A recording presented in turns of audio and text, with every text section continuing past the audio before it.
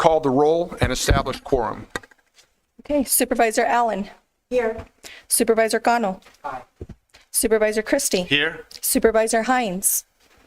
Chair Scott. Here. Let the record show Supervisor Hines is not present. All other board members are present.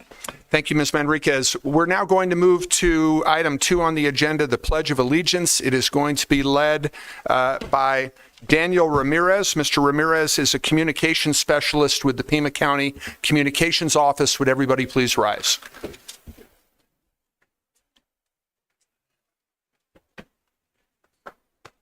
I pledge allegiance to the flag of the United States of America and to the republic for which it stands, one nation, under God, indivisible, with liberty and justice for all. Mr. Ramirez, anything going on in the communications office that you would like to share with the board? Well, just what we do all the time, making sure that everyone is informed. Working alongside all the gyms I have to work with on a daily basis. Anything else? No. All right. Thank you, Mr. Ramirez. Appreciate you being here today. Thank you. We'll now move to item number 3 on the agenda, which is the land acknowledgement statement. It's going to be read by Elsa Quijada. Ms. Quijada is a diversity, equity, and inclusion manager with Pima County Human Resources. Ms. Quijada. Good morning. On behalf of Pima County residents, we honor the tribal nations who have served as caretakers of this land from time immemorial and respectfully acknowledge the ancestral homelands of the Tana O'odham Nation and the multi-millennial presence of the Pasquayaqui tribe within the Pima County. Consistent with Pima County's commitment to diversity and inclusion, we strive toward building an equal partner relationship with Arizona's tribal nations. Ms. Quijada, thank you. Anything going on in your shop in human resources that you would like to share with us? Yeah, we're doing a lot of good things. We're trying to promote inclusiveness. We're doing it through improvement of processes. We just revamped our education reimbursement program. We're rolling our service awards, and we're doing great events like tomorrow's event, the recognition of our employees. Wonderful. Thank you so much to you and your team. Thank you all. All right, item number 4, pause for pause, and I believe we have somebody from the Pima Animal Care Center in person. Oh my gosh.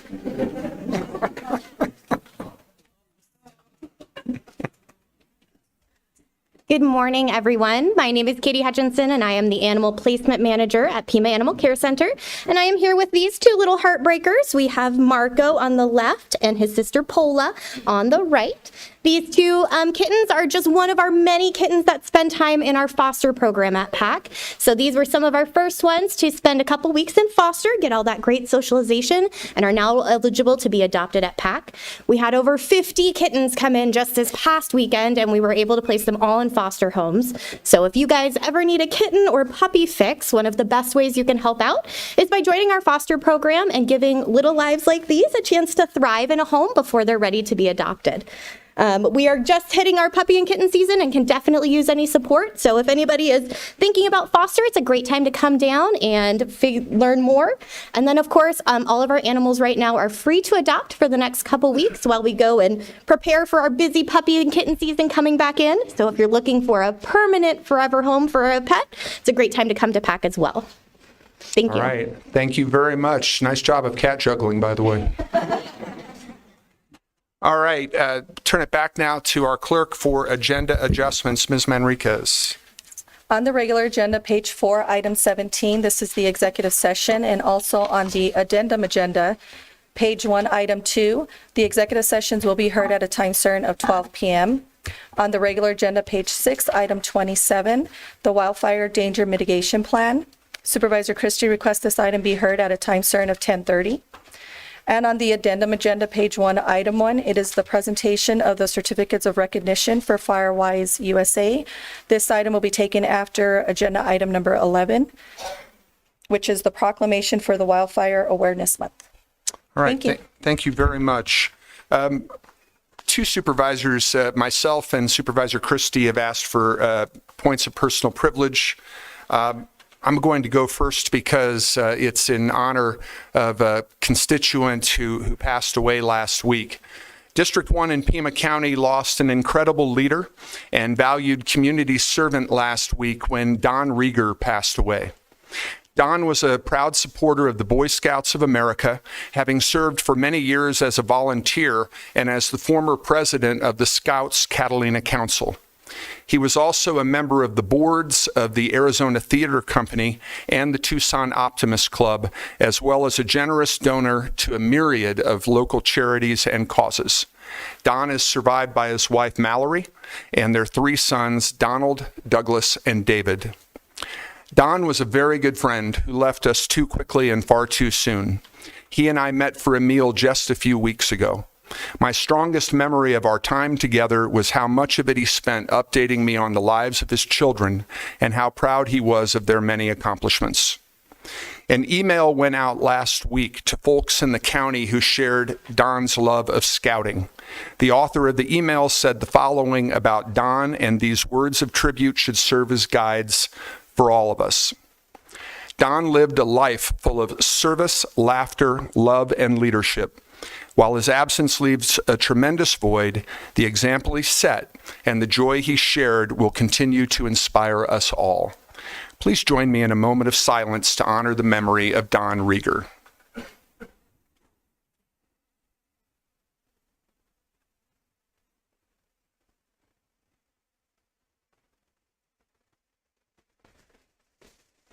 Thank you very much. Supervisor Christie. Thank you, Mr. Chairman, and thank you for that eloquent tribute to one of your constituents and friends. Thank you.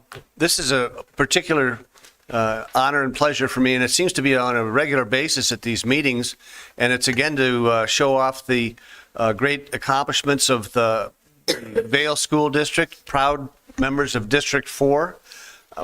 They have just been announced by, it has just been announced by the Arizona Educational Foundation that in the 4th straight year in a row, Micah Mountain High School has received an A+ rating as a school of excellence. So that's Micah Mountain. And at the same time, the Andrada Polytechnic High School, 4 years in a row, has also received an A+ rating in the School of Excellence, and this is just part and parcel of all the awards and accolades that the Vail School District has accrued over the last few months as far as ratings. We're very proud of them. We're proud of the administration, the Parents Association, and particularly our students. Thank you, Mr. Chairman. Thank you, Supervisor. Supervisor Cano. Thank you so much, Mr. Chairman. I'm going to also add 2 points of personal privilege, if you would so allow.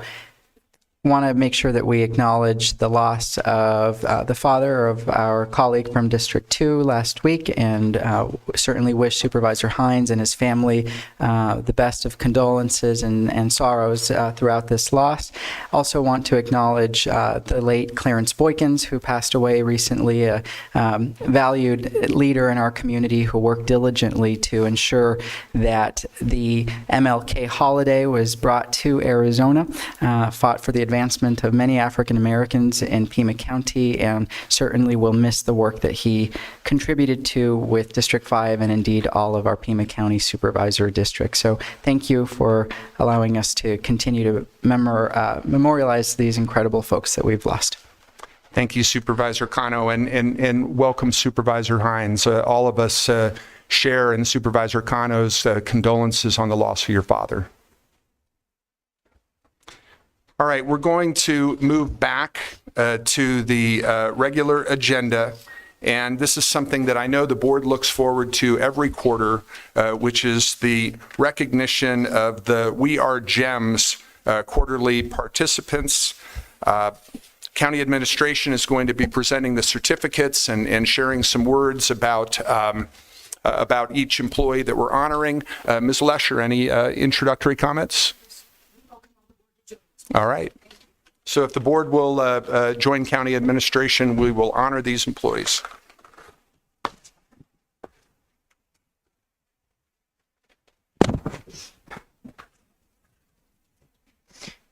As noted, This is a special time for us. Each quarter, we take a moment to honor a group of employees who have been recommended and nominated by their coworkers for some special recognition and special thanks for really going above and beyond the normal job. The first is someone from the assessor's office, so I'm going to ask. Oh, she just snuck right up. Right ahead. Hey. Okay, I'm going to start off today. This is new for me. Eduardo Puig, where are you? We affectionately refer to him as Bubba.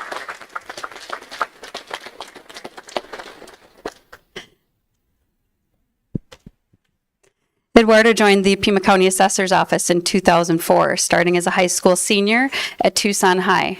After graduating in 2005, Eduardo took a summer internship with the office. During his first year of employment, Eduardo took on many tasks, which quickly made him invaluable to the office. He was hired on as a full-time employee and quickly moved through multiple roles, from appraisal support to a leadership position overseeing operational development. During his years in the assessor's office, he's been eager to learn and grow, which also helped him to promote several times over the years. During his time as a supervisor, his staff leaned on his knowledge and experience to guide him through their own careers. After he became the assessor's service manager of operational development and joined the assessor's administration team, he has still had an open door policy to all his staff.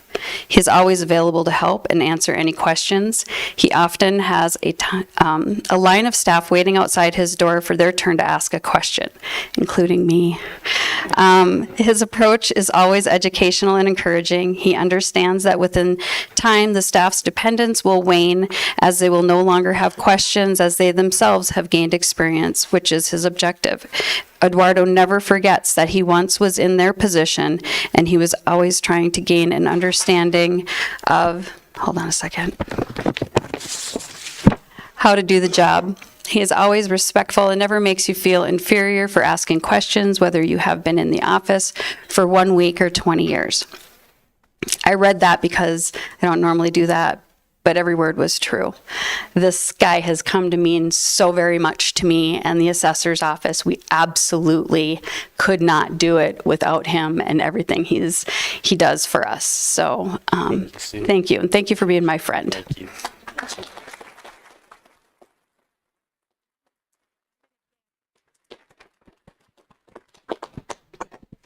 As soon as I find your certificate, We have to find it. that we get it to you. Thank you. And our next batch are from the administration area, so I'm going to handle these if I can. From communications, and I know Mark is here, so if the director would like to join me, you're always welcome to do that. Chari, okay, this is why I need you here. Bautista Carpena. Chiara. Really close. Thank you.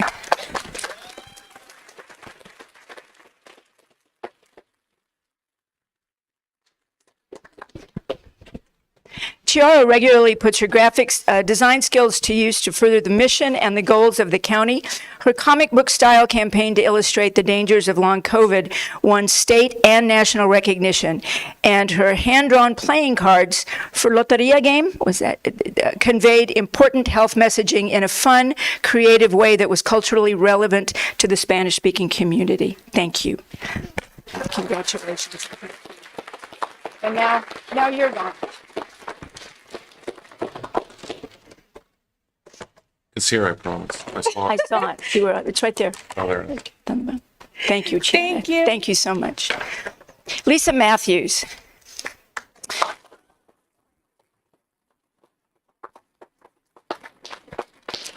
Lisa's they say her home department is facilities management, but she has proved herself a versatile utility player. I think that's an understatement. We sent her over and she helped get the District 3 office all set up. I see flowers. I think the hardest time that Lisa had was when she worked for me. The 103 years, perhaps, I felt that got a lot of considerable knowledge when she worked with the county administration. She's been with facilities, now helping the board offices. Thank you, Lisa.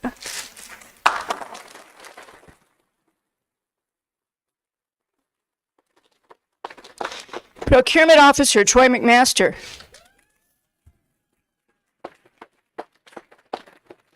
A rowdy procurement group today.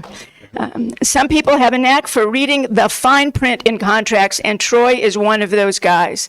He is extremely detail-oriented and does an excellent job at reviewing the terms, conditions, scope, and costs well ahead of time, allowing pertinent departments, alerting us all of any red flags and issues that may not be in the best interest of Pima County. Troy, thank you for all you do. Thank you. And I can...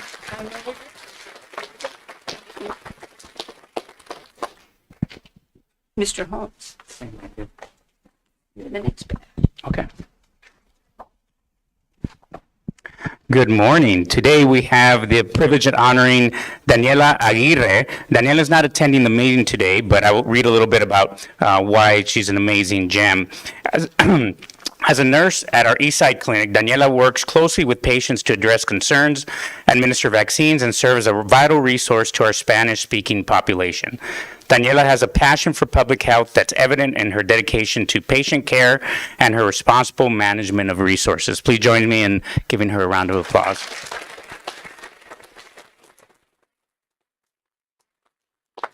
Also next from our public health department as well, we have Britt Nigon from Public Health Director Manager Program 1.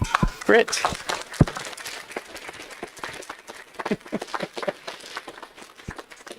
Thank you. Let me read about Britt. Britt works in the director's office at the health department, where she's known for her strong sense of commitment to any task assigned to her, following through on promises and always seeking solutions rather than excuses. Britt actively listens to concerns, provides thoughtful and timely solutions, and ensures every interaction is positive and respectful. And she's so wicked smart too. So thank you, Britt, for everything you do for us. We appreciate you. We're under applause for Britt.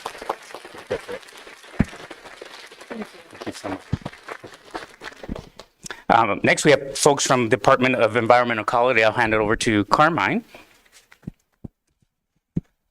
Good morning. I'd like to invite Karen Wilhelmsen up. Hi, Karen. Good morning.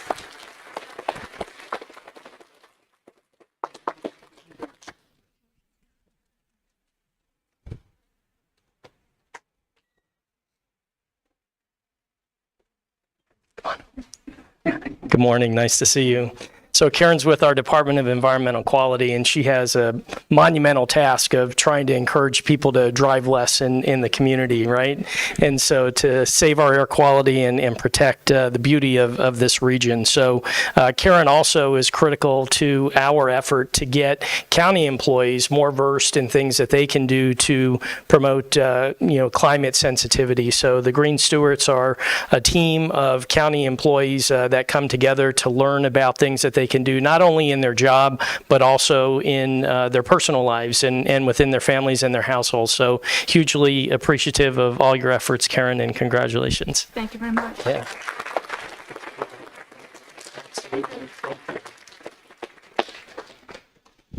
So I'll stay on the stage. Martha, if you can come up and join. Martha Guzman.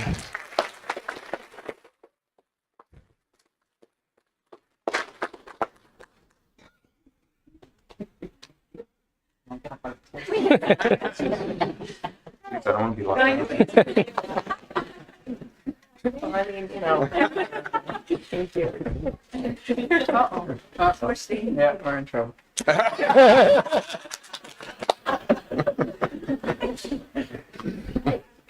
Martha.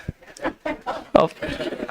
Hi, how are you? Congratulations. Thank you. So Martha is with our Regional Flood Control District and really is a utility player. I mean, Martha has come up through the ranks in that department and is instrumental to so many of the operations there, not the least of which is managing the financial aspects of the department and the capital program. So, working in our Workday system, making sure that everything is well in order. And then also, she has served as the department's ECAP representative. So that's the Employee Combined Appeals Program, where county employees contribute to organizations in this community to help those who are in need, and that's through the United Way. And Martha has done a tremendous job in that role as well. So very compassionate, in addition to being good with keeping track of the finances. So thank you so much, Martha.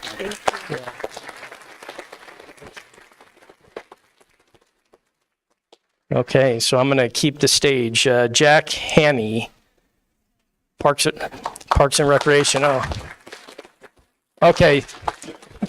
So Christy tells me she's not Jack, so that's okay. Jack's not with us, and not surprisingly so. He works in Ajo, so. He left Ajo at 5:30 and he's stuck on I-10. Oh, my word. So, well, we'll have to buy him lunch today. Absolutely. So, Jack really exemplifies public service and really meeting the needs of a small community. In towns like Ajo, you serve multiple roles, wear many hats, and serving the community is foremost. So Jack has helped with the Ajo Arts Fair, also the summer water aerobics program, team archery, flag football leagues, that he is a seasoned professional, and he inspires and serves as a role model for his peers and in the community there in Ajo. So please pass along our congratulations to Jack.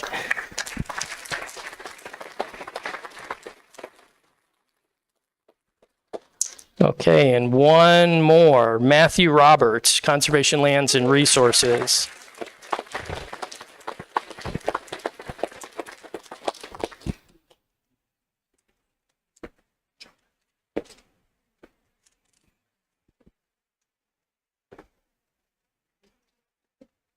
Hi, Matt. How are you today?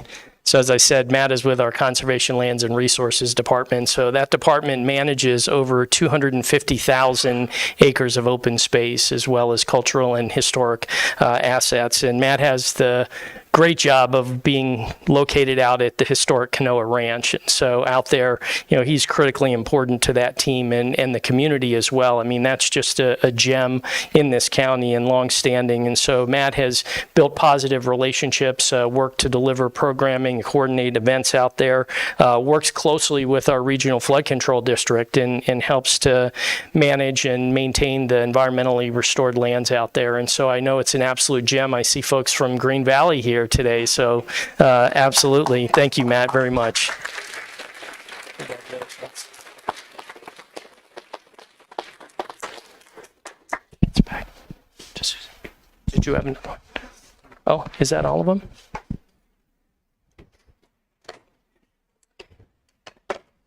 Why no? We do have a certificate of appreciation, again, for a couple of folks who are part of our Employee Recognition Committee, who have done so much to be here today. The first, Kate Harrison. Is Kate with us? There's Kate Harrison. Thank you. Said it, as you might imagine, taking all of the nominations that come in from all of our various departments and elected officials. It takes extraordinary time and energy, and then making sure that we get the right people honored, in addition to being deputy at the Department of Communications and working at all of that every day, is extraordinary. Thank you, Kate. You can come. Thank you so much. Grab the good. Jody Layton. Jody? There's Jody. Another amazing, wonderful member of our the Employee Recognition Committee, the folks that do the heavy lift of making sure that all of these people get nominated and get reviewed and all of that. So thank you so much, Jody, for everything that you do. Appreciate it. Thank you. Thank you.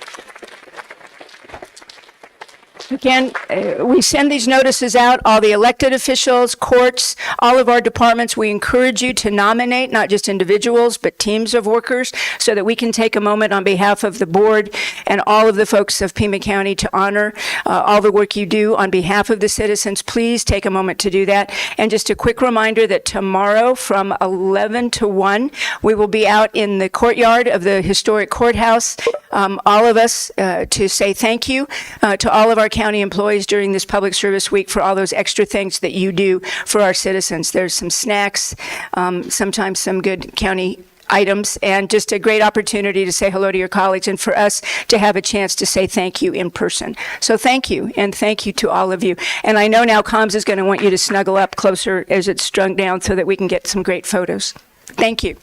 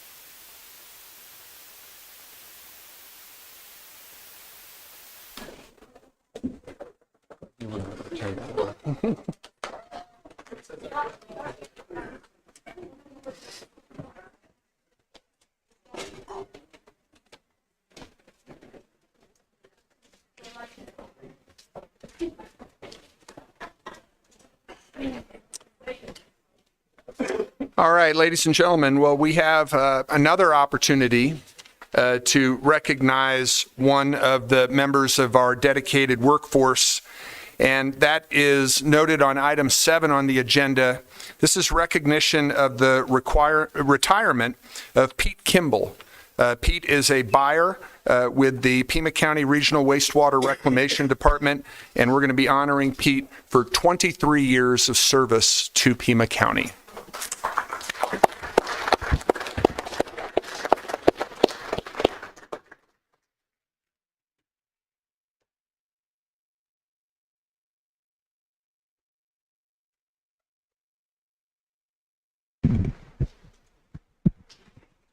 Thank you.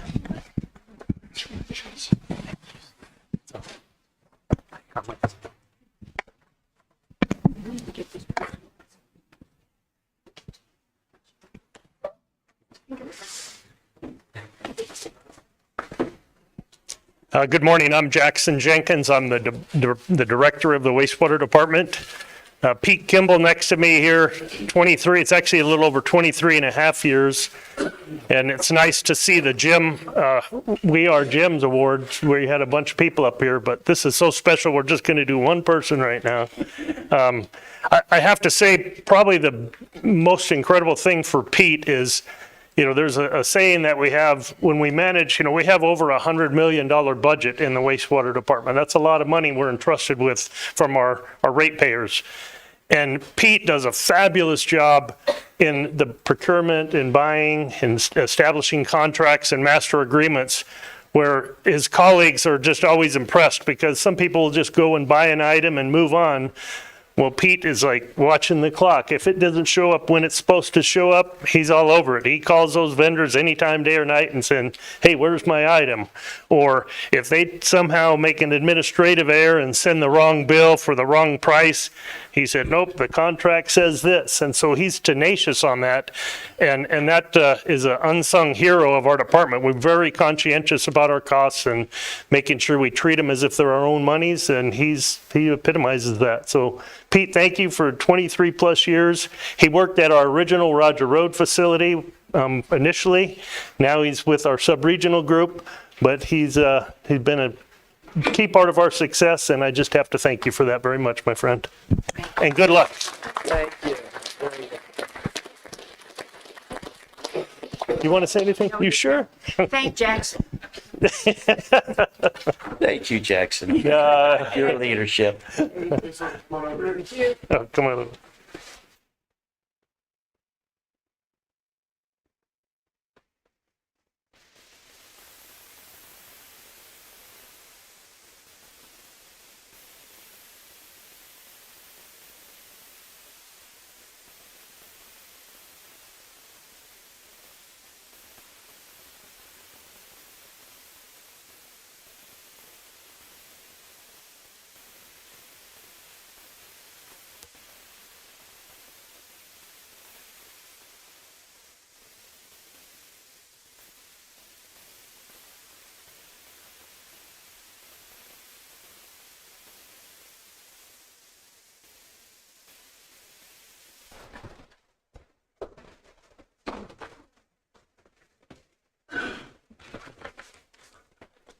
All right, buckle up, everybody, because we have a lot of proclamations. The first one is a presentation of a proclamation to Tiffany Wilhelm, Corrections Lieutenant, proclaiming the week of May 5 through May 9, 2025 to be Correctional Officers Week. I'll move the item. Second. Moved and seconded by Supervisor Christie. All those in favor? Aye. Aye. Any opposed? Item passes 5-0, and I will be presenting this proclamation and want to point out that not only is Sheriff Nanos here, but so are a great many members of the Sheriff's Department. And you are all welcome to join us when I present this proclamation to Lieutenant Wilhelm.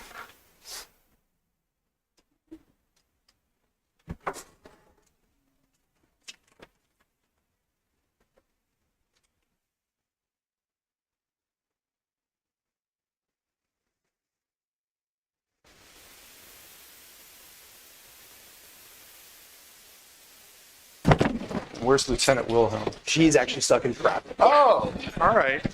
So the second person today who is stuck in traffic, but look, she's got a colleague who steps up for her. Whereas we have in our midst individuals whose mission it is to serve and protect the people of Arizona by maintaining custody, care, and control of offenders of the law. And whereas these individuals in the daily course of duty endeavor to maintain a healthy, safe, and secure environment for those entrusted to their keeping and for their peers alike. And whereas through the efforts of these individuals, programs are provided to enhance the possibility that offenders will return to society as law-abiding citizens and as more socially and personally responsible persons. And whereas we acknowledge such goals are not achieved without a high degree of personal sacrifice, both mental and physical, and the residents of Pima County recognize the quality of that service rendered to all our people. Now, therefore, be it resolved that the Pima County Board of Supervisors hereby proclaims the week of May 5 through May 9, 2025 to be Correctional Officers Week and urges all citizens of the county to join in honoring the corrections professionals who serve for all of us. Be it further resolved that the residents of Pima County celebrate the accomplishments and efforts of our corrections officers in maintaining a safe community for all residents in and around Pima County. Congratulations and thank you all.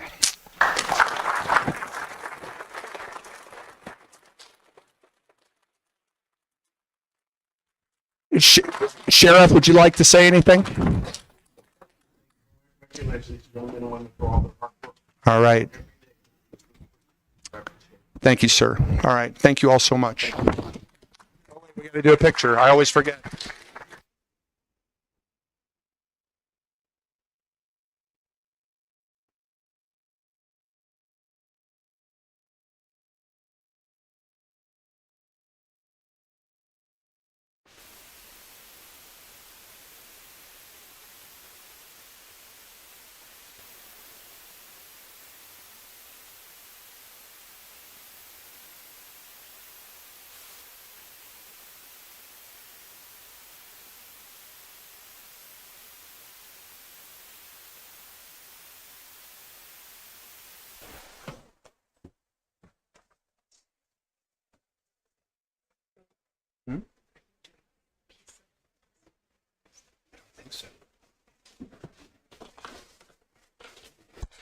All right, now we have a presentation of a proclamation to Margaret Estrada, Director of Nursing, RN, proclaiming the week of May 5 through May 9, 2025 to be Nurses Week.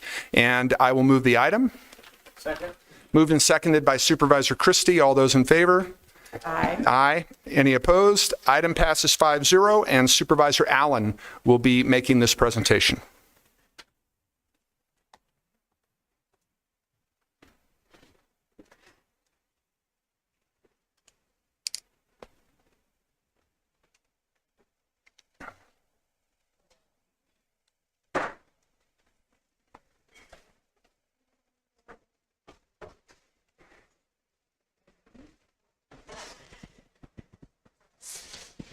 So thank you all for coming. I will read the proclamation. So whereas there are millions of nurses in the United States who comprise our nation's largest healthcare profession, and whereas the depth and breadth of the nursing profession meets the different and emerging healthcare needs of the American population in a wide range of settings, and whereas professional nursing has been demonstrated to be an indispensable component in the safety and quality of care of hospitalized patients, and whereas the demand for registered nursing services will be greater than ever because of the aging of the American population, the continuing expansion of life-sustaining technologies, and the explosive growth of home healthcare services, and whereas the more qualified nurses will be needed in the future to meet the increasingly complex needs of healthcare consumers in this community, and whereas the cost-effective, safe, and quality healthcare services provided by nurses will be an ever more important component of the healthcare delivery system in the future. Now, therefore, be it resolved that the Pima County Board of Supervisors hereby proclaims the week of May 5th through May 9th to be Nurses Week, and urges all citizens of the county to join in honoring the nurses who care for all of us. Therefore, so be it further resolved that the residents of Pima County celebrate nurses' accomplishments and efforts to improve our healthcare system and show our appreciation for the nation's nurses, not just during this week, but at every opportunity throughout the year. Passed and adopted this 6th day of May, 2025. I also just wanted to add a little note that I know that there are, I think that there are, unless they also got detained by traffic, some members of National Nurses United. Pima County is home to the only 2 unionized hospitals in Arizona, St. Mary's and St. Joseph's. And, excellent. And they have been working diligently to try to limit the ratio between patients and nurses in order to improve the health outcomes of patients and the working conditions of some of the hardest folks in Pima County. So thank you all for the leadership, for the work, and the care, as exemplified by my scratchy voice. So important. So thank you.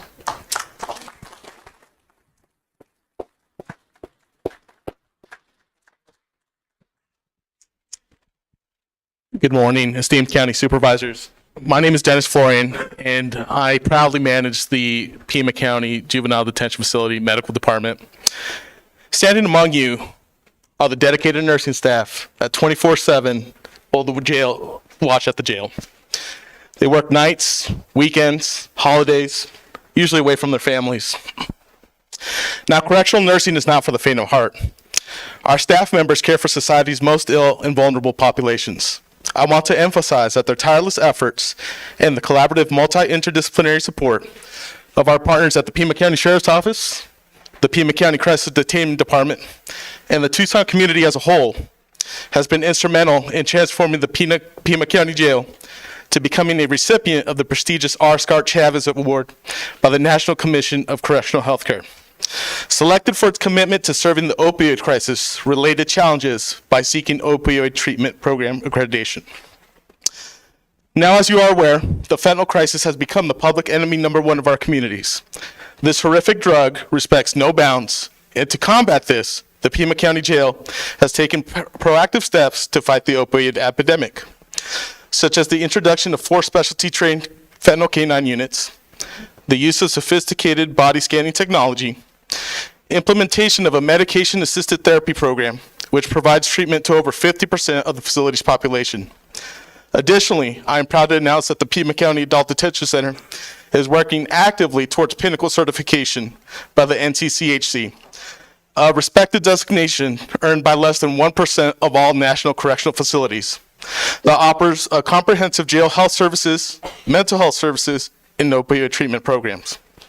From a public health perspective, this last flu season, we provided immunizations to 422 people at the jail, and as of January this year, we recently introduced the Federal Vaccines for Children program that offers free childhood immunizations to the youth of Pima County.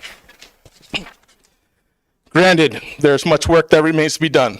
However, great strides have been made, and I want to assure the public and this board that we remain committed to no jail deaths and continuing the positive results. Thank you.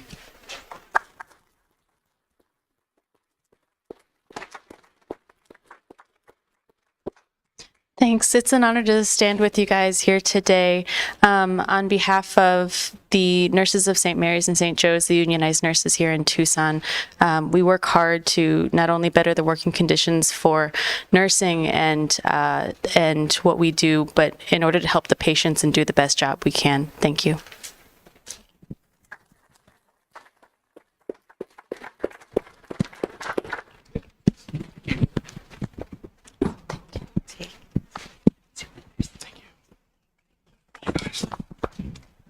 Thank you.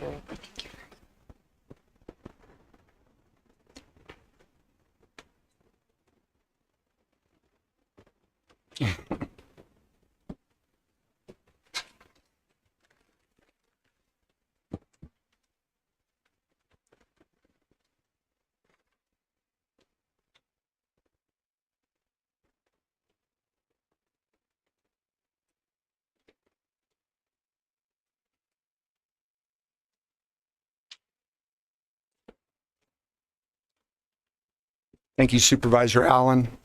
We'll now move on to item number 10. That is a presentation of a proclamation to Elsa Quijada, Diversity, Equity, and Inclusion Manager, Human Resources Department, and the Employee Recognition Committee, proclaiming the week of May 4 through May 10, 2025, to be Public Service Recognition Week in Pima County. I'll move the item. Moved and seconded by Supervisor Cano. All those in favor? Aye. Any opposed? Item passes, and I'll be presenting this proclamation.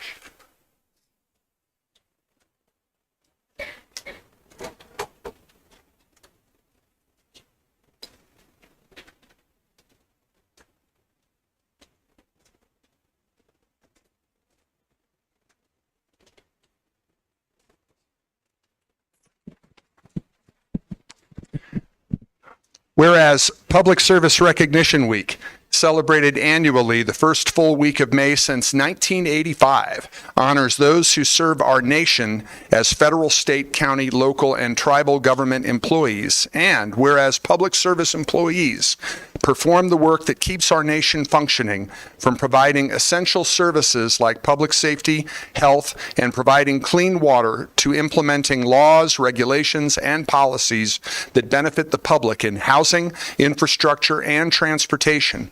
And whereas public service employees take not only jobs, but also oaths, demonstrating their commitment to serving the public with integrity and excellence.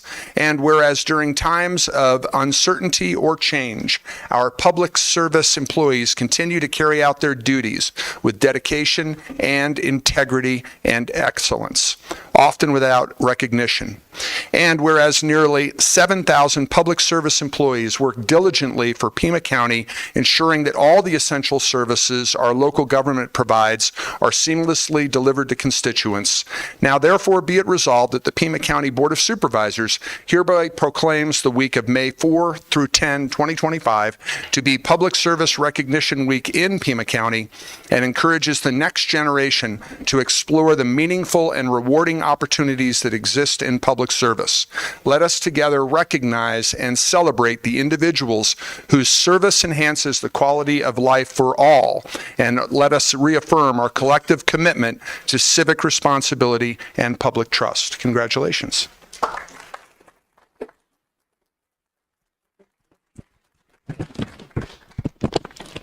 I am joined here today by many employees from a variety of departments who serve the Employee Recognition Committee.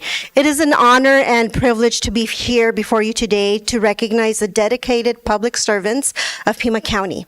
Each day, county employees work behind the scenes to make this community a better place, whether they're ensuring our safety, maintaining our infrastructure, or delivering vital services. Their contributions are essential to the well-being of our residents. Today, we honor their dedication, and on behalf of all of us, thank you all for all that you do for Pima County. And just a quick reminder for Pima County employees, as County Administrator Jan Lesher mentioned, we will have an event for our employees to recognize and celebrate them tomorrow and to say thank you for all the work. It will be at the courthouse from 11 to 1, so thank you. Thank you.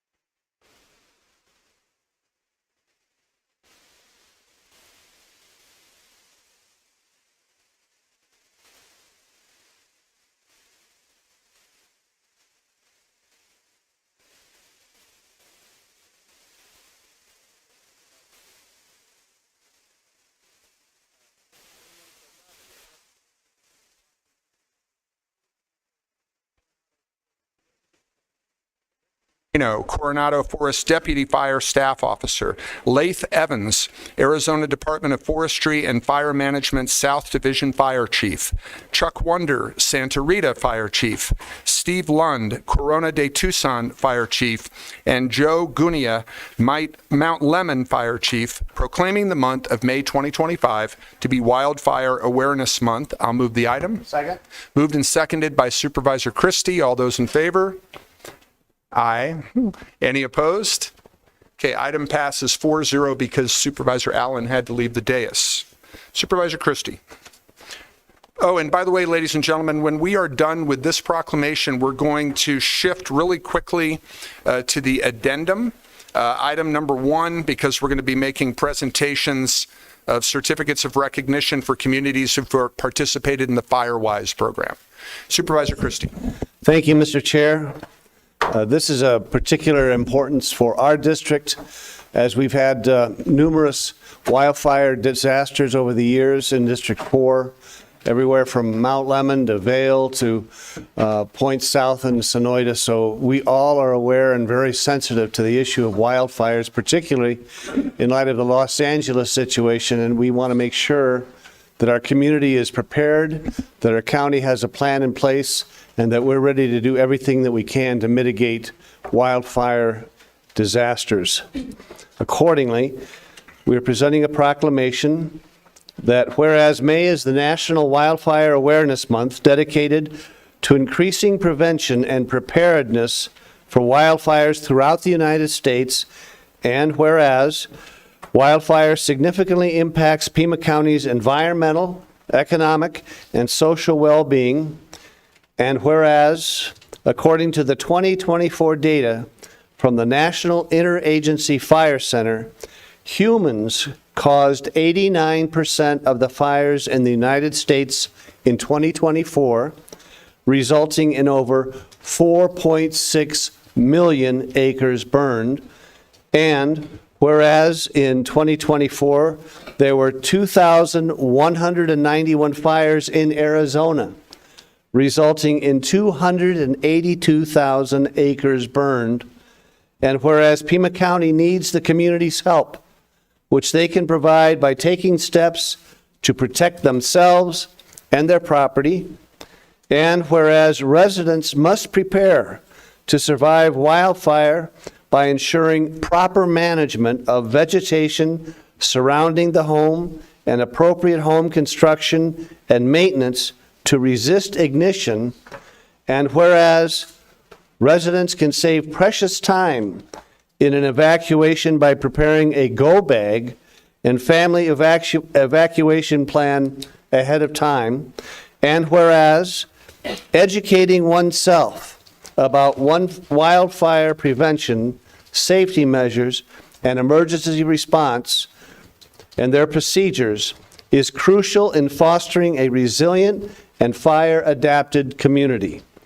Now, therefore, be it resolved that the Pima County Board of Supervisors hereby proclaims the month of May 2025 to be Wildfire Awareness Month.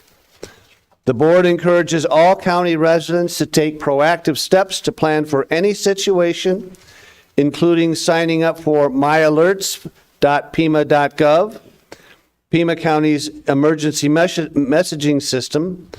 Additionally, it is recommended that people take advantage of wildfire risk reduction programs on their property, and to promote family and community disaster planning now and throughout the year. It is crucial to prepare in advance to ensure Pima County is resilient and disaster ready. Passed and adopted this 6th day of May, 2025.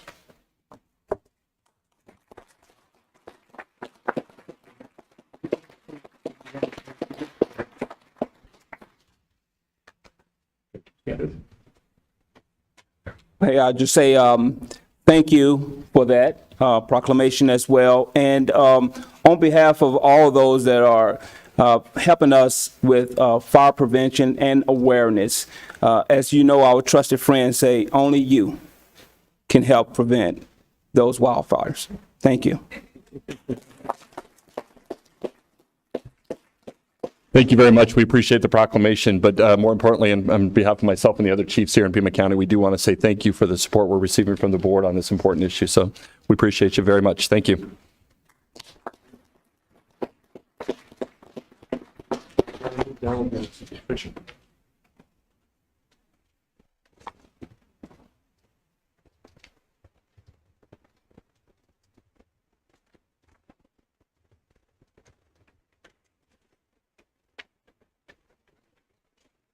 Thanks.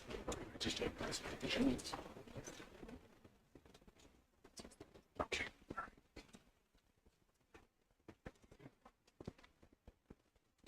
Okay, as I said, we are going to move to item number 1 on the addendum. This doesn't require a motion, I'm informed by the clerk, but this is presentation of certificates of recognition to representatives from the following homeowners associations and communities for achieving or maintaining site status in Firewise USA, the nation's premier wildfire risk reduction program.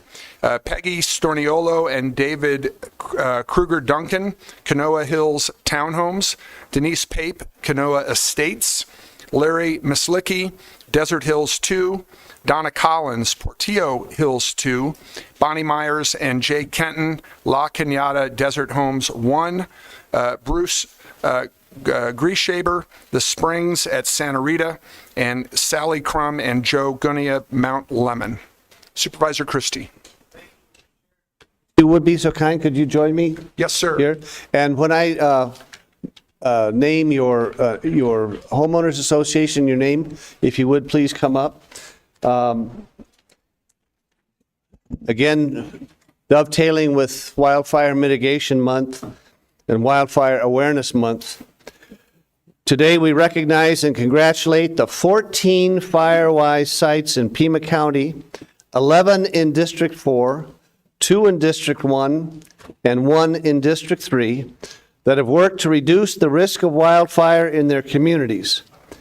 These certificates of recognition read, "It is with great pleasure that I, on behalf of Pima County residents, present this certificate of recognition to your community for achieving or maintaining site status in Firewise USA, the nation's premier wildfire risk reduction program. We recognize the hard work and dedication that goes into receiving this important designation. That work demonstrates your commitment to ensuring our communities and neighborhoods to be ready in the event of a fire emergency. We deeply appreciate the time, effort, and care your residents have committed to ensure public safety from the risk of wildfire in Pima County. Presented this 6th day of May, 2025.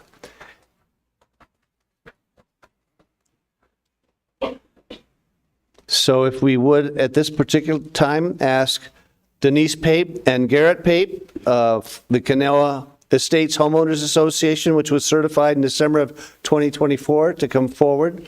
If you'd hand that to certainly. And if we could ask Peggy Stornilio and David Kruger Duncan of the Canoa Hills Town Homeowners Association. I don't know which one that is. Yeah, there we go. Okay. Larry Myslicki of the Desert Hills 2 Homeowners Association. Donna Collins of the Portillo Hills 2 Homeowners Association, certified in 2024. Donna, I think, is caught in traffic.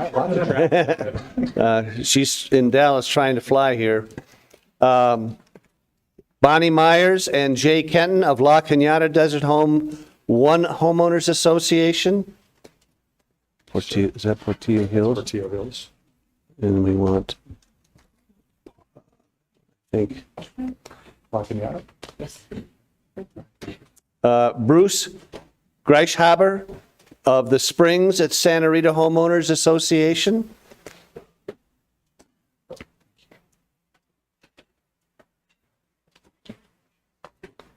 And I'm going to ask Chair Scott to announce this certification. Yes, sir. This is in District 1. In fact, it's the neighborhood right next to the one I live in. Richard Flores, Hidden Valley Homeowners Association. Thank you.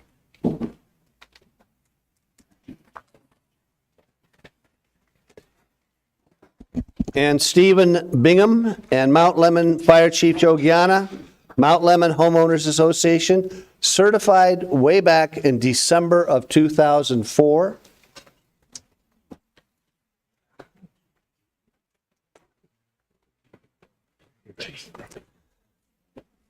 And we also salute the Firewise communities unable to join us today.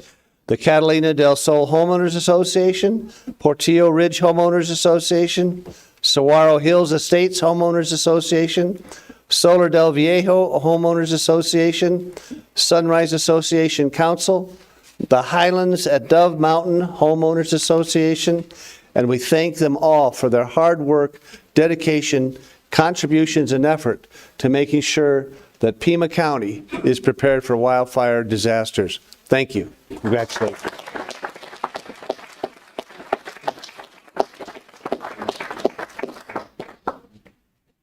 Thank you. See you next.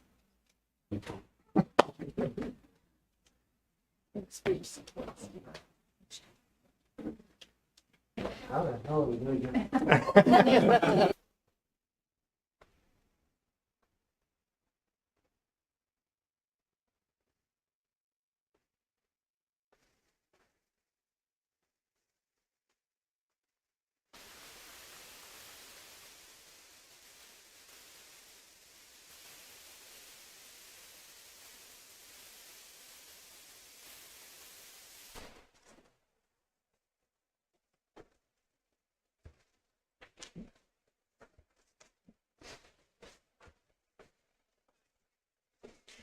Don't get too comfortable, Supervisor.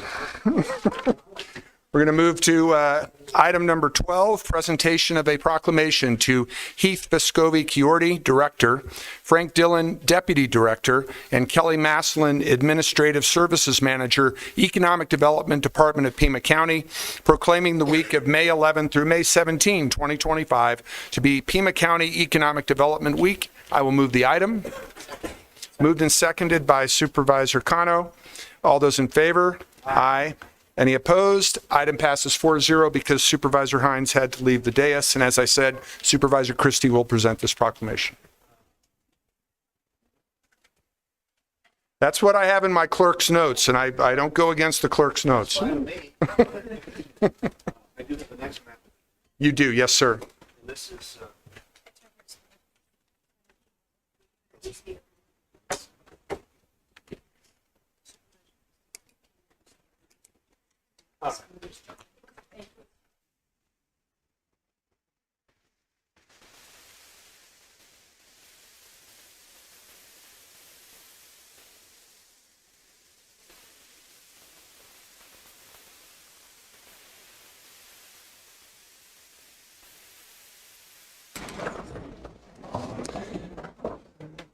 Well, even though I wasn't on the original list, this is still a great honor. And I'm appreciative to have this opportunity. And this is a proclamation by the Pima County Board of Supervisors that states accordingly, whereas economic developers promote economic well-being and quality of life for their communities by creating, retaining, and expanding jobs that facilitate growth, enhance wealth, and provide a stable tax base. And whereas economic developers stimulate and incubate entrepreneurism in order to help establish the next generation of new businesses, which is the hallmark of the American economy. And whereas economic developers are engaged in a wide variety of settings, including rural and urban, local, state, provincial, and federal governments, public-private partnerships, chambers of commerce, universities, and a variety of other institutions. And whereas economic developers attract and retain high-quality jobs, develop vibrant communities, and improve the quality of life in their regions, and whereas economic developers work in Pima County within the state of Arizona. Now, therefore, be it resolved that the Pima County Board of Supervisors hereby proclaims the week of May 11th through May 17th, 2025, to be Pima County Economic Development Week, and reminds individuals of the importance of this community celebration, which supports the expansion of career opportunities and improving quality of life, passed and adopted this 6th day of May, 2025. Congratulations.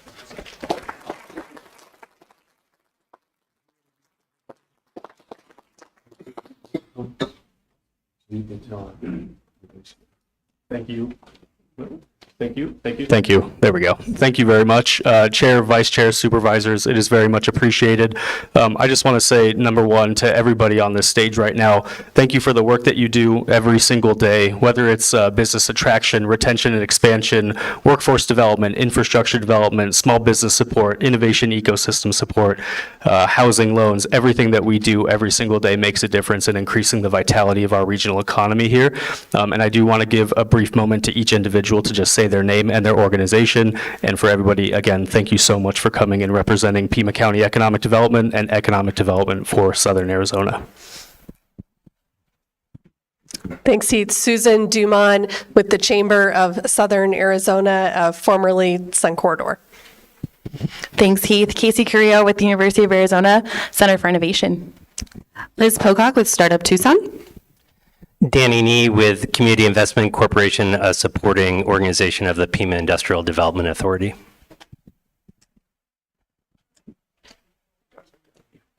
Frank Dillon, Deputy Director, Economic Development, Pima County. It's Frank's first time here, so.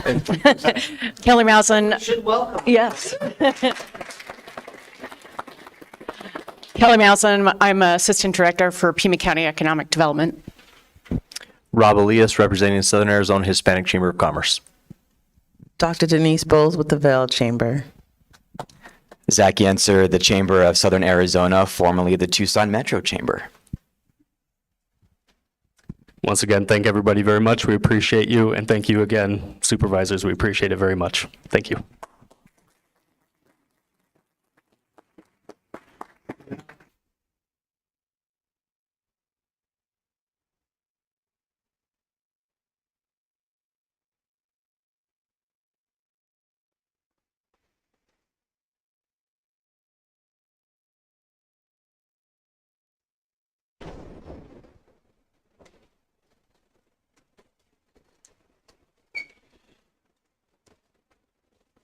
All right, we're in the home stretch here.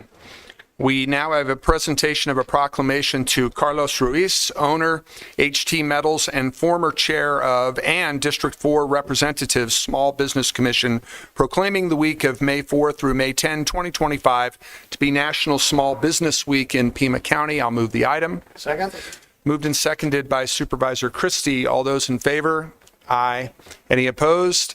Item passes 4-0. Supervisor Christie.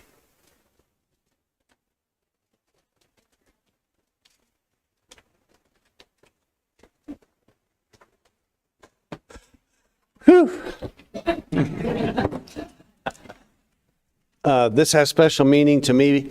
As many of you know, for a number of decades, my family and I operated a small business, which we always feel is the backbone of our economic development community.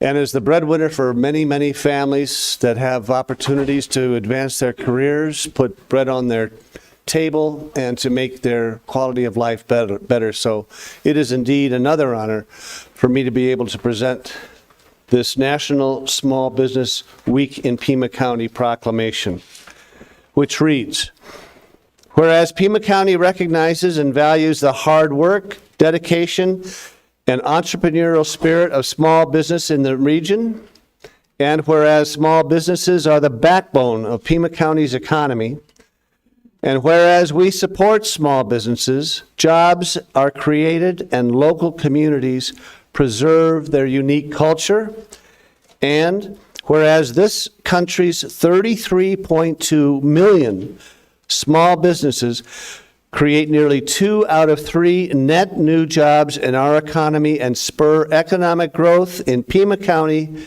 and throughout the country, and whereas the President of the United States has proclaimed National Small Business Week every year since 1963 to highlight the programs and services available to entrepreneurs through the U.S. Small Business Administration and other government agencies, and whereas Pima County supports and joins in this national effort to help America's small businesses do what they do best, grow their businesses.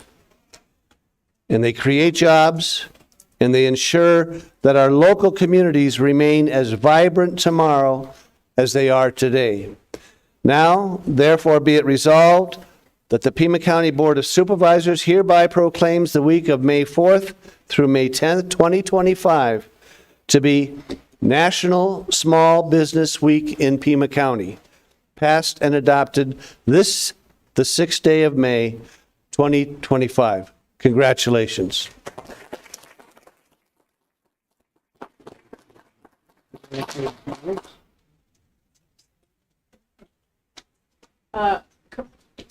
Carlos Ruiz could not be here to represent the Pima County Small Business Commission, but I know he wanted me to thank everyone for this great honor and to honor Small Business Week and go out and shop locally at small businesses.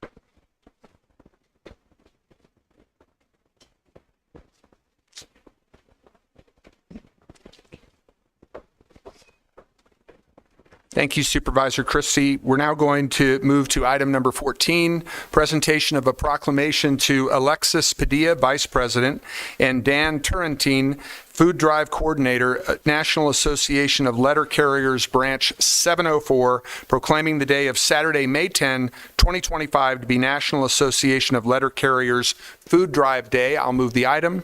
Second. Moved and seconded by Supervisor Allen. All those in favor? Aye. Any opposed? Item passes 4-0. And this proclamation, as you can see, will be presented by Supervisor Cano.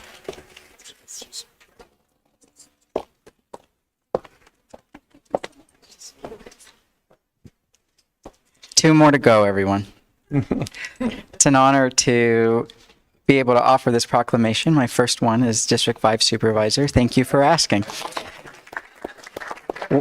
Whereas the National Association of Letter Carriers Branch 704 represents all letter carriers in Tucson and those of many other post offices in southern Arizona. And whereas NALC Branch 704, the United States Postal Service, and the AFL-CIO have partnered with local community food banks for the past 17 years for the annual Letter Carriers Food Drive. And whereas the annual Letter Carriers Food Drive was initiated in 1991 to assist the many community food banks, food pantries, and homeless shelters throughout the nation. And whereas the annual Letter Carriers Food Drive effort is a community-based endeavor, and all food items donated remain within each local community to serve our community's needs.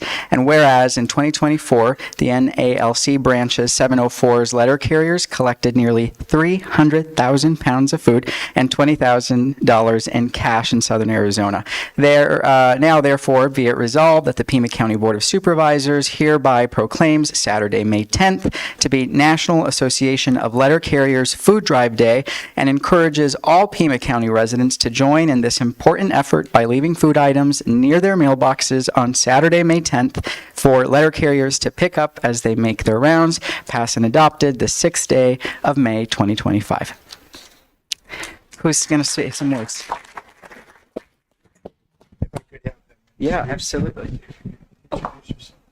Hello, my name is Naticia Daniel. I am the Special and Community Events Manager for the Community Food Bank of Southern Arizona. I'm Leanna Kraszewski. I'm the Director of Marketing for the Community Food Bank. I'm Alexis Padilla. I'm the Vice President of NALC Branch 704. My name is Dan Turrentine. I am the Food Drive Coordinator. I've served in this position for quite a few years. My first food drive was 2005, and it's been a part of my heart ever since. I would be remiss, though, if I did not ask you to send my condolences to Supervisor Hines as well on the death. I actually had the honor of meeting both of his parents when they visited his home, as I was his letter carrier at that time. The numbers that he gave you, those 300,000, that was Southern Arizona. 250,000 right here in Tucson. Tucson has been a big supporter of the Stamp Out Hunger Food Drive, which is a program that began three or four branches in the nation had decided to help out the food banks when they found out that they were having trouble during the summer months.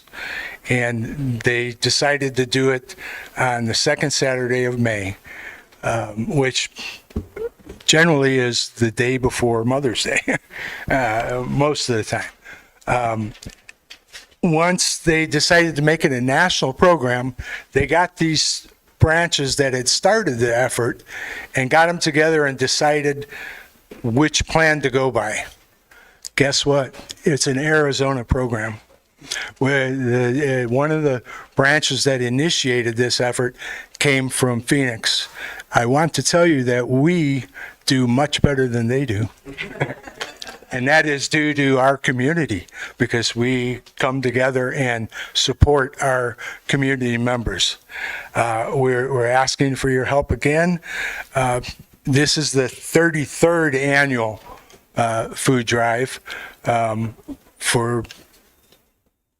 you notice, we all are wearing the badges. I do have some here if anybody is interested. These are very unique because these have the date of May 10th on them. Over the last few years, we have switched to just having the second Saturday of May on them. Due to, like everybody else, the cost of printing and everything, they decided to go with just second Saturday in May, and anything left over for one year can be used the next.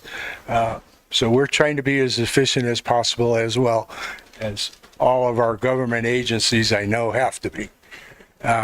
We do ask for your support. The food bank is an outstanding operation. If you ever have an opportunity to go down there and tour the facility, you would be amazed. You have no idea of all the things that they actually do at the community food bank. It is truly a gem for our community. With that, I thank you very much and hope for your support.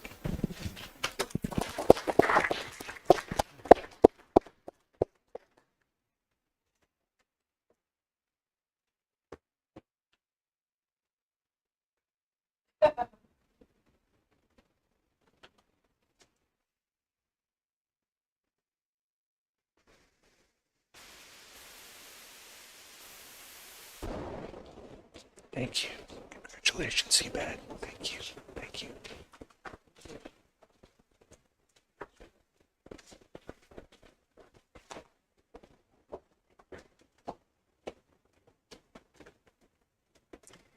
Thank you, Supervisor Cano.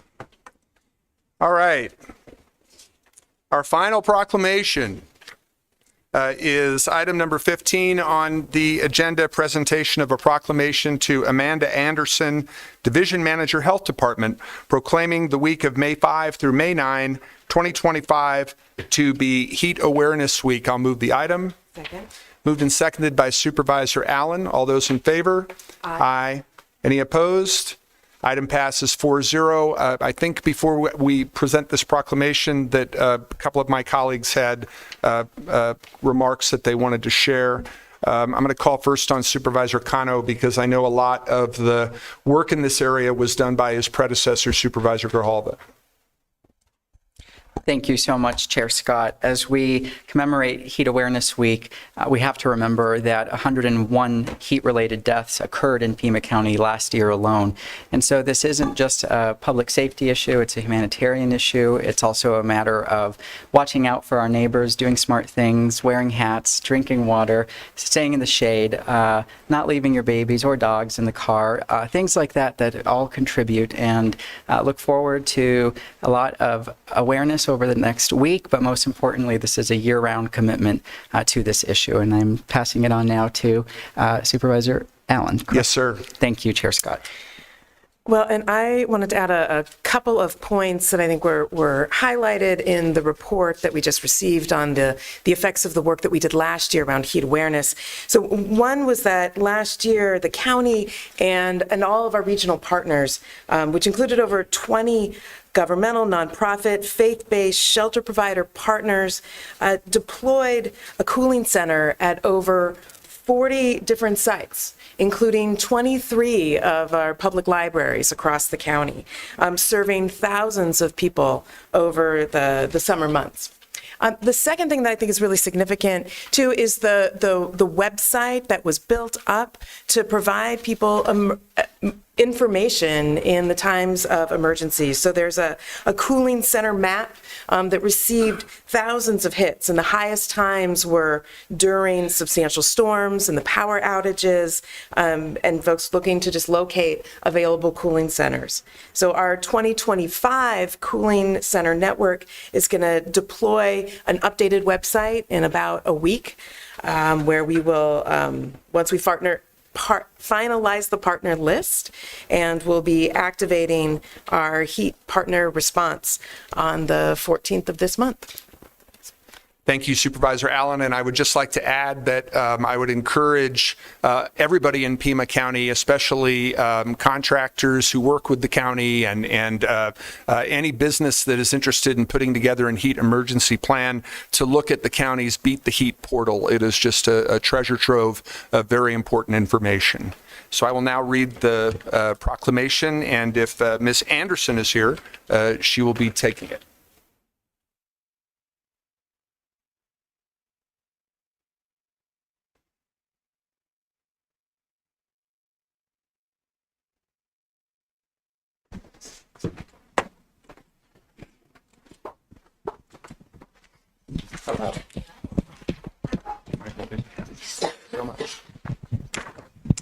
Whereas the second week of May has been designated as Heat Awareness Week to raise awareness of the risk of extreme heat and to provide information about preparedness actions to prevent heat-related illness and death.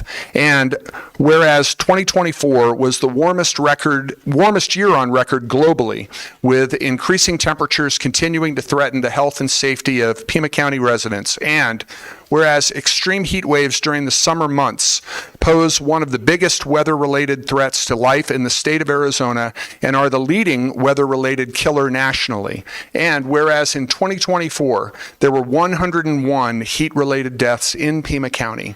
And whereas heat-related deaths and illnesses are preventable through awareness, preparedness, community resilience, and effective intervention strategies. And whereas extreme heat disproportionately affects our most vulnerable populations, including older adults, children, people of color, individuals experiencing homelessness, low-income individuals, and those with heart disease, diabetes, respiratory illness, and other health conditions which are particularly susceptible to heat.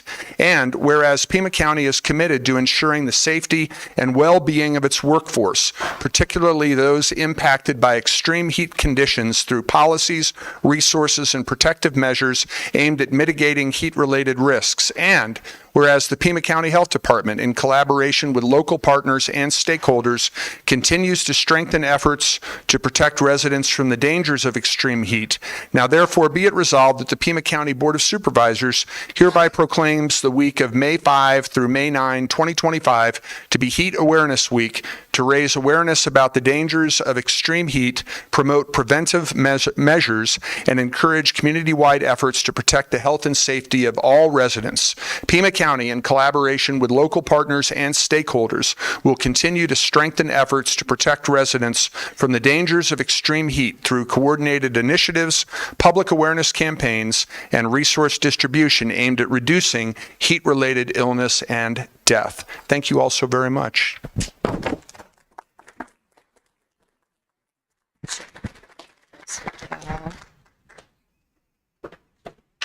All right. On behalf of the Pima County Health Department, I am honored to accept this proclamation recognizing Heat Awareness Week this year. And I want to thank the Board of Supervisors for their continued support of our efforts, because it really is a community-wide effort, and we need everyone on board to protect our community as extreme heat continues to impact our region. This acknowledgement highlights the critical importance of preparedness, education, and collaboration. We also deeply appreciate our community partners that I have here with me, as well as our staff members at the Pima County Health Department who are committed to this effort to reduce heat illness and death in Southern Arizona. Together, we're working to build a more heat-resilient community, and I'll go ahead and let my community partners introduce themselves so that everyone knows who they are and the important support that they provide to our community. Thank you, Amanda. Thank you, members of the board. Courtney Soniger with the American Red Cross of Southern Arizona. Thanks so much. Captain Christy Church with the Salvation Army Tucson AMFI. And I'm Heidi Brown with the University of Arizona.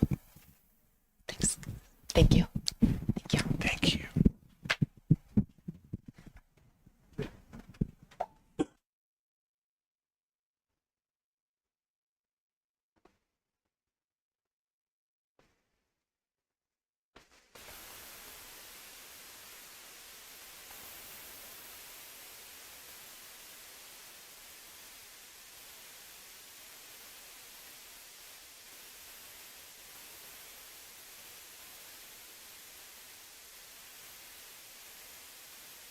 Time certain item at 10:30, but we're going to do a little bit of shuffling here because I know that we have a significant number of people in the audience who are interested in the appointment to fill the vacancy in Justice of the Peace Precinct 6.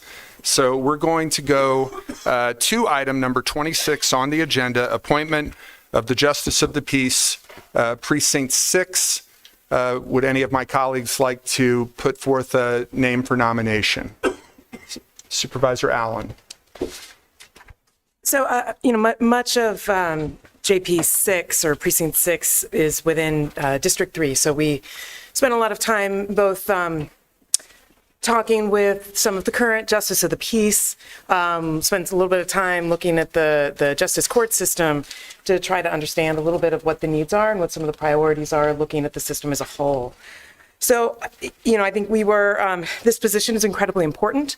As I think one of the applicants had pointed out, that there are about 140,000 cases that are heard every year within the justice court system, emphasizing the importance of this position.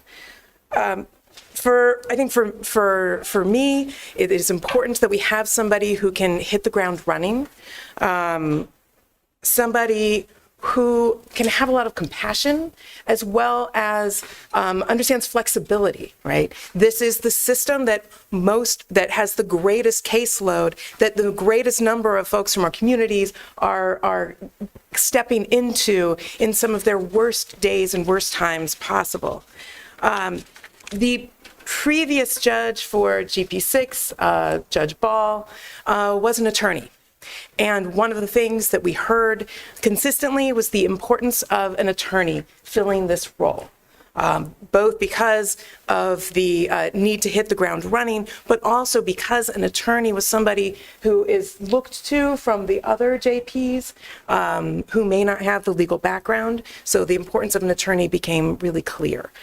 So I think for those reasons and looking at some of those criteria, after meeting with all 5 of the candidates, I would move to nominate John Robert Granger to be appointed to the JP6 Justice of the Peace.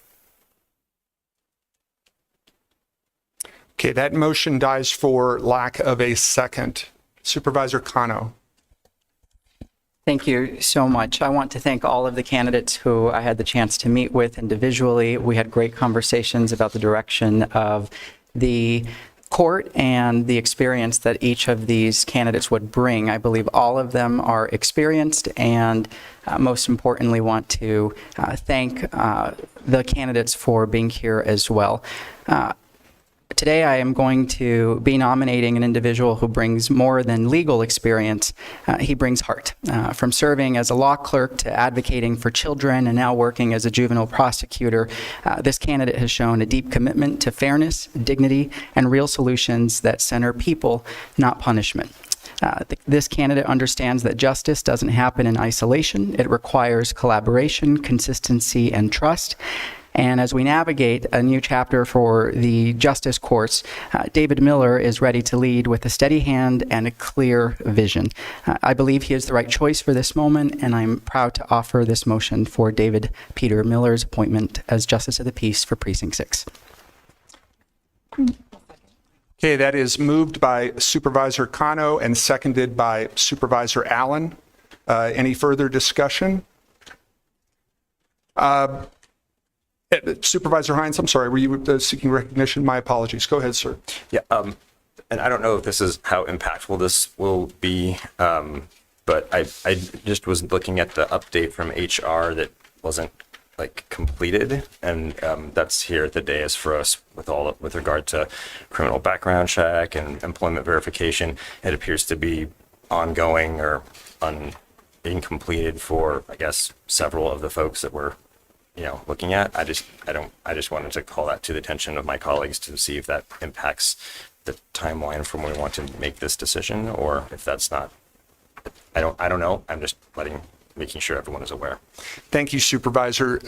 The board does direct human resources to conduct criminal background checks and other background checks. Our human resources department does that. If anything were to come up that was of concern to the board as a result of somebody we appointed, somebody on the prevailing side could call for the reconsideration of that appointment. Any other comments about the nomination before us? If not, then I am going to make some remarks. I really want to thank each of the other four applicants for putting their name forth. Each of them made compelling and credible arguments for why they were the best person for the job. I want to say special thanks to my longtime friend, Steve Farley, who I believe has always exemplified in every role he has filled the attributes of a truly dedicated public servant. My support for Mr. Miller, and I am going to join Supervisor Cano and Supervisor Allen in support for Mr. Miller. is based primarily on my belief that his experience, training, and the way he says he will conduct himself in office offer the best fit for what Precinct 6 and Justice Court need right now.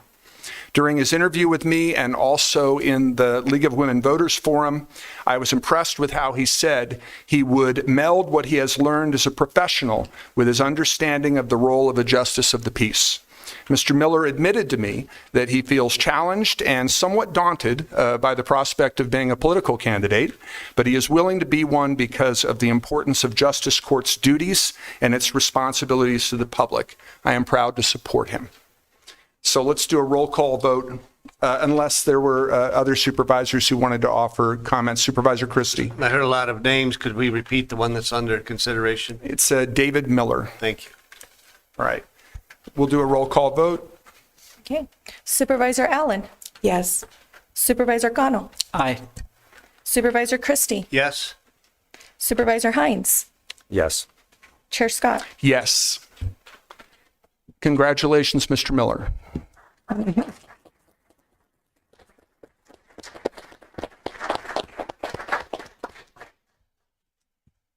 And as I said before we moved to that item, we do have a time certain item at 10:30, and we're a little bit late for that. That is the presentation of the wildfire mitigation plan. So I'm now going to turn that to Ms. Lesher. And I will say, just want to say to our friends who are here for Call to the Public that we will come to Call to the Public as soon as we are done with this time certain item. But Supervisor Christie had requested that this item be at 10:30 because he has some members of the audience who are interested in the presentation. So I'll turn it now to Administrator Lesher. Thank you very much, Chair Christie. And in February... Oh, you got promoted. I'm sorry. Well, thank you. My apologies, Chair Scott. In February of this year, it was Supervisor Christie who I think leadership began to work with the board as we directing the staff to come back in 90 days with the wildfire mitigation plan. And at that point, Mari Vasquez from our office began to work with a variety of departments, staff within the county, and partners throughout outside of county government to make sure that we could develop a plan that we believe is responsive to the needs of the community. And with that, I know that she's got a presentation, and I'd like to turn it over to Ms. Vasquez. Thank you. Thank you, Administrator Lesher. Ms. Vasquez, please proceed when you are ready, and thank you so much for being here. Thank you, Chair Scott, members of the board. Today's briefing provides an introduction to the proposed wildfire mitigation plan. We attempted to create a practical and results-driven plan which addressed your concerns from the February 4th meeting that is tailored to our regional capabilities. The initial inventory of resources showed that many internal and external stakeholders in Pima County were already actively working on efforts in response to invasive species and wildfire, and this plan intends to build on those community efforts. Next slide, please.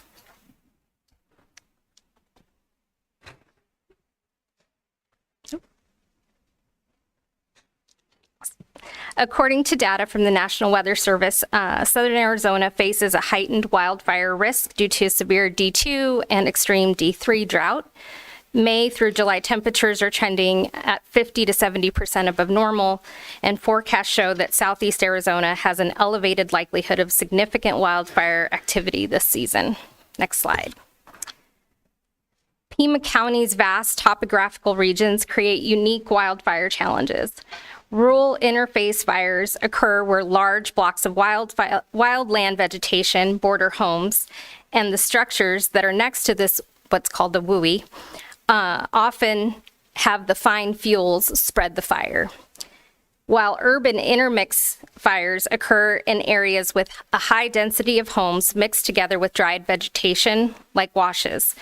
These fires can jump between vegetation and structures, where the structure can then become the fuel for the fire to spread. Different landscapes require firefighting strategies to adapt between these settings, but prevention efforts focus on defensible space, and mitigation of vegetation can help in both scenarios. Next slide, please. Many times after a wildfire disaster, neighbors ask themselves what they can do to help. The wildfire mitigation plan is anchored in 3 strategic areas, which outline practical actions that we can take now rather than later.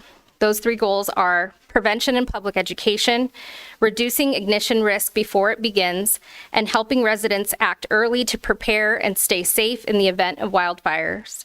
2, mitigation, addressing the fuels and vulnerabilities that worsen wildfire severity and spread mainly based on the grassification of our Sonoran Desert by invasive species. And 3, emergency response, clarifying the process for response and recovery to wildland events to make sure resources are rapidly deployed and well coordinated. Next slide. This graphic depicts the specific county lanes of efforts that can be identified under each task for the strategic goals in the wildfire mitigation plan. We have land use, fuel reduction, emergency preparation, public education, infrastructure, and enforcement. But embedded through each of these is a consistent element of coordination and collaboration with other agencies. Next slide. Some of the sample tasks under the prevention goal, which is the most cost-effective line of defense, include developing a shared calendar to coordinate regional fire safety campaigns, promoting FireWise principles that will help property owners reduce hazards, creating a centralized digital repository that will house prevention guides, tools, and maps for community use, and boosting enrollment in My Alerts and improving evacuation readiness through outreach and drills. Next slide. With mitigation, the focus will be on increasing vegetation management and invasive species control with tasks that help to address fuel reduction and structure resilience, piloting innovative approaches to controlling invasive species like buffalo grass through activities such as targeted grazing. Providing better data on where invasives are found and treated will also allow us to allocate resources more effectively, and then encouraging defensible space around homes and promoting home hardening retrofits that reduce the chance that homes could ignite from embers or radiant heat. Next slide. Last but not least is emergency response, including cross-agency training to further opportunities to collaborate, organizing tabletop exercises to rehearse initial attack for firefighting, evacuation, and recovery, as well as identifying gaps in services, pre-identifying water sources, evacuation routes, and possible utility shutoff situations, which will streamline on-the-ground decisions, and a regional task force workshop that could allow us to fine-tune multi-agency coordination. All of this while documenting response roles so that in the heat of the moment, there's no question who does what and when. Next slide. This slide shows the wildfire mitigation plan collaborators who we consulted through interviews or workshops to develop this first draft. A huge thank you to the Pima County Fire Chiefs Association, who quickly put together a working group to help us guide this plan. But as you can see, it doesn't rely just on one single department to carry the burden. It requires coordinated efforts and constituent support. Each partner brings their own unique capabilities. By working as one regional team, we can increase our agility, effectiveness, and impact, which helps us be prepared and lead with solutions. Next slide.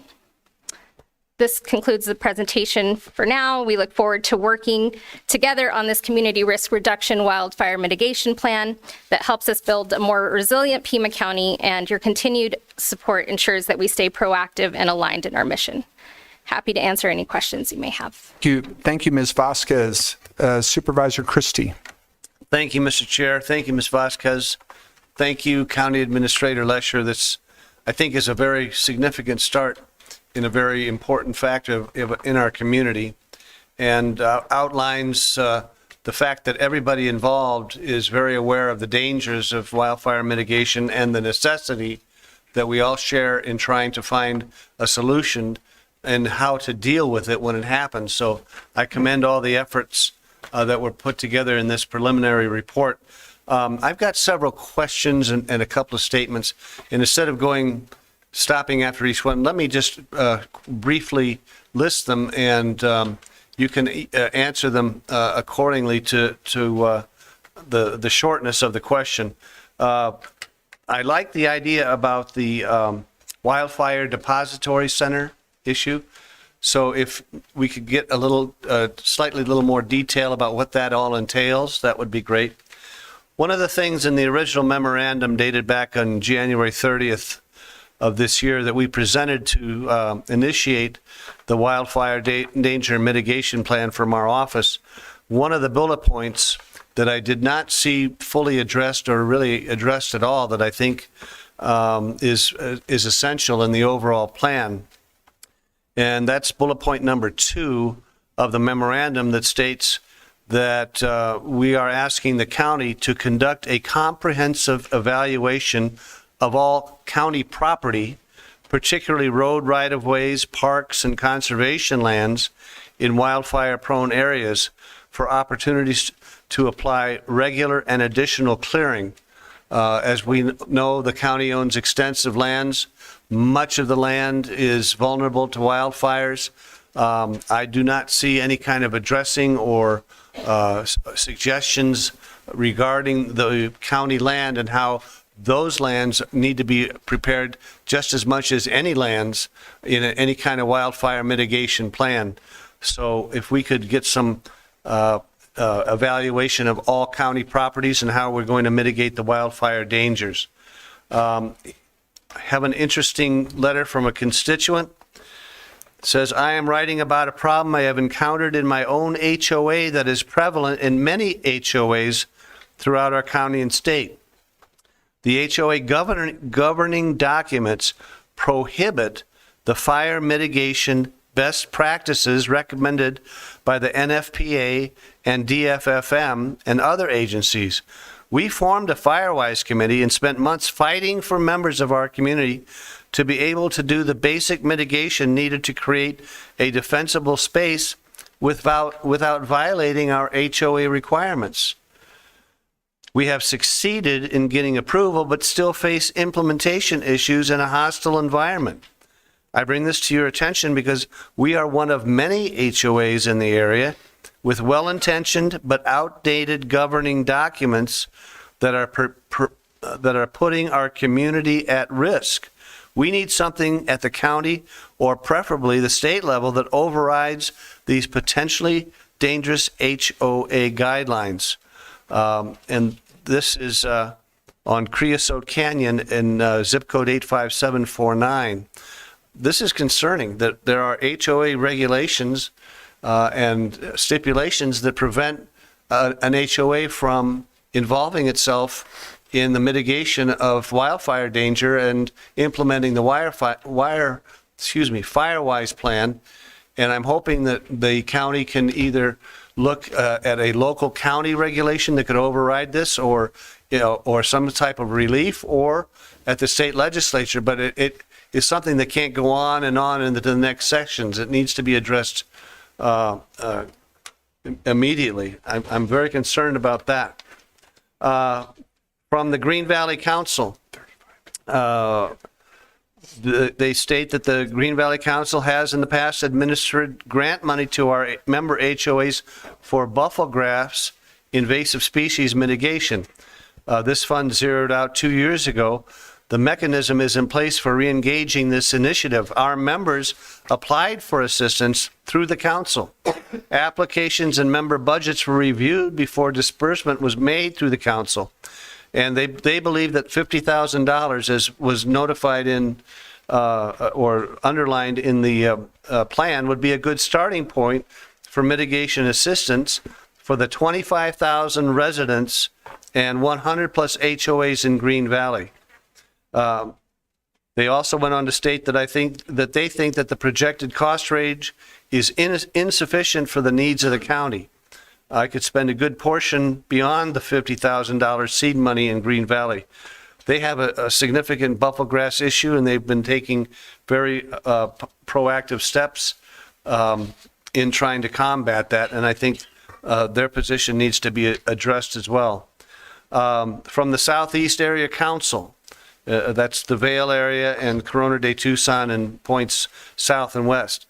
And they state that if they had to sum up by feedback into a concise statement, excuse me, this is a well-crafted document that checks a lot of boxes. It is, however, a base level plan that doesn't provide a lot of details. They want to ensure that this mitigation plan is crafted and the intention of providing more funding and resources to the fire districts in Pima County, and that we need to ensure that they have the funding and resources to respond. As we know, our colleague, Dr. Hines, is very concerned about the financial stability of many district fire agencies and the need for them to be supported. So this is part and parcel to what we're trying to accomplish here.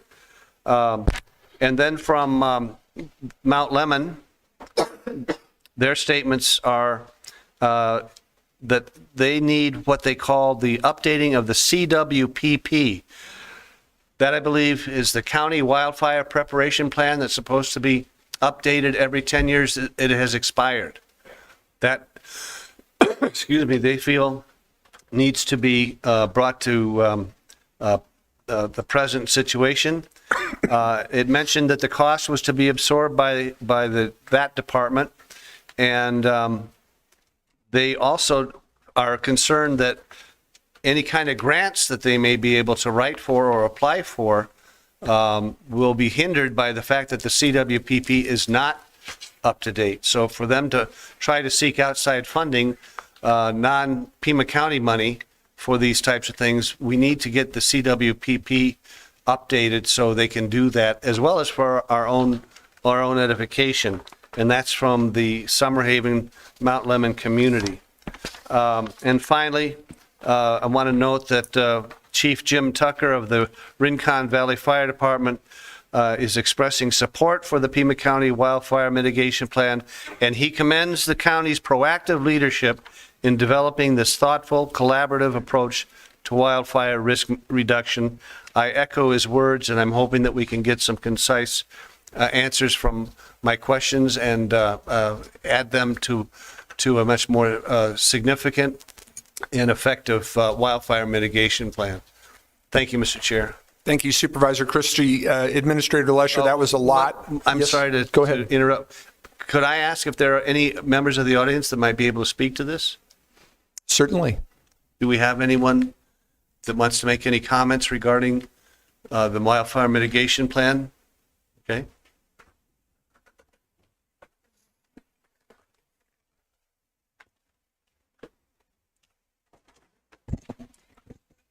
Corey Stevens, District 2. I would also ask that in addressing this issue, you also address the issue of residents having their insurance policies being dropped. I think that's a critical aspect of this issue because we've had numerous residents both in District 4 and in District 2. I addressed this issue last year with the board in a speech, and I think it's a critical issue because of addressing that aspect of wildfire mitigation. We've seen this issue in California, and it's happening here in Arizona.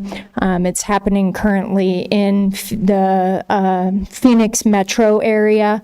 The issue was being last year with the state and them rezoning the areas. I brought this up with you guys last year and rezoning the fire districts. You had somebody from the state come down and talk about that issue.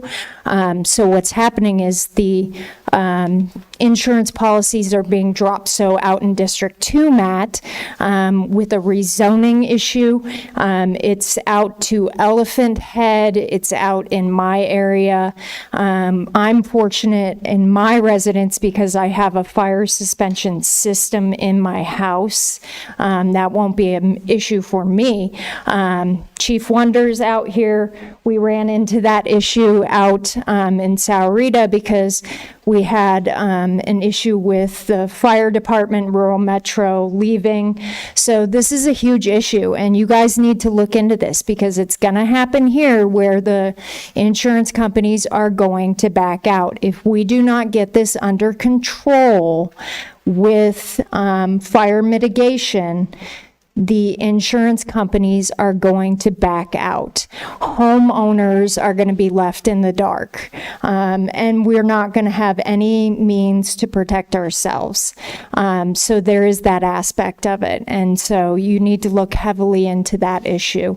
With the HOAs not allowing people to be taking care of that mitigation process, it's a huge piece. So take this extremely seriously, because once a homeowner loses that insurance and being able to protect themselves in that regard, huge issue, very huge issue. And it's happening from Elephant Head all the way down into Sahuarita and then the Vale area. That's a huge piece. So look at it very carefully. Thank you.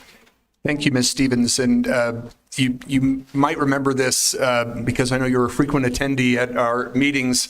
The board did put forth an item that was made part of the County Supervisors Association legislative program for this year. And the governor moved forward with a special task force led by the Department of Insurance and Financial Institutions. And we are pleased that Carmine DeBonis, one of our deputy county administrators, is the only local county official to serve on that task force that is going to make recommendations to the governor and the legislature as to how to address this issue. And I thank Supervisor Christie because it was at his behest that we added that to our legislative program, and then it was added by the State County Supervisors Association because it's a concern in all 14 counties. Mr. Chairman, is there anything else? I'd just like to add 2 cents to this because this is a critical issue. As you know, we've had fire warnings the last month. We've been in a drought, though it's raining and cold today, ironically. But the thing that we have to pay, those of us who have actually fought brush fires, perhaps people in this room don't understand. You can certainly talk to our fire professionals. It's toxic in nature. It races. It killed 2 of my crew members the year after I went over to Tankers up in the Coconino. They went to California. California's notorious for the brush fire. Well, Tucson is too. The Coronado was something we used to talk about all the time. I'm so glad you guys are addressing this. This is absolutely a universal. There's no party involved. As the doctor will tell you, this is for all of our people. This is a critical issue. And one of the problems you have to understand is you talk again to the fire professionals is that the fuel itself is toxic. It's horrible when you fight it. And it's in a wind situation. We all just saw what happened in California, all of us. Do you think we're immune to that? We're not. And this is the thing. I live right at the base of the national park here, Saguaro, right there in Continental Reserve. And I think to myself, as I look at the brush that we have, our little green belt going through our community, no one's thinning that. No one's controlling that. And that brush literally will explode. I have sat on the top of Bradshaw Mountain protecting Prescott in a fire. We were watching it go, and it's amazing. It is literally like a living creature. No one wants to see that. We saw this on the Catalinas a couple years ago, and yet, folks, that can be right in our community. So I really appreciate you looking at this idea, and I support you guys helping support the fact that we need to get the HOAs on board. I understand they're worried about aesthetics. This is about safety. So thank you. Thank you, Mr. Smith. I want to, before I call on my colleagues, just want to see Administrator Lesher, Supervisor Christie had a number of requests for additional information. Anything that you wanted to respond to today, or is that something that where you and your team need some more time to compile information? I think, Chair Scott, to provide a comprehensive response, we will do so in writing later, but I do think part of what I've heard is there's a variety of things that continue to need to be pulled together, not only the Carmine's work with the insurance, but also emergency management's work with the CWPP and get that moving up. We'll get a hold of our legislative folks today to see what we can continue to do with HOA, but we'll provide a regular update on all elements of this, respond to these 6 questions, and get you additional information about the insurance piece as well. Thank you, Ms. Lesher. Supervisor Christie. Thank you, Ms. Lesher. Is there any other individuals that want to address this issue while we have the opportunity? Thank you so much, Mr. Chair. Thank you, Supervisor. Supervisor Allen. Thank you. So I have just two questions and things that I hope maybe we can think about. So one is the My Alert system. It's an opt-in system. Yeah. I like many people, I get the alerts about the blue sedan that might be speeding down I-10 in Maricopa County. So it seems like maybe there should be a means at which we could do an opt-out or just make it just an alert that we get that fire is barreling down in our county. The second is a question around how some of the smaller, all-volunteer or close to volunteer fire departments out in the rural areas are going to be adequately equipped to be able to engage fully and respond as needed given the limited resources. Because that seems like it's a real crux in the plan, is that we've got some small tucked away fire departments that are operating on shoestring budgets and are all volunteers and, struggling to get water trucks and some of the basic amenities to be able to be responsive. And so what can we do then to balance out some of those resource imbalances?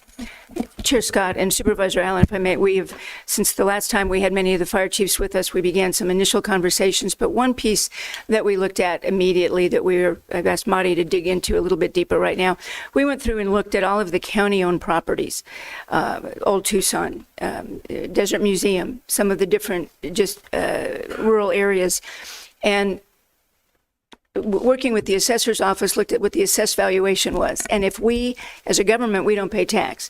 If we did, what would be the commitment on behalf of the county to that fire district that serves the area?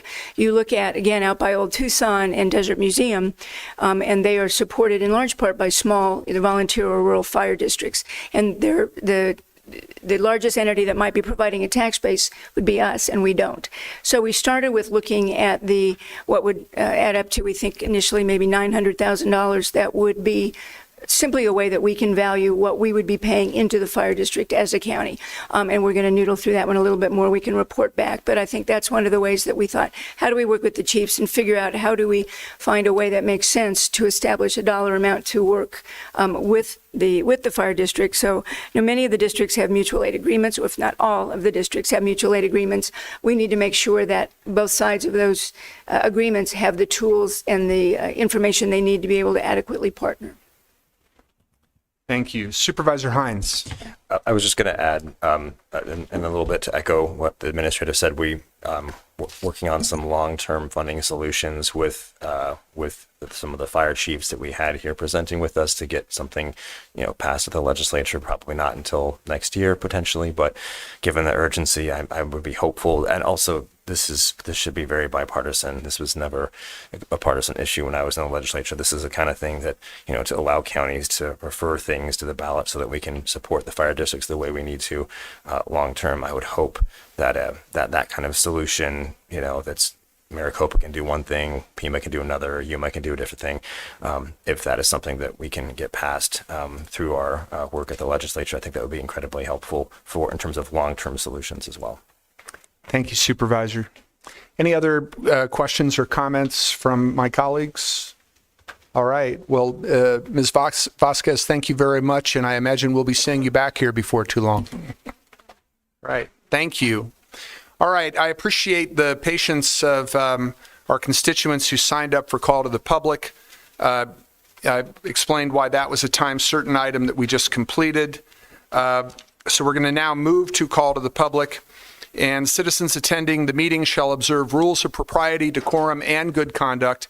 Any person making personal, impertinent, or slanderous remarks, or who becomes boisterous while addressing the board, may be removed by the sergeant at arms if directed by the chair. Such person may be barred from further audience before the board. Unauthorized remarks from the audience, stamping of feet, whistling yells, and similar demonstrations shall not be permitted by the chair, who may direct offenders from the hearing room. I'm going to read the names of the first three speakers. You're welcome to sit in the front row and wait for your turn. In this order, Lori Moore, Shirley Ricard, and Keith Bentelli.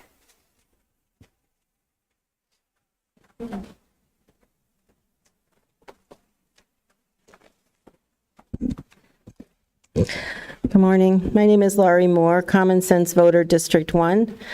Rex Scott recently made the comment, something to the effect that he hoped the property owners in Pima County would not have to pay higher property taxes. That was an astonishing remark since the Democrat ideology centers around wasteful spending and 4 of our board members are voting Democrats.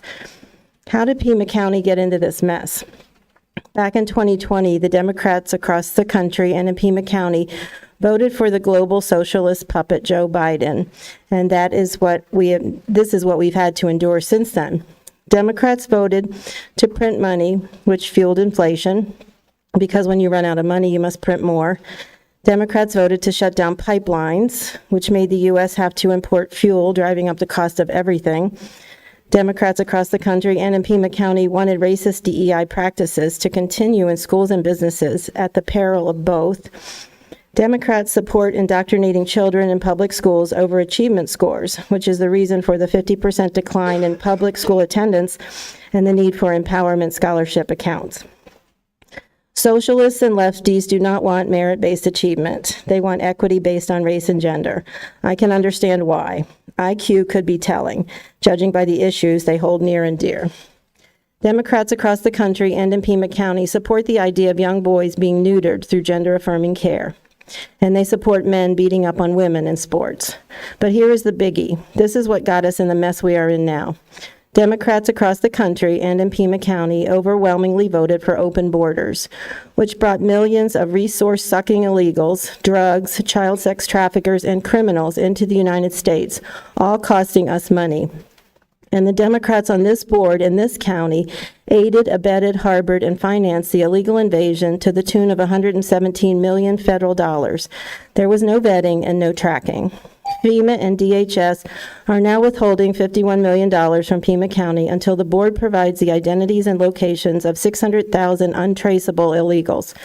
I hope Pima County residents realize this shortfall will now be paid for by them in the form of higher property taxes. And Democrats who voted for this open border, as well as Republicans who did not, will pay heavily for Pima County's sanctuary city mentality. No one should be surprised that a Democrat-run board would result in tax increases. Thank you, Ms. Moore. Ms. Required.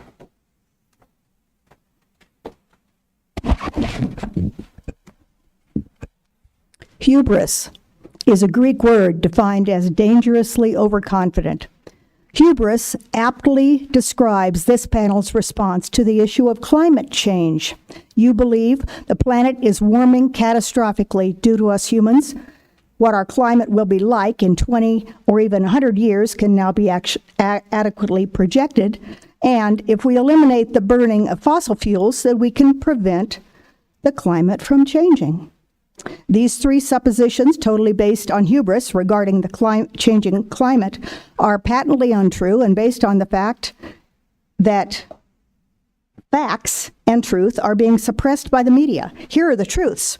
Heat waves in the U.S. are now no more common than they were in the 1900s. Hurricane activity is no different than it was a century ago. Floods have not increased over the globe over more than 70 years. Greenland's ice sheet isn't shrinking any more rapidly than it was 80 years ago. Although the globe is warming and humans are exerting a warming influence on it, the science, as we've been told about a lot of things, just isn't there. The facts are that computer modeling cannot be trusted, and that's according to Steve Conan, the author of Unsettled, What Climate Science Tells Us, What It Doesn't, and Why It Matters. In reality, creating most accurate models isn't getting any easier due to how complex a climate really is.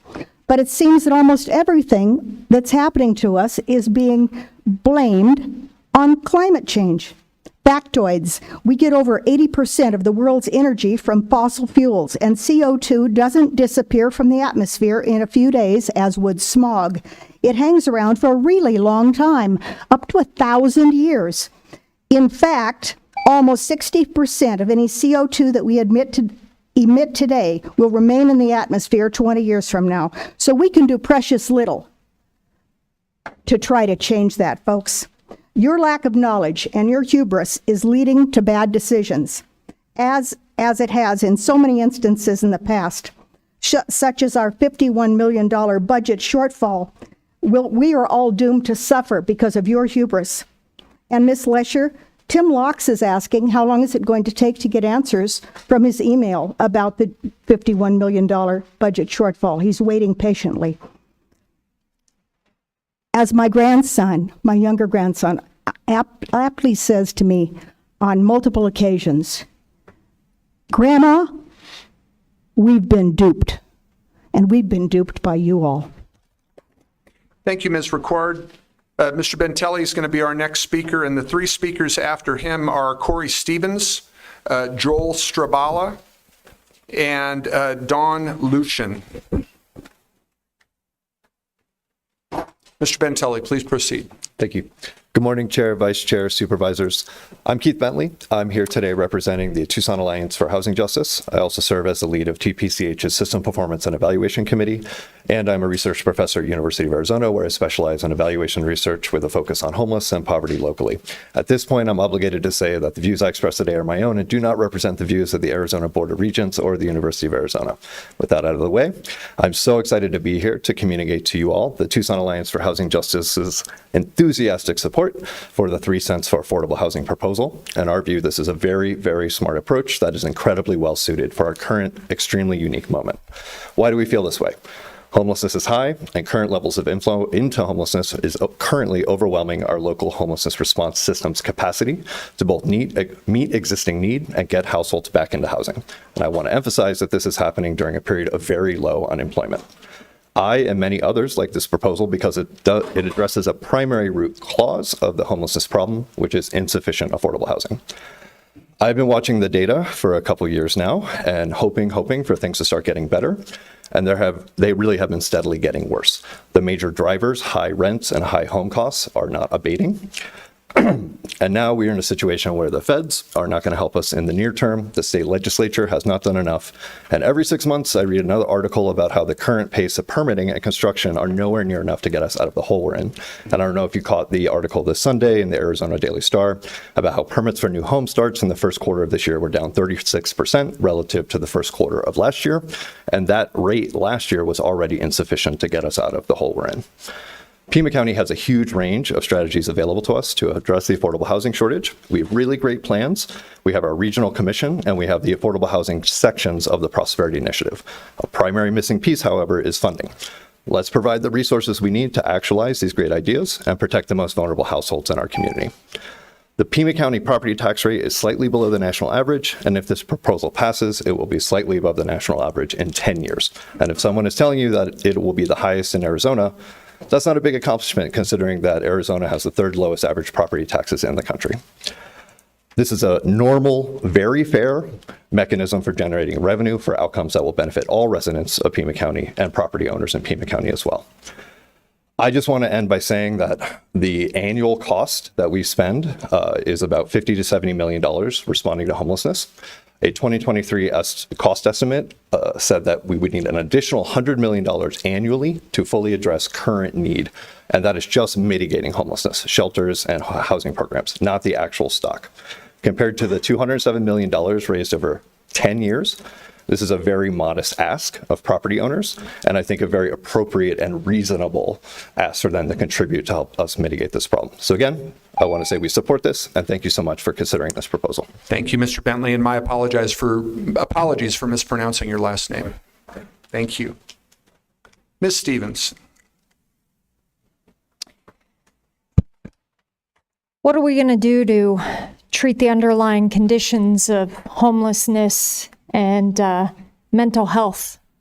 Great speech. 2 weeks ago, my daughter and her boyfriend were nearly attacked by a trank zombie at Circle K on Tanca Verde in Pima. He was in front of the store bobbing up and down when they went in, and when they came out of the store, he was more alert and sprang to life, which startled them. He made eye contact with my daughter, and she knew something wasn't right. The junkie lunged towards them. My daughter yelled to her boyfriend, "Get in the car and drive away." They did. However, the enraged zombie started beating on my daughter's car and chasing after them. Matt, do you mind looking at me while I'm speaking? I pay lots of money for you to watch me while I'm speaking. According to my daughter, and I quote, she said to me, "Can you believe it, Mom? And this is the nice part of town." I said to my daughter, "Sweetheart, there are no longer any nice parts of town. There really aren't. Unfortunately, because of you guys, there are no longer nice parts of town. There are no safe spaces in this town any longer. Because of local government, there are no safe spaces. Nothing's changed. In fact, it's only gotten worse. I get numerous alerts almost every day from the U of A and Pima about dangerous armed suspects in the area of campus. And let's not forget about Jacob Couch being attacked by a hatchet-wielding murderer downtown. It's hard not to see the increased crime, increased homelessness, people encampments in shuttered businesses, trash-lined streets and the medians. If I go to the doctor with an ailment and he keeps prescribing the same drug over and over and I never get better, at some point I'm going to fire that doctor. Unfortunately, we can't fire you because people keep putting you back in office. Pima County has a lot of issues, and there's one common denominator. It's a Democrat majority. A Democrat majority. Yet you all fail to solve any real problems. Hopefully the people will get sick enough and fire you. The hat I'm wearing says the dirty tea. This is what's being sold on campus. The dirty tea. This is the merch. Let that sink in. Mr. Strabala. Good morning, Supervisors. I'm Joel Strabala. Sorry. Most people get my name wrong. Okay, I'm glad it's not just me. Okay. I'm chairman of LD17 for the Republican Party and also a member of the Pima County Election Integrity Commission. This is my opinion, not the opinion of the Election Integrity Commission. And I'd just like to bring up two issues related to elections in Pima County. Number one, I'd like to congratulate the Elections Department for winning the Clearinghouse Award for its election training program and getting an honorable mention for their use of new and innovative tools. At the last Election Integrity Commission meeting, the Pima County Recorder brought up two issues that I want the public to be aware of. Number one is they have procured 4 ballot drop boxes for the uses for unattended ballot drop boxes in Pima County. One in a TBD location downtown, one on the east side of Tucson, one in Ajo, one in Sells. The other issue is a plan to consolidate the mailing envelope with the affidavit envelope into a single envelope for future Pima County elections. Both of these issues are not explicitly authorized in the ARS. However, they are discussed in the Election Procedures Manual from the Arizona Secretary of State. And they are explicitly stated as optional, and they're being used in Maricopa County. I don't believe these unattended ballot drop boxes, nor a combined or consolidated affidavit envelope with the mailer are good for Pima County elections, and I would respectfully request that the Pima County Board of Supervisors make a motion to delay or prohibit the implementation of both of these items for the upcoming elections. Thank you very much. Thank you, Mr. Strabala. Ms. Lucian is our next speaker, but the speakers after her are Jane Rojas, Jamie Grable, and Ann Miskey, and the Reverend Ellie Hutchison. Ms. Lucian. Recently, the city rezoned floodplain property near La Mariposa to make way for the development of 121 luxury rental casitas, with this development contingent upon the completion of a 16 million gallon basin and its land being donated to the county. This whole basin con game reminds me of a story that I read some time back. Years ago, when sanitation workers went on strike in New York City, garbage piled up in the streets. It was beyond nasty. One resident, fed up with the mess, his own mess, devised a clever scheme. He placed his trash and all its mess inside a fancy box and tied it up with a big, beautiful bow. He left his gift-wrapped trash on the seat of his unlocked car. It worked like a charm. There was always some unsuspecting soul who couldn't resist the enticing package, someone he could con into taking his trash, his mess. The developers of the casitas at Mariposa are like that man. Tucson's elected officials were gullible enough to believe that building 121 luxury rental casitas in a flood-prone area wouldn't exacerbate the flood damage to surrounding properties or increase the risk to life and limb. Now those same developers are coming to the county, hoping you'll fall for that same trick. They're packaging up a massive detention basin and tying it with a conservation ribbon, trying to convince you that it will alleviate flooding while offering a new pocket of preserved land. Don't be fooled by the fancy package and the pretty bow. With each flood event in the Agua Caliente and Tanque Verde washes, that basin will take on silt, soil, and debris.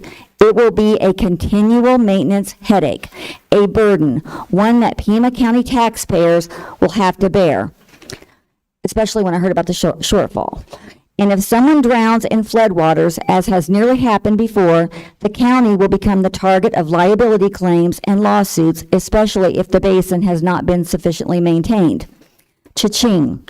Don't be enticed by the fancy bow and the big fancy box and the big bow.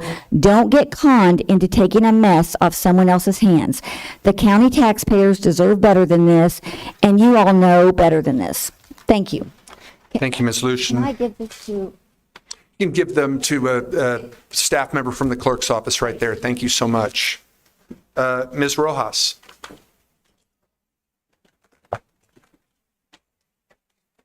Thank you.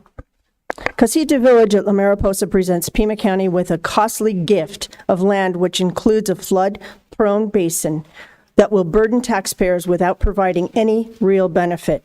The proposed detention and recharge basin located on the floodplain of Agua Caliente Wash, the Tanque Verde Wash, and the Mariposa Polo Grounds is not a solution but a liability. Once flooding occurs, it will fill in minutes, requiring costly maintenance while exposing the county to future legal and financial risks. It will be deep, it will not drain quickly or properly, and it will end up becoming a mosquito-infested mess. The motivation behind this transfer is clear. The landowner seeks to rid himself of this flood-prone land and liability-ridden property in a gift to the county so he can sell his land. For proof, please refer to your own floodplain management plan resolution number 2025 FC, dated 2/28/25, floodplain management plan executive summary, pages 6 to 9. This looks at the risk exposure map for the Agua Caliente watershed, known hazards, and specifically in this area. The developers plan to excavate an 11-acre, 10-foot deep pit for fill dirt, raising 16 acres by 5 feet to construct 121 luxury rentals. Pima County gains nothing, no tax benefits, no flood protection, only increased risk and costly maintenance. Recharge occurs through waters flowing over the desert, not from a deep hole, holding pond in the middle of the wash. Traffic congestion at Houghton and Tanque Verde intersections will worsen significantly. The Casita Village development would add more than 1,000 additional daily vehicle trips, straining infrastructure and jeopardizing safety, especially for county residents. Public opposition to this rezoning is overwhelming. Our petition at stopcasitavillage.org has amassed over 3,600 verified signatures, the majority of which are from the Tanque Verde Valley residents. Despite 4 years of fighting and 4 prior rezoning denials for smaller developments, reports from certified hydrologists confirming increased risk for flood. Tucson Mayor and Council approved the rezoning C-2120 on April 22nd of 2025, contingent upon the county accepting this gift. The county's past experience with flood-prone land should serve as a lesson. The Isabel Lee Preserve, once a lush green sanctuary, has deteriorated into a brown, ugly fire hazard. Once a haven for walkers, cyclists, and horseback riders, it is now dry. The once thriving ecosystem has vanished, and accepting this property will only make things worse. Thank you, Ms. Rojas. Thank you. Ms. Grable and Ms. Miskey, I understand you are going to share 3 minutes. That is correct. All right, please proceed. Good morning, supervisors and county staff. My name is Ann Miskey, and I'm the president and CEO of Social Venture Partners Tucson. And this is my colleague, Jenny Grable, our chief programs officer. SVP Tucson has been in existence for almost 20 years in Tucson and Pima County. And during that time, we've brought together local philanthropists, local community members, in order to support the efforts and the capacity of our nonprofit sector. We have worked to build effective, results-based collaboration with a focus on ending intergenerational and family poverty. As a result of our work, we've built trusted relationships throughout the community, and especially within both the nonprofit and the philanthropic sectors. Over the last few years, we've also focused on the voice and expertise of those living in poverty, recognizing that we must listen to and learn from them as we create interventions and solutions. We were honored to be part or involved during the research and creation of the 13 policies of the Prosperity Initiative. We recommended the inclusion of the 2-gen or multi-generational cross policy, as we recognize that in order to end poverty and build economic mobility, we must address the needs of all generations. I'd like to take a moment to thank this Board of Supervisors for passing the policies of the Prosperity Initiative. I've worked with communities all over our country, and rarely, if ever, have I seen the courage and the foresight you displayed in passing these policies to increase the overall prosperity of all members of our community. But as profound as your decision has been, we recognize that government cannot do this work alone. You cannot impact all the conditions that hold families in the cycle of poverty. Philanthropy, business, nonprofits, our health, education, arts, and faith communities must work together with government to create the conditions for change and establish a truly viable ecosystem for economic mobility.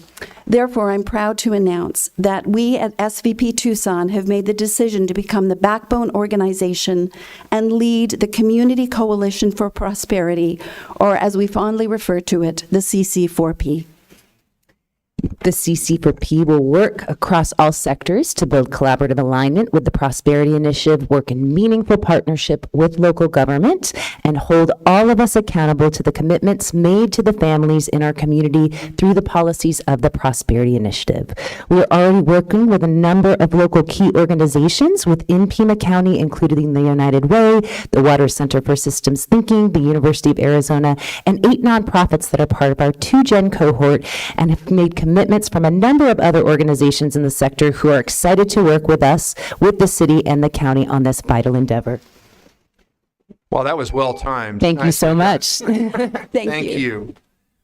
Our next speaker is Reverend Hutchison, but after Reverend Hutchison, we have Kelly Griffith, Mark Weigel, Dave Smith, and Keith Van Heinigen. Reverend Hutchison. Perhaps has left. All right, Kelly Griffith.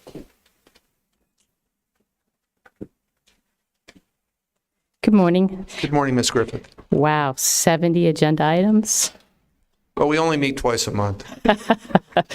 So for the record, my name is Kelly Griffith. I'm the Executive Director of the Center for Economic Integrity, and I am speaking on behalf of the Center for Economic Integrity today, located at 509 East Radburn Street in Tucson. First, just a little moment of Chair Scott, I just need to say to Supervisor Cano, congratulations. Richard would be so proud. It's such a moment. Thank you. So often in I come to these meetings and I hear a lot of constituent feedback, and a lot of it's negative. And so I just wanted to take a moment, and why I chose the 70 agenda item meeting for that, I don't know, but I just wanted to take a moment to thank you. It's easy to get your energies going and come here when you are dissatisfied with something.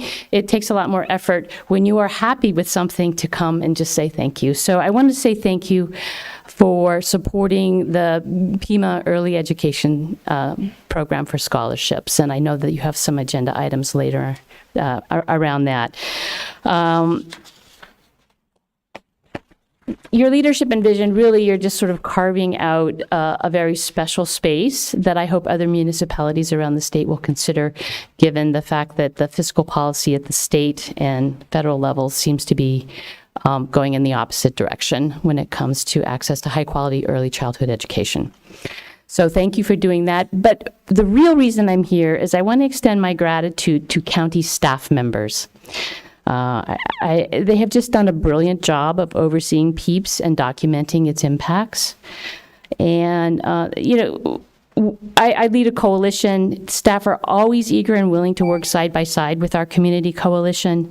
And I just want to, I know there are a lot of people in community workforce development, but I do want to highlight Nicole Fife and Nicole Scott as two of the most brilliant, collaborative, 100% present, amazing people to work with, and I just wanted to bring that to your attention and to publicly say to them, thank you for all of your efforts on behalf of PEEPS.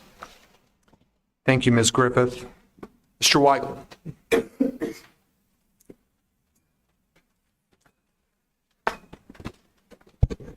Thank you. My name is Mark Weigel. I reside at 1481 North Houghton Road. As a property owner who lives adjacent to the proposed development known as Casita Village at La Mariposa, I have closely followed this proposal through the various meetings and public hearings. I've watched the developer make changes in the design and the number of units, but it is the change that came in the last minute that is truly concerning. A group of residents hired an experienced hydrologist whose research and calculations called into question the data which the developer's own experts had presented. With their development now on the ropes, a last-minute alteration was made to their proposal. The developer proposed the construction of an 11-acre detention basin that would be situated between the confluence of the Agua Caliente and Tanque Verde washes. It would accept stormwater directed from those washes and ostensibly serve to mitigate flooding while helping to recharge the aquifer.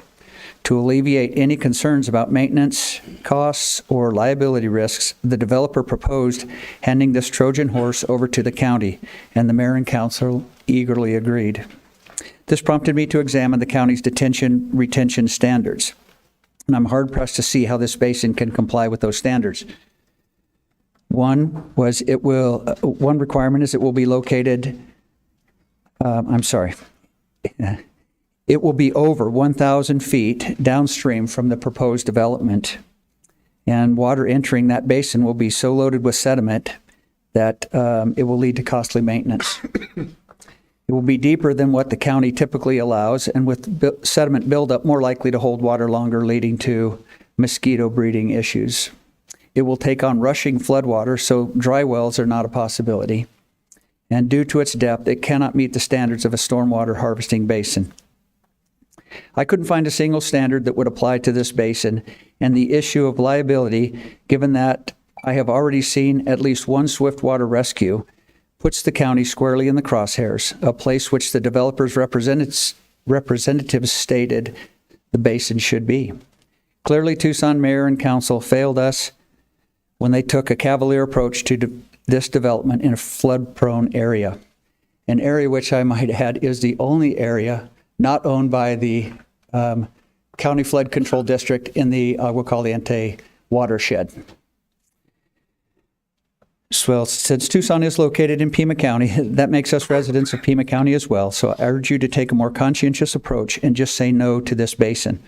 We are already victims of the city's indifference. Don't victimize us again by forcing us as taxpayers to pay for the maintenance and liability costs of this basin. I want to thank you for the manner you conduct this meeting, quite different than the ones we've seen from our city representatives. Very professional. Thank you, Mr. Weigel. Dave Smith, and then Keith Van Heinigen. Back. All right. Good morning, everybody. You know, the thing that's interesting to me is, and I keep bringing it for the last 3 years, I've been coming in and I've been saying, you guys, where's your feedback? I mean, where's the loop? One of the best classes I ever took, I took a graduate class up at ASU, and I know that I've upset all my Wildcat brethren, but it was an outstanding class, and it was systems management theory. And it was great because it said, look at everything as a system, not just as for instance, DPS. As you know, I eventually rose to the rank of lieutenant with DPS, a training commander for the state. And one of the things that I always had to look at were the variables. And that's one of the problems that I see in his great book, Dietrich Dorner's book, The Logic of Failure. He talks about how he developed a computer simulation for a country, Tanaland.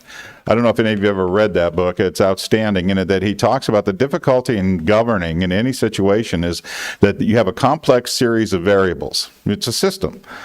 And they're interrelated, yet it's often hard as people who are running that system to see the variables that are involved and the various things. Now, one of the things, I'm always complimenting Steve here because Steve was a small businessman. And as you know, small businesses are constantly they're juggling everything. Everything from the value of the cars he sold to the competitors to everything. And that's one of the things that Doyner discovered is that people who were the more academically narrow, the more quickly the people died of Tanaland. It was a fictional country. No one actually died. And, you look at it, first time I was reading it, I was thinking, well, is this like the Kobayashi Maru? All right, that's a Star Trek reference. All right, but it was a scenario where you couldn't possibly win, right? And you were supposed to test a bunch of stuff, and Kirk cheats and wins, but anyway, that's for us kids, But the thing is that that's not what Dorner was looking at. He was looking at how long you could sustain this very complex ecosystem in a very tiny country. The Pima County is a very complex system. And you have all these variables. In terms of fiscal things coming in from both the feds or not coming in from the feds. The climate, the ecology, we've already talked about the threats and risks from our various, our environmental systems we have here. And the challenge to you guys, and it's one of the things I keep bringing up here, is what are the feedback? What is working, what isn't? And we spend more and more and more. And again, I see too many people with a narrow vision. Well, we're going to take care of homelessness by building mini homes up on Stone Avenue. Well, think about all the related issues there, the problems, the neighborhoods, what kind of crime, what kind of issues you're going to face. 24-hour security? Okay, we'll see. But again, as leaders, as managers, I want you to think like a small businessman. Think about the variables. You got to solve these solutions, and you're going to have a limited amount of money and a limited amount of time. And again, it's not the Kobayashi Maru; it's Pima County. So, thank you. Let's do good, Steve. Thank you, Mr. Smith. Mr. Van Heinigen.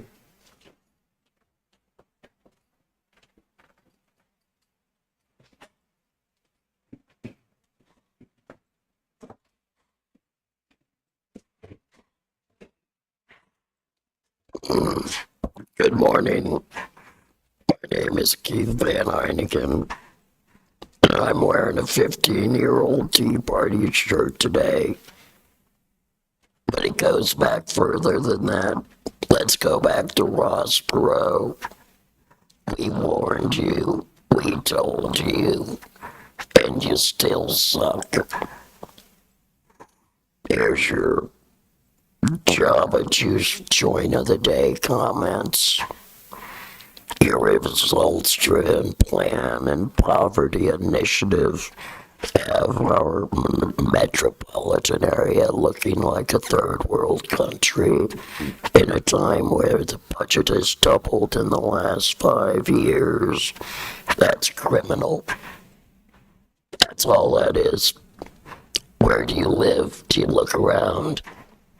I say Joe Arpaio, minimum security prisons, out in the desert in tents for all the beggars and scum that are plaguing our society. There's my starting point. It's bargain now. You have no clue where your society stands, especially Andre. NGOs, yeah, they're killing us. I was poor once or twice. I got a job, got a career, got another career, got another career. Retired at 45. Became a medical miracle with the help of doctors. Beggars may think that this board and its bureaucrats have done fine by Pima County. The taxpayers say differently. I look around, I drive around, I see what you have created.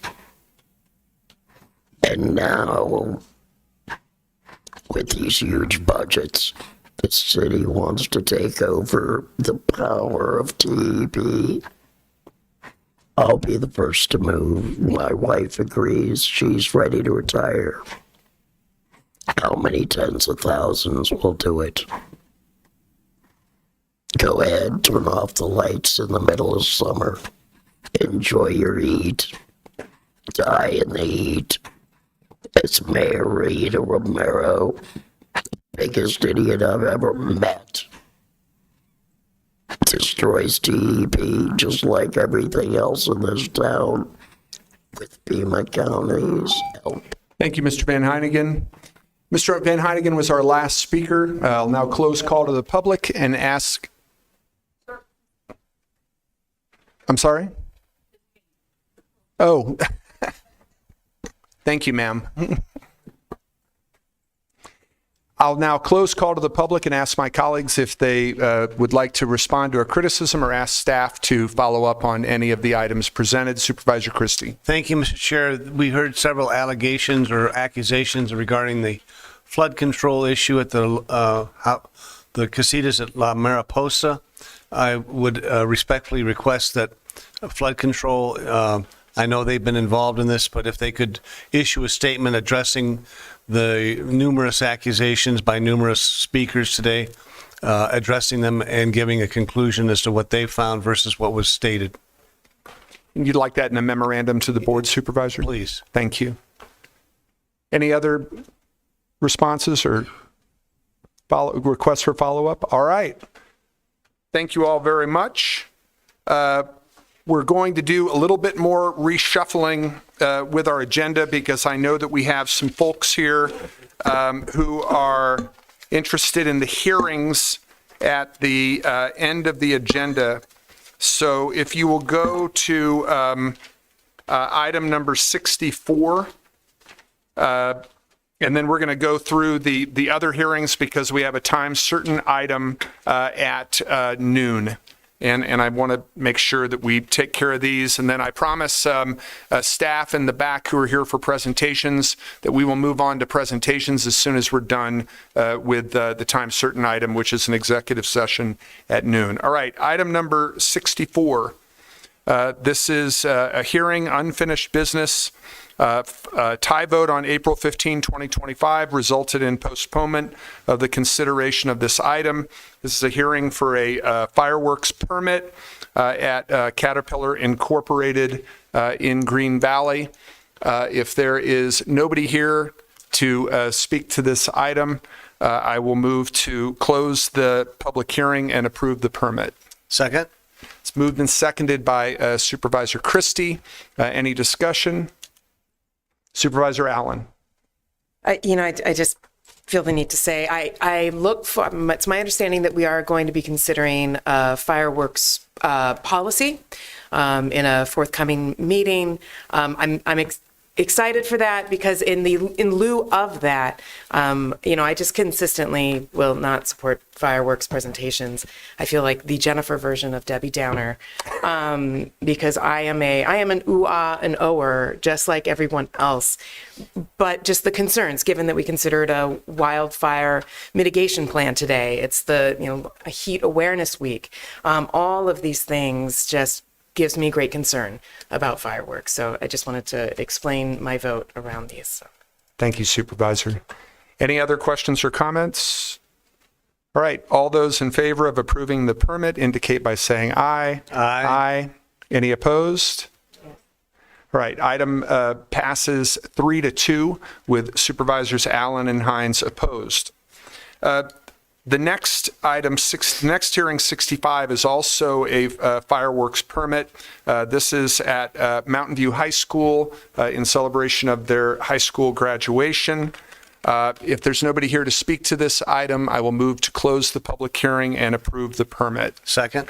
Moved and seconded by Supervisor Christie. Any discussion? All those in favor indicate by saying aye. Aye. Opposed? No. Okay, this permit also passes with a vote of 3-2 with Supervisors Allen and Hines opposed. Then we have number 66. This is a hearing, agent change, acquisition of control, restructure. Is this for a liquor license? Yes, okay. There's nobody here to speak to this. I will move to close the public hearing and approve the agent change and acquisition of control. Second. Moved and seconded. Any discussion? All those in favor indicate by saying aye. Aye. Opposed? Item passes 5-0. Okay, we'll now move on to item number 67. This is a hearing on a comprehensive plan amendment and specific plan. This is East Valencia Road specific plan and comprehensive plan amendment. And we do have a speaker from the Vail Chamber of Commerce, Dr. Denise Bowles, who is here to speak in support of the item. Dr. Bowles, please join us.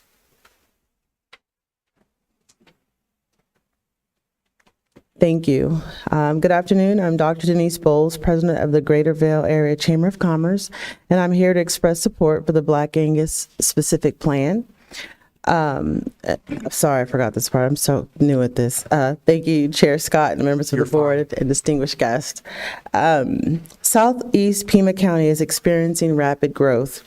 The project transforms a portion of the mining site into a mixed-use development with housing, retail, and services, meeting real needs in our community.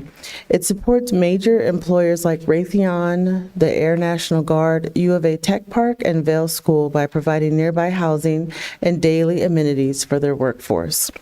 Located at Valencia and Old Spanish Trail, the site benefits from existing infrastructures, recent signal developments, and improvements, supports future transits for pedestrians, bikes, and Suntran planning.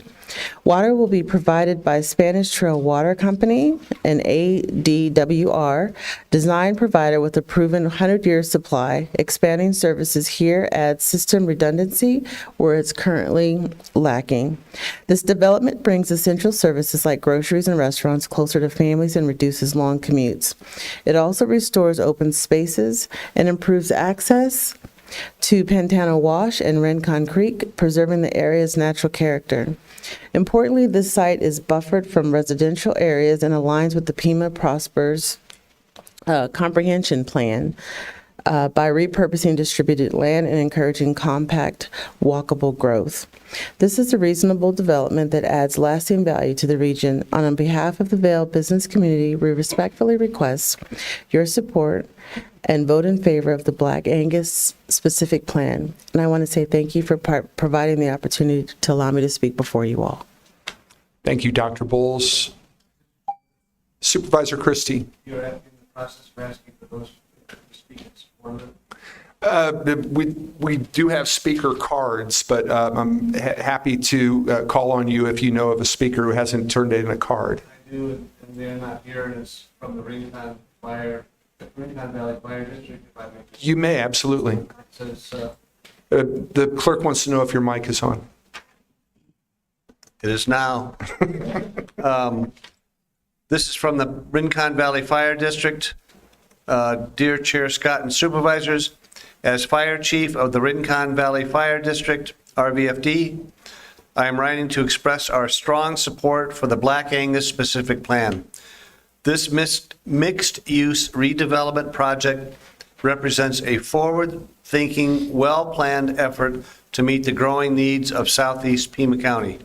It goes on to express more, more support for the project, but I wanted it as a matter of record that he did, on behalf of the fire district, express support for it. Thank you, Supervisor Christie. Thank you.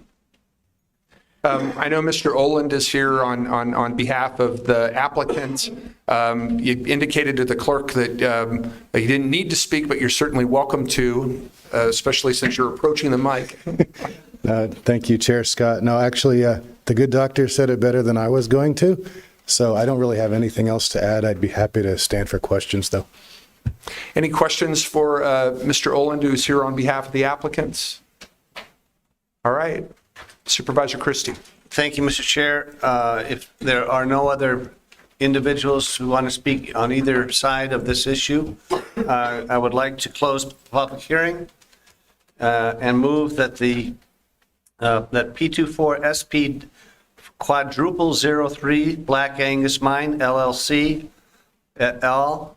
At East Valencia Road, specific plan and comprehensive plan amendment, Black Angus Mine LLC et al. That their request for a comprehensive plan amendment and specific plan rezoning for approximately 62 acres be approved under the recommendation of commissioners of the Planning and Zoning Commission, subject to standard and special conditions, and that it should be noted the staff recommends that there are approval subject to standard and special conditions as well.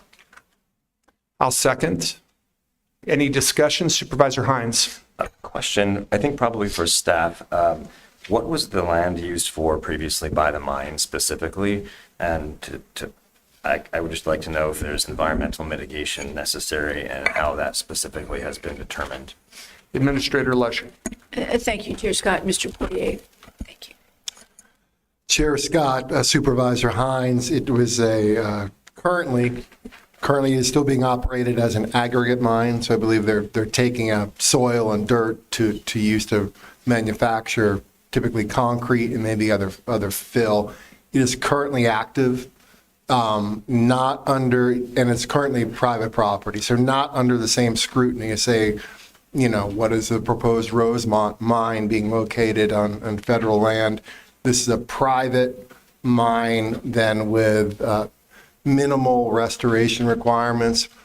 Staff is looking at this repurposing as a huge step towards a more meaningful restoration to the site. What was a giant hole will now be a viable commercial and housing opportunities for folks in that region. So I want to make sure before I vote yes on this, there's not like toxins or chemicals or something that are involved with this process that could impact the lives and health of the people that would be living there. Mr. Chair, Supervisor Hines, our understanding is this is primarily an area of which resources are being extracted from, not necessarily application or the use of chemicals to convert anything into anything else. So it tends to be, I don't want to say it's perfectly clean, but they're simply taking dirt out of the ground in this situation. Okay, thank you. Mr. Chair.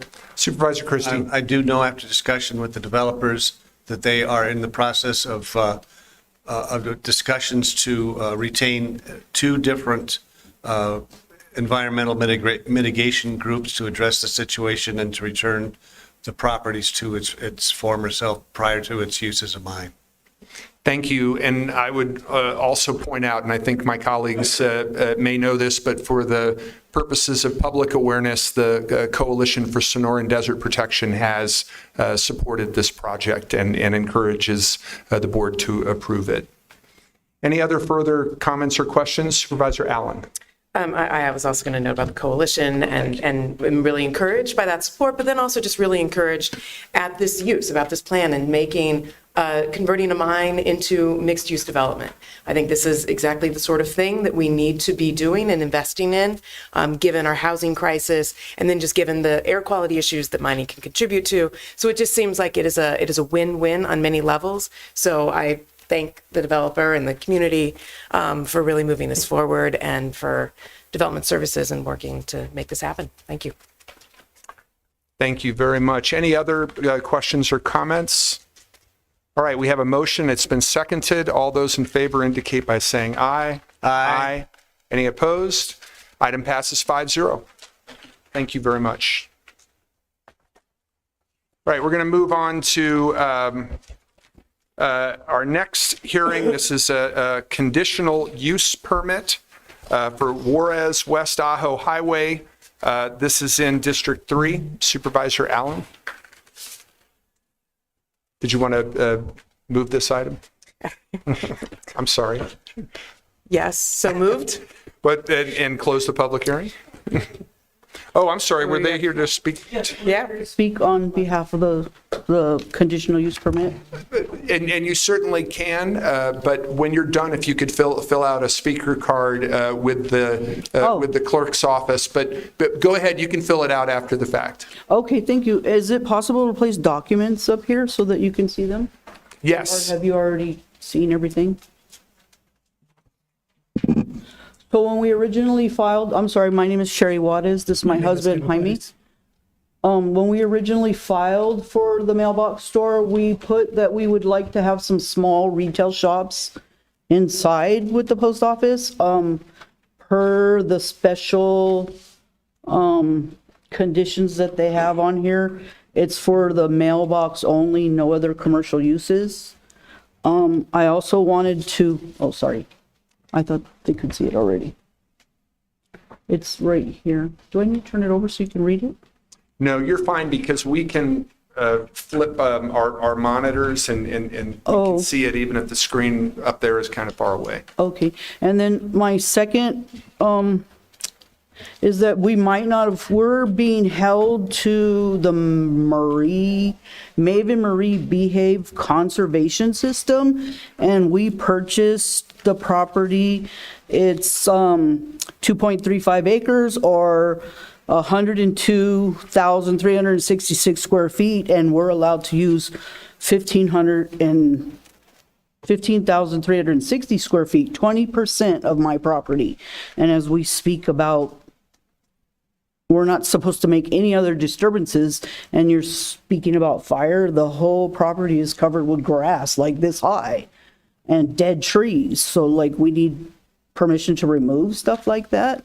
And had our property, this is our property, shows our name, doesn't show any other information on there. Had our property had this showing that it was county conservation land, we might not have purchased the property knowing we could only use 20% of it.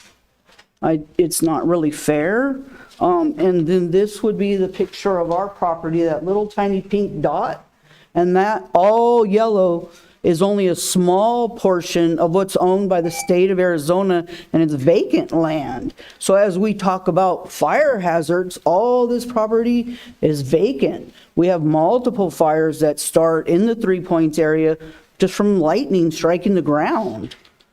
You know, it doesn't appear that any of the other businesses on Ajo Highway are held to this compliance for not clearing all of their property. There are multiple properties that have cleared almost 90% of their whole property. I did have one other question too. So there is, there is one other issue that they are wanting us, I don't know if I can get that on there. The big black line going that way is Ajo, the other one's Doyle, that little small yellow square.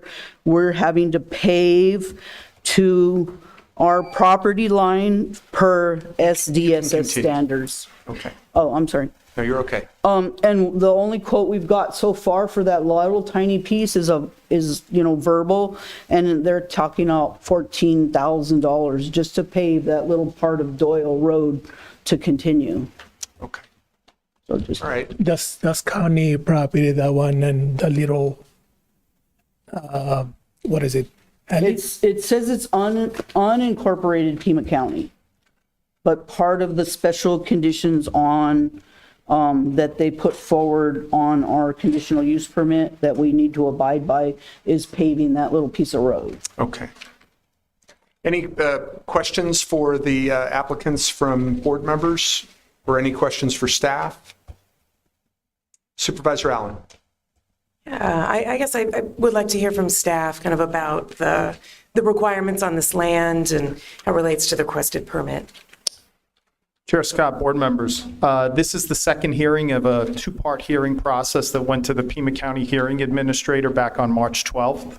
In the lead up to that hearing, I believe the applicants worked with our staff on the environmental planning issues in regards to the conservation land systems. This does require 80% of the property to be set aside. In regards to what exists on site, invasive species that are not native to the property can be removed without issue. So if we have things like buffalo grass and other non-native plants, those can be removed from the site. And I believe there was also a discussion about the types of retail uses that were occurring. So anything that's incidental or minor to the use of the mailbox store is not an issue. The condition, in regards to the conditions that are included in the hearing administrator's special conditions. If we're looking at different uses now, though, or restaurants or different uses that are not incidental to the primary use, that would be different than what was presented at the last hearing, and we would want to work with the applicant before proceedings. I can answer any other questions that you may have. Supervisor Allen, any other questions? So I guess I am curious, not knowing what sort of vegetation is there and what you're thinking about that needs to be cleared or modified. Given that as long as it is not, if it's in non-native invasive species, that can be cleared. Does that address your needs and what you want to clear from the property? Yes, because there's like a lot of grass. Buffalo grass. Yeah, it's super tall. It's like waist high on me in some places. And the only other type of retail we were going to try to add to the mailbox store would be like tax preparation for the community, because there's nothing in the community. And a lot of these people don't have vehicles. They don't have the ability to drive into town. And the closest mailbox store or mailbox place where their packages don't get delivered, because the way the postal service works is it's so rural that if you're not on a paved street within a half a mile of your mailbox, your package is picked up at the post office, and that's about 36 miles round trip. So we wanted to maybe have like income tax services or accounting type services available to the people in that area. Okay, so I would ask staff again if you could kind of respond to that. Chair Scott, board members, something like the tax preparation that's for a couple months of the year, that would clarify, that would be considered incidental and something that would be allowed based on the conditions that are included in Mr. Portner's recommendation. In regards to the species of plants that are on site, if they are able to take a couple photographs of that, send them to us, work with our team, we can help try to identify if they're invasive species and whether or not they can be removed to the best of our ability. I think we can assist with that. Okay, thank you. Thank you. Supervisor, I'm sorry, Supervisor Christie. Just to be clear, the folks, are you here to speak in favor of this? Oh, yes, we're the. You're the applicant? Yes. Okay. I just wanted to be clear, thank you. So Supervisor Allen had moved to close the public hearing and approve the conditional use permit, subject to the standard and special conditions that the staff and hearing administrator recommended. Who seconded that, Ms. Manriquez, or did we do that yet? No. I will second it. I will second it. All those in favor indicate by saying aye. Aye. Any opposed? Item passes 5-0. Thank you for sharing all of your morning with us. Thank you. Thank you. I was like, now we're 68. We're like, You're welcome to stay. He's only suggesting that because he has to stay. All right, well, we're going to delay our time certain item just because I want to get through these next two hearings. The next one is a rezoning ordinance. There's nobody here to speak to this item. With your permission, Supervisor Allen, I'll move to close the public hearing and approve ordinance number 2025-10. Second. Moved and seconded. All those in, any discussion? All those in favor indicate by saying aye. Aye. Item passes 5-0. We will now move to item number 70, which is a hearing, Street Facilities Development Fee Study Draft Report. I understand that we do have a presentation, and we also have somebody who filled out a speaker card, Administrator Lesher. Thank you very much, Chair Scott, and I will go ahead and turn it over to Director Skinner, who does have a brief presentation. Thank you. Mr. Chair? Supervisor Christie. Before we go to the presentation, can I ask a quick question? Absolutely. If maybe I could get just a thumbnail response or Reader's Digest version. What is the difference between impact fees and street facilities development fees? Catherine, do you want to handle that? Sure. Ms. Skinner. Thank you, Chair Scott, members of the board. Supervisor Christie, there really isn't a difference. Then let me just stop. Why are we changing the title? Right. So the state statute allows impact fees to be applied to many different types of improvements, wastewater, parks, sheriff's department. In the county, we use them for transportation and transportation only. And so these reports pertain to streets, hence the naming convention. So the difference being?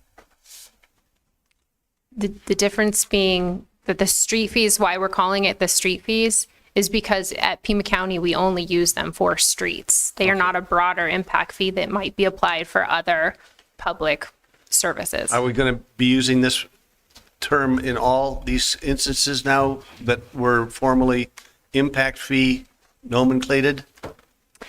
No, this is actually the same title for the fee study that was used 5 years ago. In the regular jargon, we're going to continue to call them impact fees, developer impact fees. Okay, thank you. Thank you, Supervisor. Ms. Skinner, please proceed with your presentation. Sure. Well, thank you, Chair Scott and members of the board. While they're bringing up the slides, I will say this is the required every 5-year update to our impact fee program, which in the county we use solely for transportation purposes. This is our third visit to the board. There are 4 in total required by statute to do the update. So I was here in January and then February with the first 2 reports, which were the land use assumptions and the infrastructure improvement plan. Today is the actual fee study that calculates the proposed fee structure for it, the program. Next slide. So as I mentioned, we began this update last July. We have already progressed through the public posting of the land use assumptions and the project list. We were here in January, we were here in February. Next slide. We're nearing the finish line here. Today is the initial hearing for the impact fee study. This is, as you may remember, just a hearing. We will not be asking for approval today. We will be coming back somewhere between 30 days and 60 days to ask for approval of the fees. That gives us time to address any comments that have been received recently or may be received today. Next slide. Again, a reminder, we have 7 impact fee areas. This was approved in the land use assumptions, and over the course of the last 5 years of the program, we've collected approximately $42 million. So it's around a little less than $10 million a year, variable, of course, on how housing permits are going. That's our primary source, although we do assess fees to all uses, commercial as well as residential. Next slide. The other item that we discussed already was the infrastructure improvement program, and I'd like to draw your attention to the table that is shown there. That is an indicator of the construction cost index produced by ADOT for roadway construction.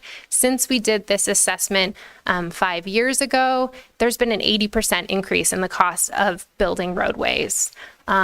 We knew that going into this update, and we took that into account when we were considering which projects to include in the project list, and also how to balance that with the increase in fees.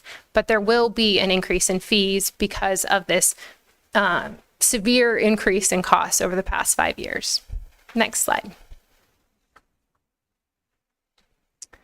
So now let's get into the fees, and I'm not going to do a slide by slide by slide on how we actually calculate it with all of the math. A simplified version is that we use a consumption method. There's two methodologies you can look at when determining fees.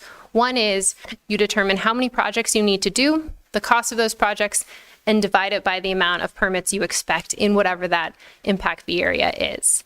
That could create variable fees depending where you are in the county. It also can be unconstrained. There's a lot of needs related to the type of improvements for the type of growth we see here. We instead go with a consumption calculation. So that's really specifically looking at how many trips and how much travel does a typical single family residence produce?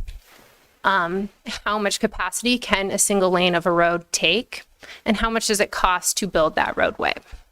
And so we use many, many different national standards that look at the number of trips per house, which is about 10 trips per house per day, and how many vehicles a single lane of traffic can take in a 1 hour period. And that's about 1,000 vehicles. Fast forward, we also look at the cost of projects. Right now, it's about $4.5 million per lane mile to build a project. So that's all in the construction costs, the design, the planning, the right-of-way acquisition, the environmental permitting or mitigation that may be required to go along with that project, and the construction management, so inspecting this project. That's $4.5 million just for a single lane for 1 mile. So typically we're looking at a 4-lane road, a 6-lane road. It gets rather expensive rather quickly.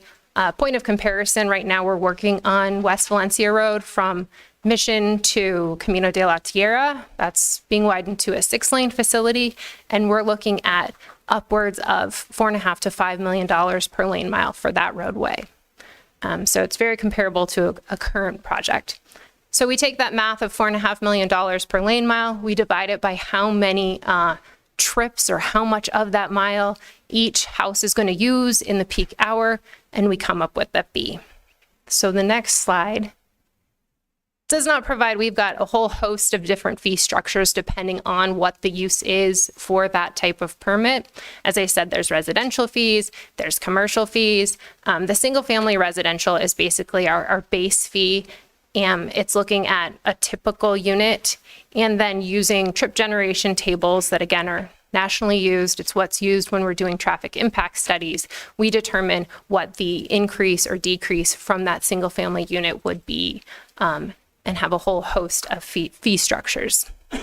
Now, a couple of things I want to mention with this is we're very aware of the affordability of housing right now, the Prosperity Initiative, and how do we balance what we know is an increase in fees that are being recommended with some of the other needs of the community. Our team at the Transportation Department has worked with Nicole Fife from the County Administrator's Office, as well as Sophia Blue and others from the Community Workforce Development to look at how we can implement some sort of a subsidy program for eligible, affordable housing builders to try to offset some of the burden of this part of a permitting expense. We're still working through that. The previous statute, more than 6 years ago, allowed us to waive the impact fees for low-income housing or whatever purpose we wanted to do that waiver for. We can no longer waive fees. So that fee needs to be made whole. If we are not going to apply it to the purchaser of that property, it needs to be made whole from another funding source, and hence our working with CWD. With that, I think I've covered most of the items with the program. Happy to take any questions. Any questions from board members for Ms. Skinner? Supervisor Kano. Thank you so much, Chair Scott and Director. Good afternoon. I am going to make a request to the county administrator and have a question for the director. In this helpful information that you have about the geographic areas, I'd like to respectfully request that we break down by district in future materials so that I can have a better grasp of what this geographic map looks like for the people of District 5. Certainly looking at some of the names of the roads, I know which ones are there, but just hoping to have that in future reports delineated. Director, my question is about the impact fee waivers, and can you tell us a bit more about what you just said about us not being able to do it? Is that state law? Is it how would we be able to move a waiver discussion forward? Sure. Thank you, Chair Scott, Supervisor Kano. So it is state statute that we cannot waive it. So we cannot make that fee disappear and just not apply it at all. We can create subsidies that would make it so it's not the burden of whoever is pulling the permit for that house or that commercial structure, and have a different entity make that fee whole. But if it's a $8,500 fee, it needs to be paid from some source. And Chair Scott, Supervisor Kano. Director, so will there be any kind of plan in the next meeting to set up a program that would allow the subsidies? Is that currently under discussion? I'm sure you're aware of some concerns by stakeholders about the total cost. And while we're at it, I think it's important for you to also talk about the phased-in approach that county administration has committed to with this increase. Sure. Thank you, Chair Scott, Supervisor Kano. We have already begun conversations with community workforce development, and those have been going on for over 6 months now, on how we can structure a subsidy program, looking at what is the threshold for those incomes that it would apply to, what is the maximum value that can be afforded for that. And so in future correspondence, we will provide more information on the status of that program. As you may have seen on my slides, it is 90 days after the approval of the fee program when these would be initiated. So we don't see that happening earlier than September of this year. There is still time to continue that conversation with CWD. As to your second question on the phased-in approach, 5 years ago when we adopted this, it was during the pandemic. We were having some similar uncertainty about what the economy was doing, concerns from all sides in terms of what an increase to this fee might do to development in our area. And because of that uncertainty, we had decided on a multi-year approach to phasing in this fee. And we sit in a similar state of uncertainty with many things around our economy right now. And similarly, the recommendation has been a multi-year approach to phasing in this fee. One thing to keep in mind is that fee that will be in full effect in 3 years is based on the numbers today, the cost estimates today. So we know that in 3 years, we will be a bit behind in what that fee structure could have been. Again, the statute does not allow us to do an annual construction cost increase based on inflation for this program. So the fees we calculate based on today's dollars will stick until we do this update again in 5 years. Anything else, Supervisor? I just want to clarify something, Chair Scott, if it's okay, Director. So I want to reinforce that this is a methodology that has taken a lot of different sets of data to be able to come up with the recommendations. We didn't just make this number up. And most importantly, right, the private sector always wants to talk about a market rate. What you are proposing is in alignment with projecting growth and needs, and roads are a crucial part of any kind of increased density moving forward, right? Sure, Chair Scott, Supervisor Kano. This methodology is acceptable. It's the identical methodology that we used 5 years ago. There is a lot of math to it, a lot of actual data that we're pulling either from regional numbers or studies that have been done by the Association of Governments. We are happy, staff, our consultant team are happy to meet with any of you to go into the details of how that fee is calculated. Thank you. Supervisor Christie. Yes, one of the major stakeholders has a representative here. Would it be advisable or permissible or allowable for the gentleman, if he so desires, to address? And he has filled out a speaker card, Okay. Supervisor, and we're definitely going to call on Mr. Lyons. We just were doing the staff presentation to start the hearing, but thank you. Any other questions or comments for Ms. Skinner? Supervisor Allen. Yes, thank you. I am curious about the map of the region. There is so it's not all of the county. The sort of the western end isn't reflected in the map, and I have a few guesses why, but I'm wondering kind of what is it that we don't have county roads along the nation, Ajo? Sure, Chair Scott, Supervisor Allen, that's a great question. So the map is essentially more of the metro Pima County area. We do not assess those fees in any of the tribal nations and we don't assess them in Ajo. There's not enough growth there to support it. And one of the requirements is that you have a nexus between where these fees are being assessed and where the improvement's going to be built. So it's primarily concentrated, again, in the metro area of Pima County.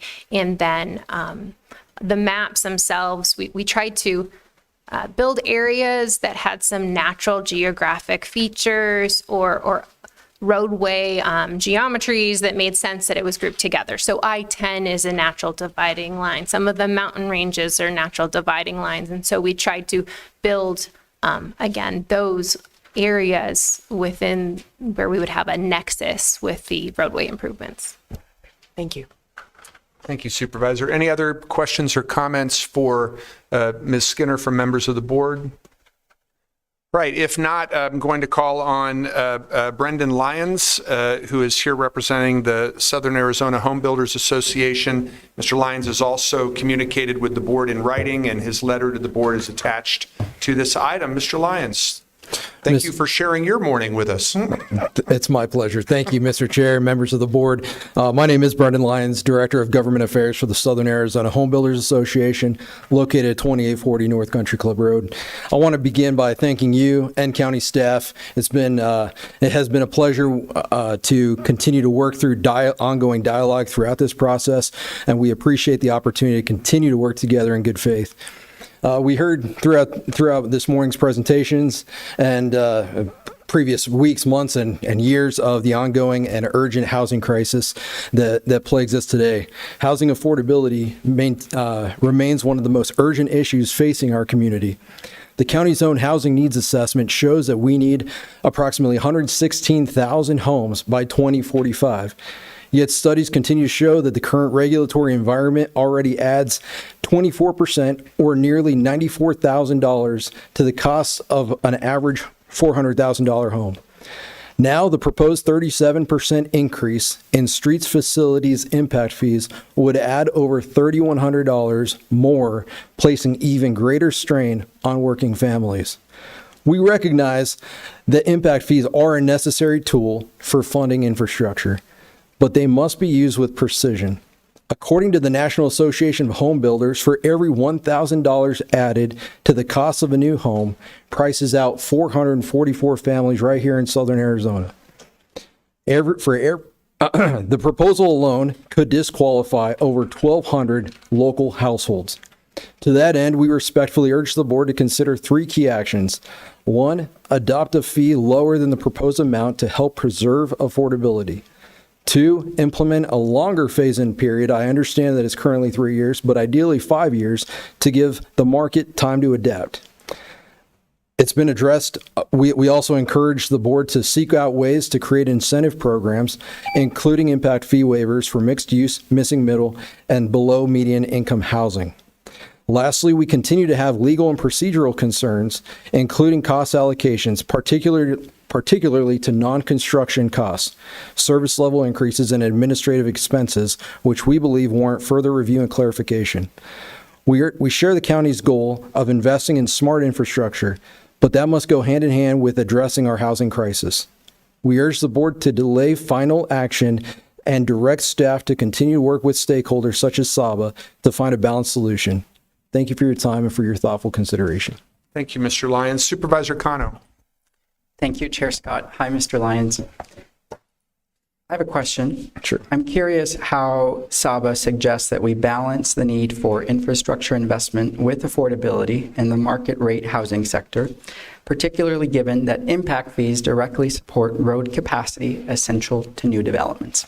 Absolutely. We understand that impact fees are 37% increase is very significant. We encourage looking for additional ways. Across the board, 37% increase is just way too much. Whether it's through property taxes, whether it's through the general fund, just looking at additional ways to improve these. Supervisor Kano. Chair Scott, I don't think I got an answer to my question. What is the role, Mr. Lyons, of the private sector in transit if we're building new houses?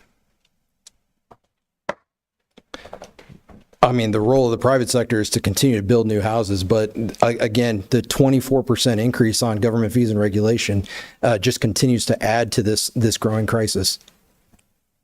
Chair Scott, you recommended, Mr. Lyons, a phased-in approach. You have that in 3 years, but you're also asking for a lower amount. So I want to understand, is there an amount that you would be supportive of that you can present to the board today? Sure. We continue to have ongoing discussions with regarding costs with staff, but there is a non-construction cost element to this that includes environmental permitting and other administrative costs where we believe could see a lower reduction of these overall costs. Thank you. Thank you, Mr. Lyons. Thank you, Supervisor. I wanted to follow up with a request to staff based on Supervisor Kano's questions and also the recommendations in Mr. Lyons's letter. Before the next hearing, could we get a report on the implications of adopting the recommendations that Mr. Lyons and his organization are proposing? I think that would be consistent with the questions that my colleague had and also with the request from the organization. It would certainly be informative for the board. All right. Any other questions or comments? Supervisor Christie. So it's the will of the board and of the chair that this issue be continued into a next meeting, and the items that were outlined in the Southern Arizona Home Builders Association's background letter be addressed in that process? Supervisor, thank you. This was just the initial hearing, as we heard from Ms. Skinner in her presentation. There's another hearing before the board in June, correct?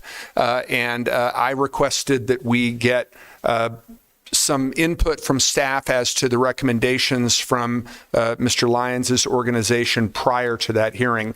And given the dialogue between him and Supervisor Kano, I think we have some more specificity as to the recommendation that we adopt a fee below the proposed amount.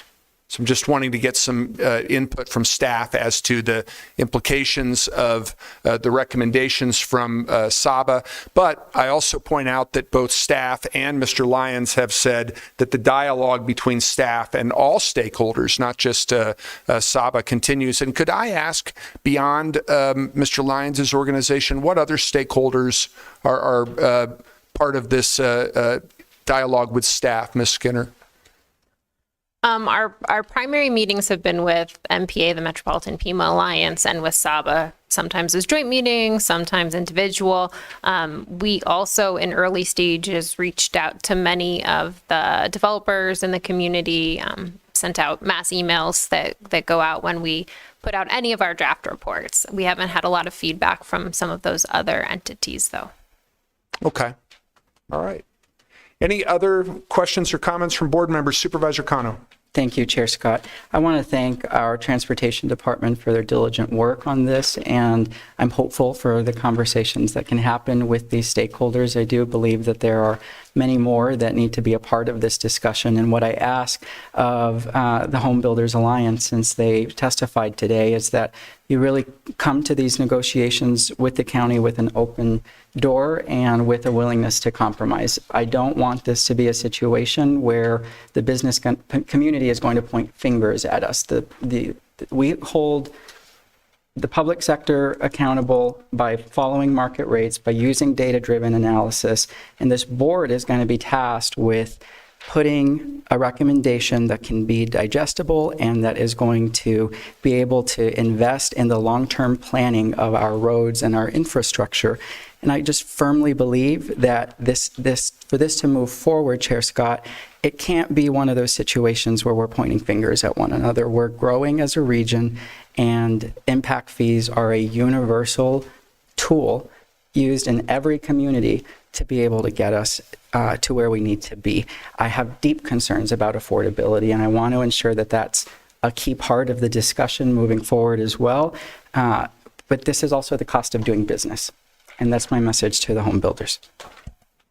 Thank you, Supervisor. Any other questions or comments? All right.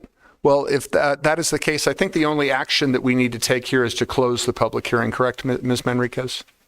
We don't have any further action.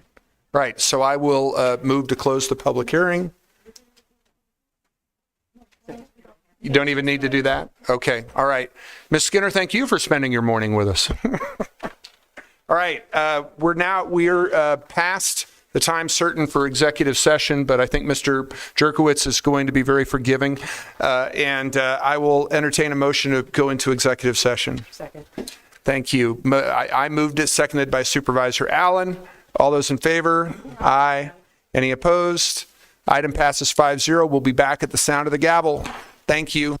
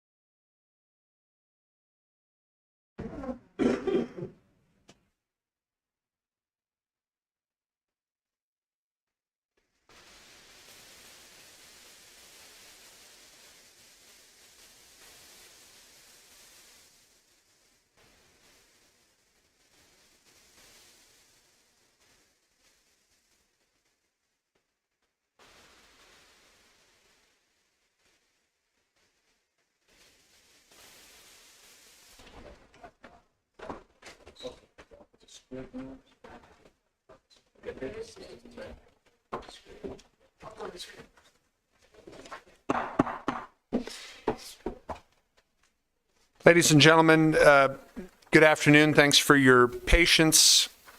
Hope you had a nice long lunch because of the amount of time that we took in executive session. Going back to the regular agenda, item number 17 was for information only. And then going to addendum 1, item number 2, also information only, but going to addendum 2, item 1, I move that we proceed to direct the county attorney to file a lawsuit as discussed in executive session. It's moved and seconded by Supervisor Hines. All those in favor indicate by saying aye. Aye. Opposed? Opposed. Thank you. Item passes 4-1 with Supervisor Christie opposed. Okay, we're now going to go back to the regular agenda, and wondering if my colleagues would consider approving in lump sum items 18 through 21. So moved. Oh, yeah, I'm sorry. And we are sitting, thank you, the clerk pointed out that I need to say for the first 3 items, we're sitting as the Flood Control District Board. For the 4th item, we're sitting as the Library District Board, but I would move all 4 of those items. Second. Mr. Chair, is there a possibility just to ask a question? Absolutely, yes.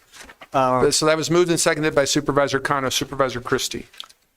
May I proceed with the question? Please, go right ahead. On number 18, it seems like we're shifting back and forth between the flood control district and the county, and then the county and the flood control district. Just out of curiosity, what's the whole scenario, Reader's Digest version, as to why this is coming before? Mr. DeBonis. Excuse me, Chair Scott and Supervisor Christie, you're correct. This is a exchanging of property between the Regional Flood Control District and Pima County. Those are 2 different legal entities. So the county may have lands that more appropriately should be owned and managed by the Regional Flood Control District. So they may be adjacent to major water courses or other lands that the Regional Flood Control District owns, and vice versa. Regional Flood Control District may have over time acquired pieces of property that aren't needed for flood control infrastructure or part of an overall flood control maintenance and operation function. That's correct. And so then our real property services department will look at the relative value of those properties, and we'll make sure that there's an equal value or similar value of exchange prior to us bringing these requests in front of the Board of Supervisors. So it's housekeeping. Thank you,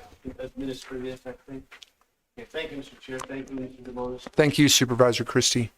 So all those in favor of approving those 4 items indicate by saying aye. Aye. Any opposed? Those items pass 5-0. You'll note if you go to item number 33 that it is similar to item number 18.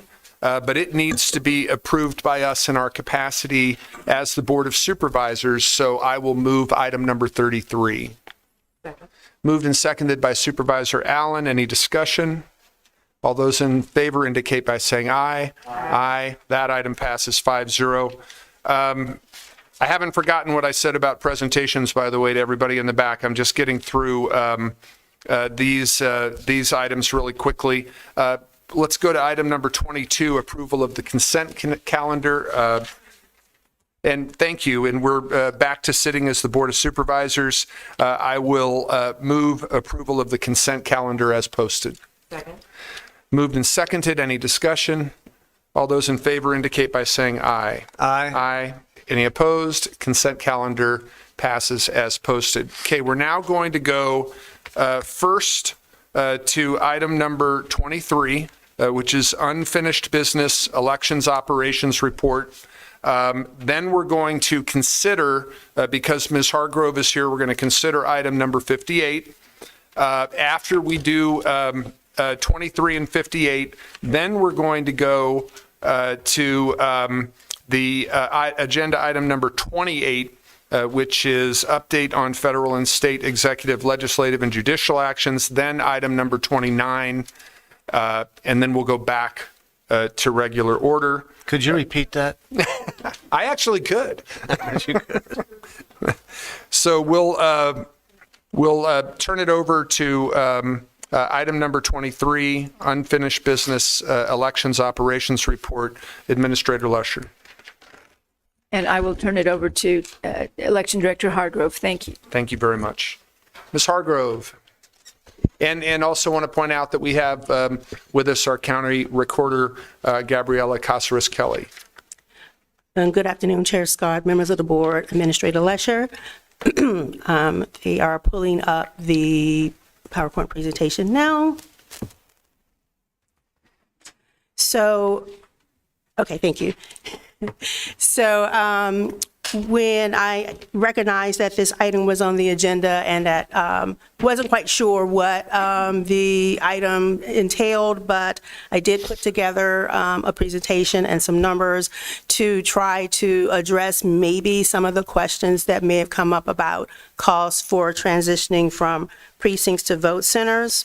And so on this first slide that you're seeing, of course, elections, there are always two major costs. It's people and ballots, right? And so anytime you have people, the cost is going to fluctuate per election. And the same thing with ballots. Those ballot costs fluctuates per election. We have temporary workers, we have warehouse workers, front-end workers, tech workers, ballot process workers, which is the early board and the receiving board. And the early board, kind of struggled through during the last election based on the fact that we had a two-card ballot, which we will probably see more of that in the future with the legislature and their ballot initiatives, ballot referrals. We've already seen a couple come through. So it's possible that we will have a two-card ballot in the future. So whereas those costs could have gone down, they will fluctuate and probably go up some with that, with those ballots. Ballot cost is affected by the type of election that we hold as well. We have primary elections, of course, where we have to have a ballot style for each political party. Then that breaks down, of course, into precincts as well. We have at least over 3,000 ballot styles per primary election. And that number goes down a little bit for general elections because we're not producing a ballot for each political party. Then you have the different types of ballots. You have federal-only ballots, and so that just kind of multiplies the number of ballots that we actually see. But the good news is that we are not printing ballots in the elections department, pre-printed ballots the way that we were before. Since we moved to vote centers, we now have ballot-on-demand printers. And with ballot-on-demand printers, that allows us to print ballots for the individuals when they come in, as opposed to ordering thousands, hundreds of thousands of ballots that may never be used, and we just shred them and put them in the trash bin. So they just get shredded when they're never used. But ballot-on-demand printers are saving us a lot of money. The e-poll books and printers also allow poll workers to be more efficient in their job. The voter comes in, they scan their ballot, they scan their ID, they issue them their ballot, they mark it, and then they can leave. It's more efficient than having a paper roster. So even though the initial cost, which we'll get to, of implementing vote centers with the equipment that we need to use, it is saving us money and making things more efficient, and those costs will continue to go down.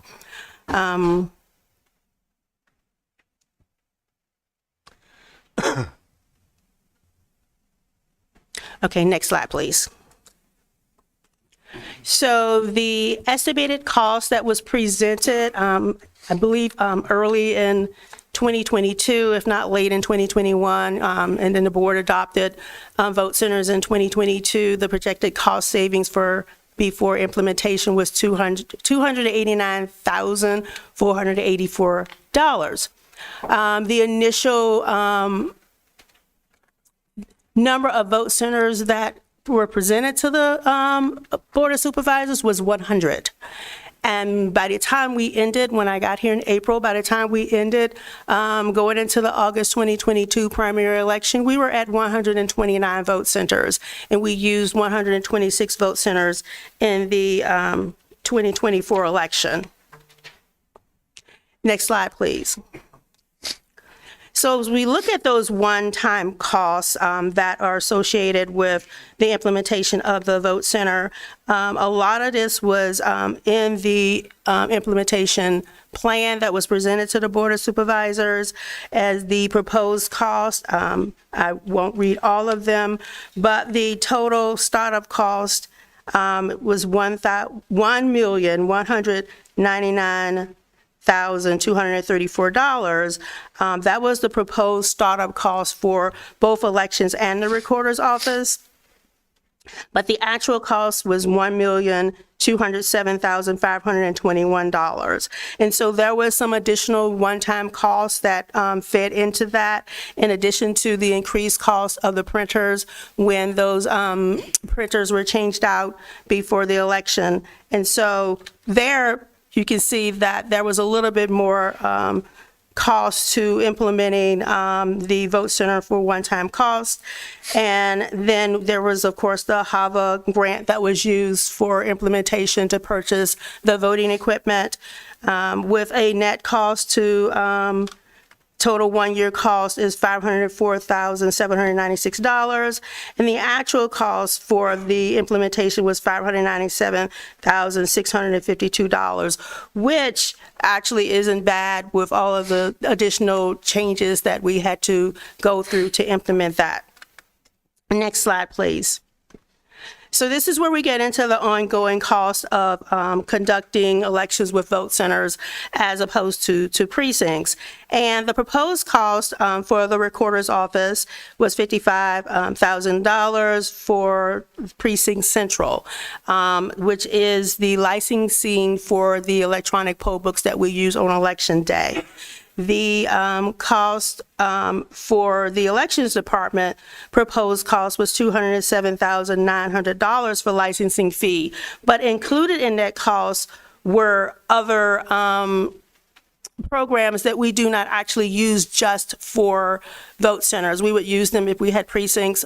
We would use them anyway. So that was $192,000 in addition to the actual $50,000 that we would actually pay for licensing fees on election day, for the election. And then of consumables, of course, we have printer, toner costs, thermal paper. And so the annual proposed cost was $354,600. The actual cost for ongoing costs, the recorder will still pay $50,000 for licensing fee. We will pay $15,625 for a licensing fee because we did purchase some additional electronic poll books after the initial purchase. And the Verizon fee, the data plan, is what we use, the Cradle Points that we use, basically a hotspot to run the vote centers on election day so that the electronic poll books can communicate across the county to update each poll book so that no one is actually voting twice. And then, of course, the consumables, as we broke that down by election, that cost, of course, would be half. And the total actual cost is $148,175 to actually run the vote center with the equipment that we purchased. And so the ongoing cost is lower than the proposed cost because it included an inflated cost for inventory management, poll worker management, online training, and all of those different items that actually are not specifically associated with the vote center. Next slide, please. Oh, I will say from the previous slide, when the recorder pays the licensing fee for the electronic poll books because they actually own the electronic poll books. We utilize them on election day with the voter file from the recorder's office. And so that's why that is the way that it is. Even though it's split, we work together to ensure that those poll books are updated properly. So what affects the cost of elections? Well, of course, polling places affect the cost of elections. Prior to going to vote centers, we were beginning to lose schools as polling places, and that continues even till today. Libraries, of course, there's no charge for libraries. We use libraries, we use park facilities, we use churches, community centers, hotels, and other facilities to conduct elections. And all of that factors into the cost of running an election. So post-2020, of course, we know there were fewer schools. Many churches declined to be vote centers or even polling places at all. And then we were required to move into hotels, which is very costly to run an election for a polling place. Next slide, please. So in August of 22, we had approved locations. There were 12 schools, 8 libraries, 42 churches, 10 hotels, and 52 other facilities, types of facilities. And in November of 22, we had 18 schools, 10 libraries, 45 churches, 8 hotels, and other facilities. So you can see that there was a little bit of fluctuation between the hotels, where we reduced it by at least 2 hotels, and the churches, we picked up a few more churches that were willing to host us as vote centers. Next slide, please. So in 2024, there were 10 schools, 10 libraries, of course, 46 churches, 4 hotels, and 56 other facilities. And you see the bulk of our polling places are housed in churches and then other facilities, not necessarily schools. We use as many libraries as we can, but some of the libraries are smaller, and we're unable to use those as a polling place. And here is where we get into the actual cost of the election. So what I tried to do is pull together as much information as I could to crosswalk it. Even though 2012 through 2020 were precinct-based voting, 2022 and 2024 are vote centers. And so I was able to pull the information for these years where temporary workers, as you can see, 2024, there was $604,000 spent on temporary workers, but we also had 3 elections in 2024. Whereas if we look back at 2020, there was $396,000, rounded up $397,000 spent on temporary workers. And 2020 is one of those anomaly years where they were using less temporary workers because of COVID. And so they were trying to, have less people actually in the building.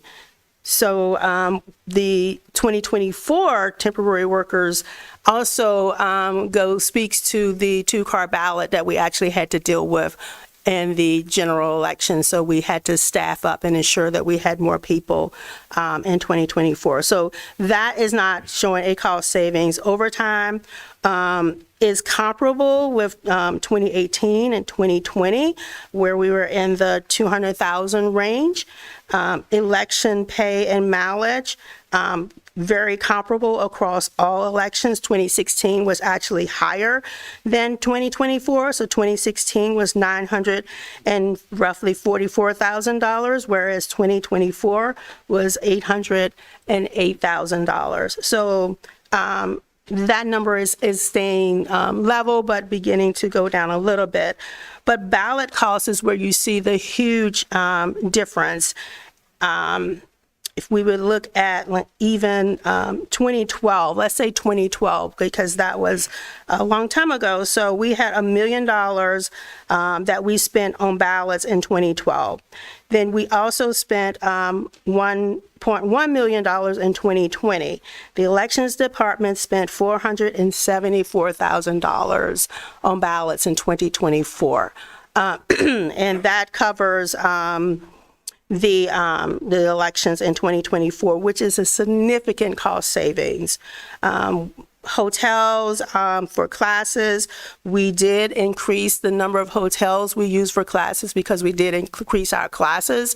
We have a simulation class, which is one of the reasons we won a Cleary Award from the Elections Assistance Commission. So we use our online training class as well as the simulation classes that we put together where poll workers can go in and actually walk through an election day. And some will be voters, some are inspectors, some are marshals. So they actually role play the entire class, and they change positions at least 3 times so that they can understand what's going on.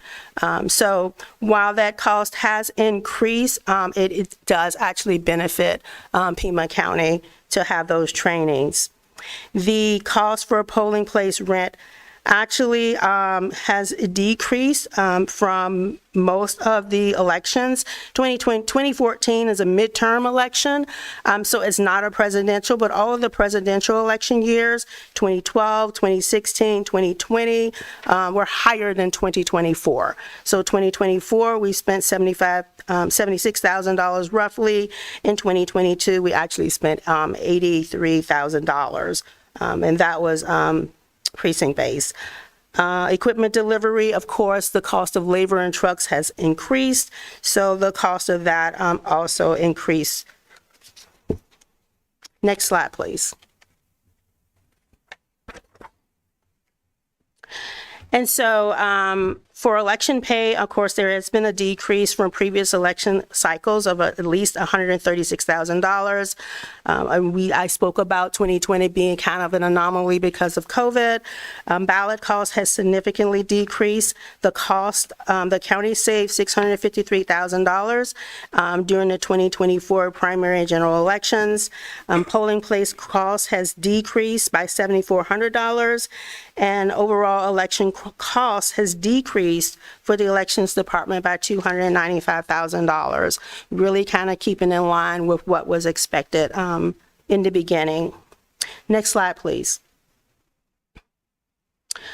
So we do anticipate additional cost savings with vote centers as we refine the processes, as we understand better who is voting at which vote center, how many vote centers will need more resources, and some of those vote centers will need fewer resources because the turnout does not warrant them having as many poll books or as many workers as they have. So with the reallocating and realignment of the vote centers, there will still be more cost savings that we will see.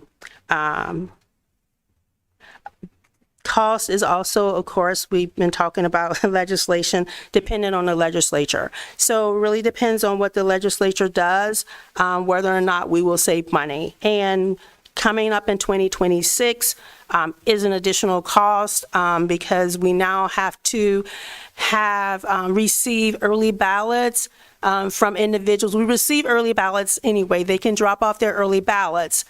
But this is separate from that. So if the individual comes into a vote center and they want to show their identification, we have to have a separate section where we keep those separate. We stamp them ID verified. They go in a separate box. So that adds, for us, another check-in station where we can keep track of who has come in and actually dropped off a ballot, so that they're not actually going to another vote center and maybe possibly trying to vote again. So we have the ability to do that, which is great. They drop those off. They're ID verified. So the legislature, their intent is that they do not go through signature verification.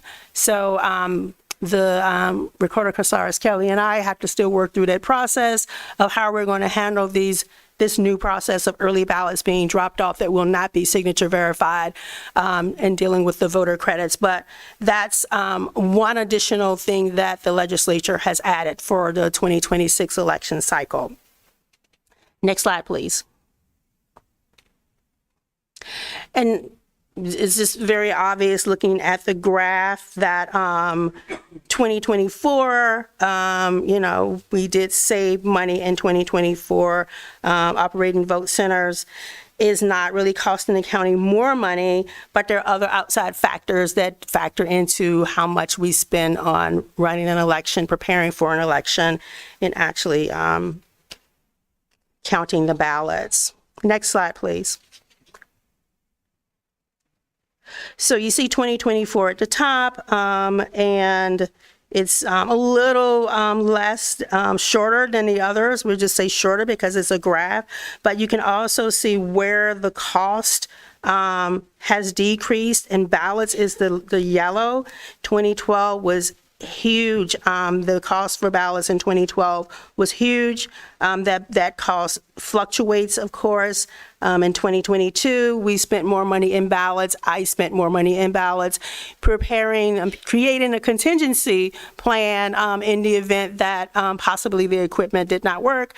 But that was not the case, and so we were able to not do that in future elections, which saved us a lot of money, and then plan to use the express vote ballot marking devices when we do not have two-card ballots as our contingency until we can get things up and running again in the ballot printers printing. Next slide. Okay, so that is kind of an overview of the cost, the savings, and maybe where they may increase. Are there any questions? Questions from board members?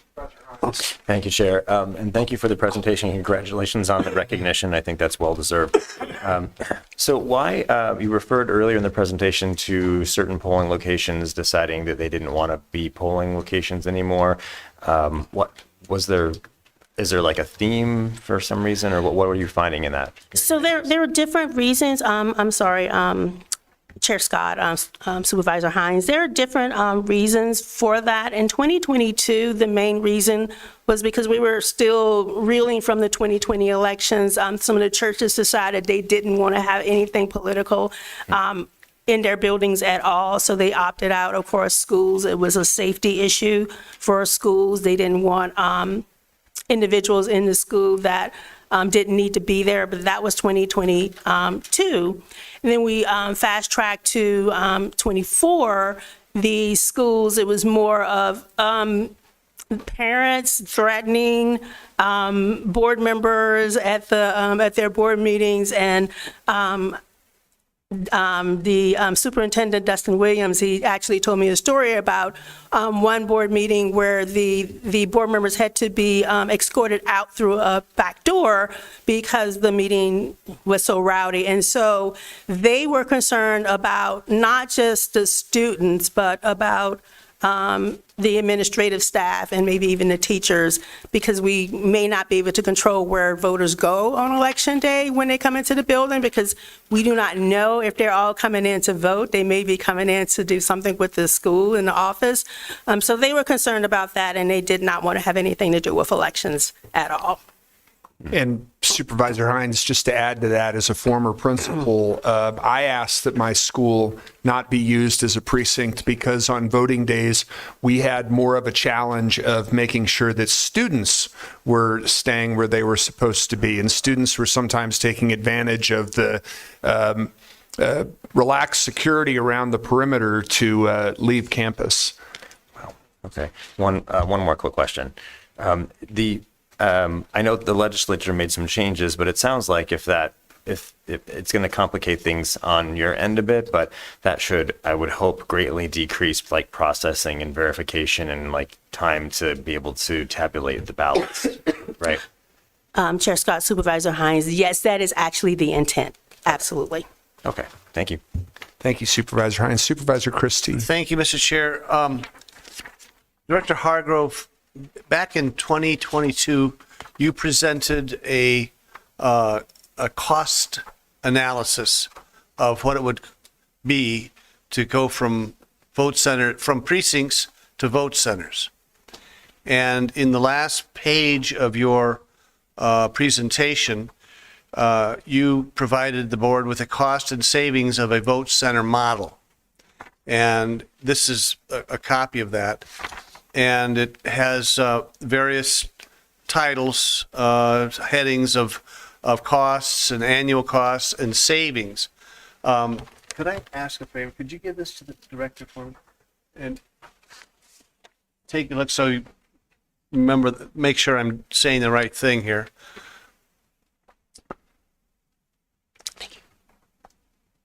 You recall that?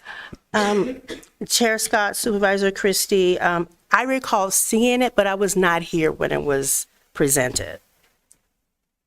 I think the board adopted vote centers in January, and I started working here in April. Okay.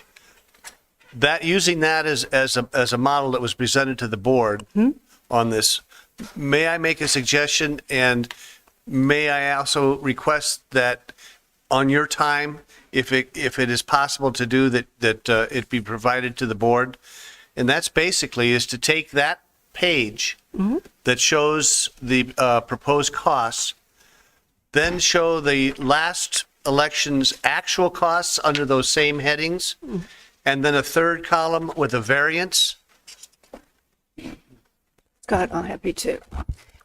Chair Scott, if I may, thank you. Supervisor Christie, I think I'm understanding your questions, and we will try to get a response back to you. Thank you. But it is my understanding that today's item was to understand what we anticipated to be the cost of the elections when it changed to vote centers and what it is. So is there information that we have not presented that would be helpful? I'm just trying to compare apples to apples from what we've not done that? From what the proposal was. And so and in the same manner that it was presented. So quite honestly, there was a lot of facts and figures here, and to try to add them all up, sometimes it didn't work right. And did you actually print 10 million ballots? No. Well, that's what. Chair Scott, no. That is why you have the revised documents, because there was a math error in there. No, I did not print 10 million ballots. So basically, I'm just looking for apples to apples. We'll be glad to get back. What we were Thank you. proposed. So that on at your convenience, that would be very helpful. Just two quick questions. You mentioned the amount of vote centers. Initially, I think they were proposed 100. From 126 down, from 100 to 126. Our office insisted that we add Kirk Bear Canyon Library, which, by the way, happened to end up being the busiest vote center of them all in the last election. But from 100 to 126, how did we get from 100 to 126? Chair Scott, Supervisor Christie, and just Supervisor Christie, just so you know, I did present the information. It's just in a different format. So it is on one of the slides. So it'll be fairly easy for me to provide that information to you. Great. How did we get from 100 to 129 initially in August of 2022? I believe it was request from the Board of Supervisors. Chair Scott, if I may, I believe that each of these vote centers that were added came at the request and direction of the board. If it's helpful, we're happy to go back and pull together a quick report, the 120 we started with, and the various board action that moved it up to 129, and then what was finally agreed to when we went to 126. If I could interject, I also remember that we sought input from the cities and towns, and also from the political parties, and that also, I believe, led to some of the increases. Okay, so this was a matter of jurisdictional and board input and requesting that those be included or added to. And the political parties. Yes, sir. And the political parties, okay. Also, what we were able to glean from the staffing element, it looks like there's been probably a 25% increase to a third increase in staffing from year over year. Is there a particular rationale for that or purpose for that? Chair Scott, Supervisor Christie, which item are you looking? Is that temporary workers or election day Election, the workers? the election workers in general. In totality? Yes. I really can't speak to that, but I know that we did use a lot more workers last year, preparing for and actually conducting counting ballots for the general election. Yes, we did have more workers in general there, but I cannot speak to whether it's a 25% increase. I wasn't counting heads. I was only looking at the cost. Okay. All right. But I'll be glad to go back and take a look at that. I mean, I know overall that pay has increased a couple of times, especially for the intermittent employees, so that the cost has increased. We did give a little small pay bump to the poll workers, and so that may be contributing to some of the costs, but 25%, I am not sure. I would have Any to new look at that. positions created? For poll workers? The only position, it's a clerk position. It's a equipment specialist. Tech support? That would be my permanent staff. And then the intermittents that actually would work with them preparing for any election. All right, thank you. Thank you, Supervisor Christie. Supervisor Kano. Thank you, Chair Scott. Supervisor, are member-to-member exchanges allowed on this dais? Absolutely. Okay. Thank you. Chair Scott, Supervisor Christie, I was just hoping that you might help me understand your placement of this item on the agenda and if there's any additional information that you think would be helpful. I've heard concerns about, or I've heard inquiries, I should say, about increased employees, the rationale behind why we're having more polling centers. To my knowledge, we saved the county taxpayers money through this transition to the voting centers. And so can you help me understand if there's something that we're not answering? No, I think those are legitimate questions. My whole purpose was to follow up with what was presented to the board, that by going to voting centers, it would actually achieve cost savings. And I just wanted to see the proof of that. And the one way I wanted to see it was something that I thought might be helpful, at least in my case, to compare apples to apples from when the first proposal was presented to the board based on the proposed costs and how those same costs are reflective today. That's my whole motivation for this. Thank you, Supervisor. Thank you, Supervisors. Supervisor Allen. Thank you, and thank you, Director Hargrove, for the presentation and for the analysis. I'm glad to see that the model and the change is saving taxpayer money, and also just that it's a model that I continue to hear feedback, positive feedback around, that it provides people the flexibility and convenience to be able to participate effectively in our elections, that people can stop by and vote on their way to work, on their way home to work, on their way for lunch, and that is the way that we can bolster a much more participatory democracy. So thank you. Thank you. Thank you. Any other comments or questions from supervisors? All right. We're now going to go. Did you have something you wanted to add? I'm sorry, Ms. Hargrove, please go ahead. I'm sorry, Chair Scott. You're fine. But for the cost savings, the apple-to-apples comparison, of course, early on in 2023, in my first quarter report, I did provide that. And then again, in March of 24, I provided that. But these would be the final numbers after we've had all of the elections that I will now provide the same information. Okay. Thank you very much. Thank you, Ms. Hargrove. We're now going to, as I indicated, consider item number 58 because it was its acceptance of a grant from the Arizona Secretary of State to provide for the 2023 Help America Vote Act Election Security Grant. I will move the item. Second. Moved and seconded. Any discussion or questions for Ms. Hargrove? All those in favor indicate by saying aye. Aye. Any opposed? Thank you. All right, so item 58 is approved. And I just wanted to ask before I move to our next presentation, because the recorder was kind enough to be here today, anything that you wanted to share with us, ma'am? Thank you, Chair Scott, Board.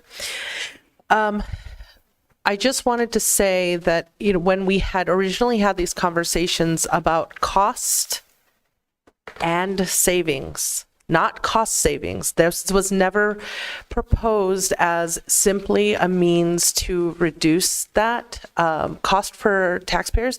What this whole initiative for vote centers was intended was to make it more accessible for voting. We were seeing outrageous numbers of provisional ballots being issued to our voters. More than 27% of voters were being issued provisional ballots, which, number one, is time consuming for them to be processed. It was scaring a lot of people. They were thinking that their vote didn't matter, which ultimately leads to disenfranchisement. And if they were issued a ballot that was out of precinct, even if that ballot completely matched what they should have been given, that ballot was wholly discarded in an attempt to provide it was a Supreme Court ruling, basically, that says that we had to wholly discard those. That means that many people's votes weren't counting.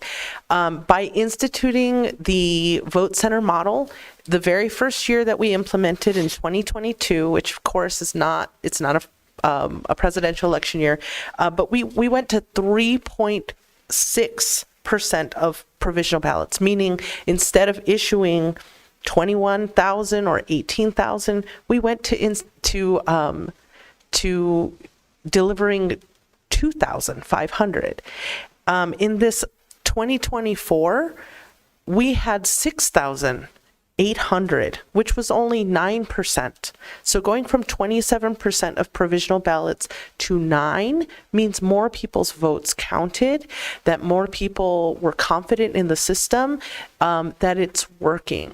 And so again, when we continue to ask for these improvements in elections, it is to make it easier for people to participate. It is to restore the confidence in voters. It's to ensure the security.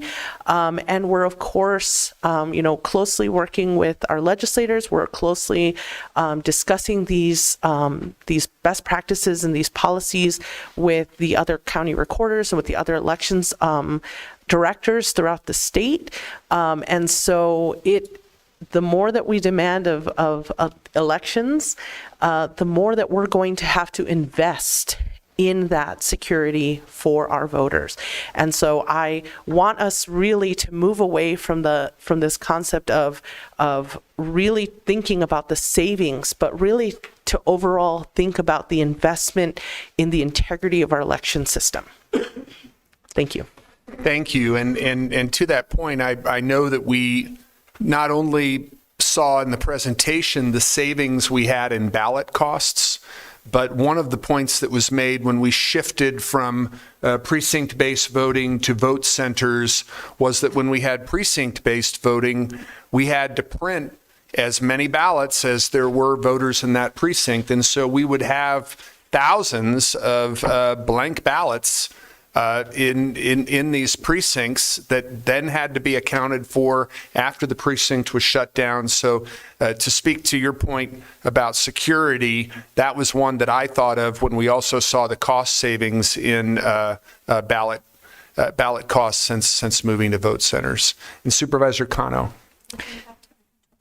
Thank you, Chair Scott. Oh, I'm sorry. The clerk is reminding me that I didn't announce that we had gone back to item number 23. Thank you, Chair Scott. Thank you. Hi, Recorder Custis Kelly. It's good to see you.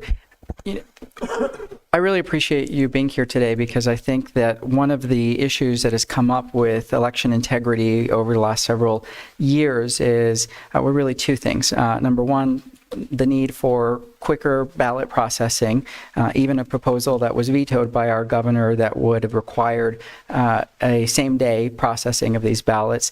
I was hoping that you might be able to walk us through some of the logistical challenges that would pose if, 30,000 people dropped off their ballots on one night, and kind of counter, from your perspective, this notion that that is an easy process. I mean, every ballot, if I'm mistaken, let me know, is verified by a human, and we have guardrails in place to ensure that the transparency and of our elections are there, right? And with that, if, for instance, there were a ballot initiative, one of the many that this Republican legislature put directly on the ballot to require this, wouldn't we then expect as a county to have increased costs for staffing and for the administration of these ballots for same-day processing?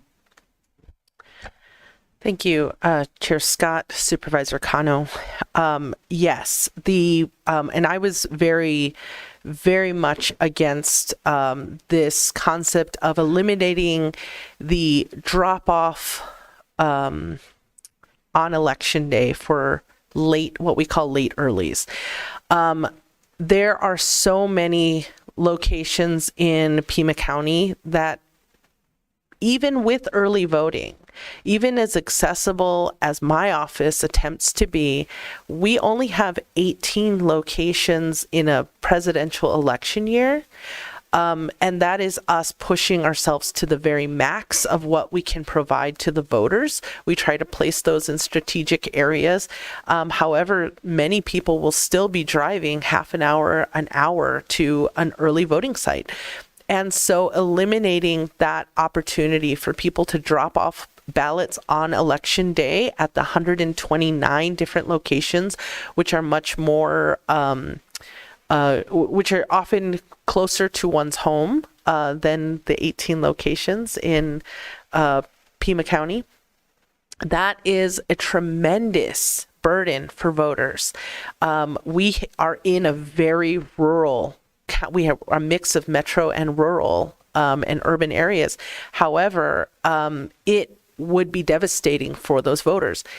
I think there's often this conception that we mail out the ballots on one day, and that's the only time we mail ballots, and so the voter has 29 days to return that ballot, when in fact, we are constantly mailing ballots throughout the entire early voting time frame, and different people are running into different situations. And it's not just people within Pima County, it's also people in Ohio or people trying to, make it back the day before election day, and they want to be here on election day to drop off their mail ballot that they needed to have in their hands. Director Hargrove continues to talk about these 2-card ballots, these long, very confusing ballots for people. People are now requesting them more often so that they can sit in front of a computer and they can research their answers. They are trying to be civically engaged and trying to be informed voters. And being able to have that opportunity to drop off a ballot on election day is so beneficial because we have so many locations here in Pima County where the mail does take 10 days. And if there's any issue, many times people don't even know that they have an issue with their addresses until their ballot doesn't show up.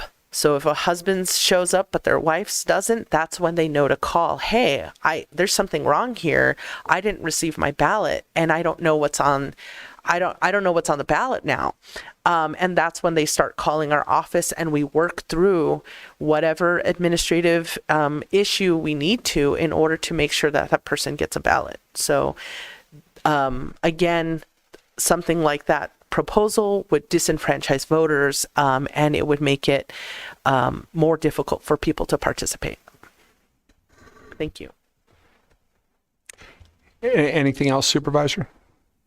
All right. Any other questions or comments for the recorder? All right. Thank you so much, and thank you to you and Ms. Hargrove for being here throughout the morning. I hope you got to have a nice long lunch while we were in executive session. Thank you.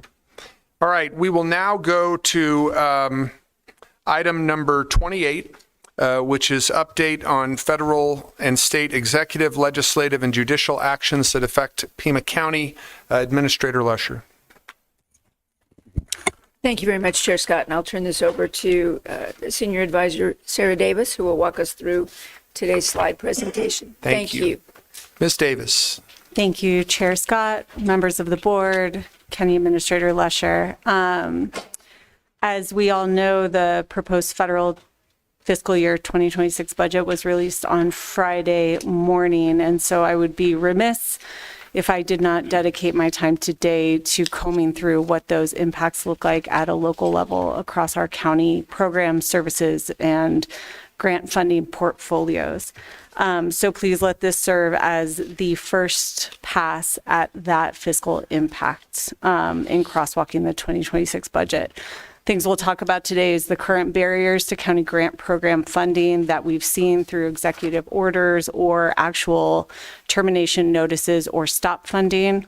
We'll review the 2026 budget implication and then the state level. This update will largely be tied to fiscal impact thereof. Let me say that in the first 100 days in office, there have been over 143 executive orders issued. The 225 legal actions is now 227. That's roughly 1.6 legal or court actions tied to an executive directive. I want to underscore that only 7 of these are closed. These have direct impacts to some of our program funding as they get tied up. So next slide, please. So the 3 core ways that we've been monitoring this is through the policy directives that are within the executive orders. A series of those are within some level of court or judicial action. We've been looking across our grant portfolio programming and determining whether it is appropriate or how to modify based on the executive orders. Of note, we've gotten actual directives from our federal funded agencies or state pass-through agencies to pause, terminate, or stop work. Those terminations are on an abridged timeline. Typically, a grant closeout can be anywhere from 90 days to 120. These were abridged timelines to terminate work within 30 days. Specifically, the pause from OMB original issue was tied up with New York et al. V. Trump, and there is another series of litigative efforts around the reorganization of Health and Human Services and associated grant terminations. The third way in which we're seeing this manifest, and again, this is just a disruption to local funding and programming, is through these massive reductions in federal agencies. We're seeing program staff, key program officers with our federal agencies that are, or programs being closed. And so there's a deep uncertainty of that work going forward and the existence of that funding going forward. In each of these 3 priority areas, we are seeing enhanced scrutiny on reimbursements, either through added justification within our grant portals where we submit for reimbursements, or actual non-payments, which we'll talk about with our shelter services program. Next slide, please. So what we have gotten notice of from our federal funded agencies, the board has been updated on our Department of Health and Human Services grant terminations. As you know, 90% of the grants received by Pima County Health Department are sourced from DHHS agencies such as the Centers for Disease Control, HRSA and SAMHSA, and these deal with immunization support, maternal child health, and a series of other critical programming such as opioid work. That reorganization eliminated over 20,000 positions, and there is substantial changes in the fiscal 26 budget that will reflect more of that. Pertaining to FEMA, FEMA has withheld reimbursement for our shelter and service programming.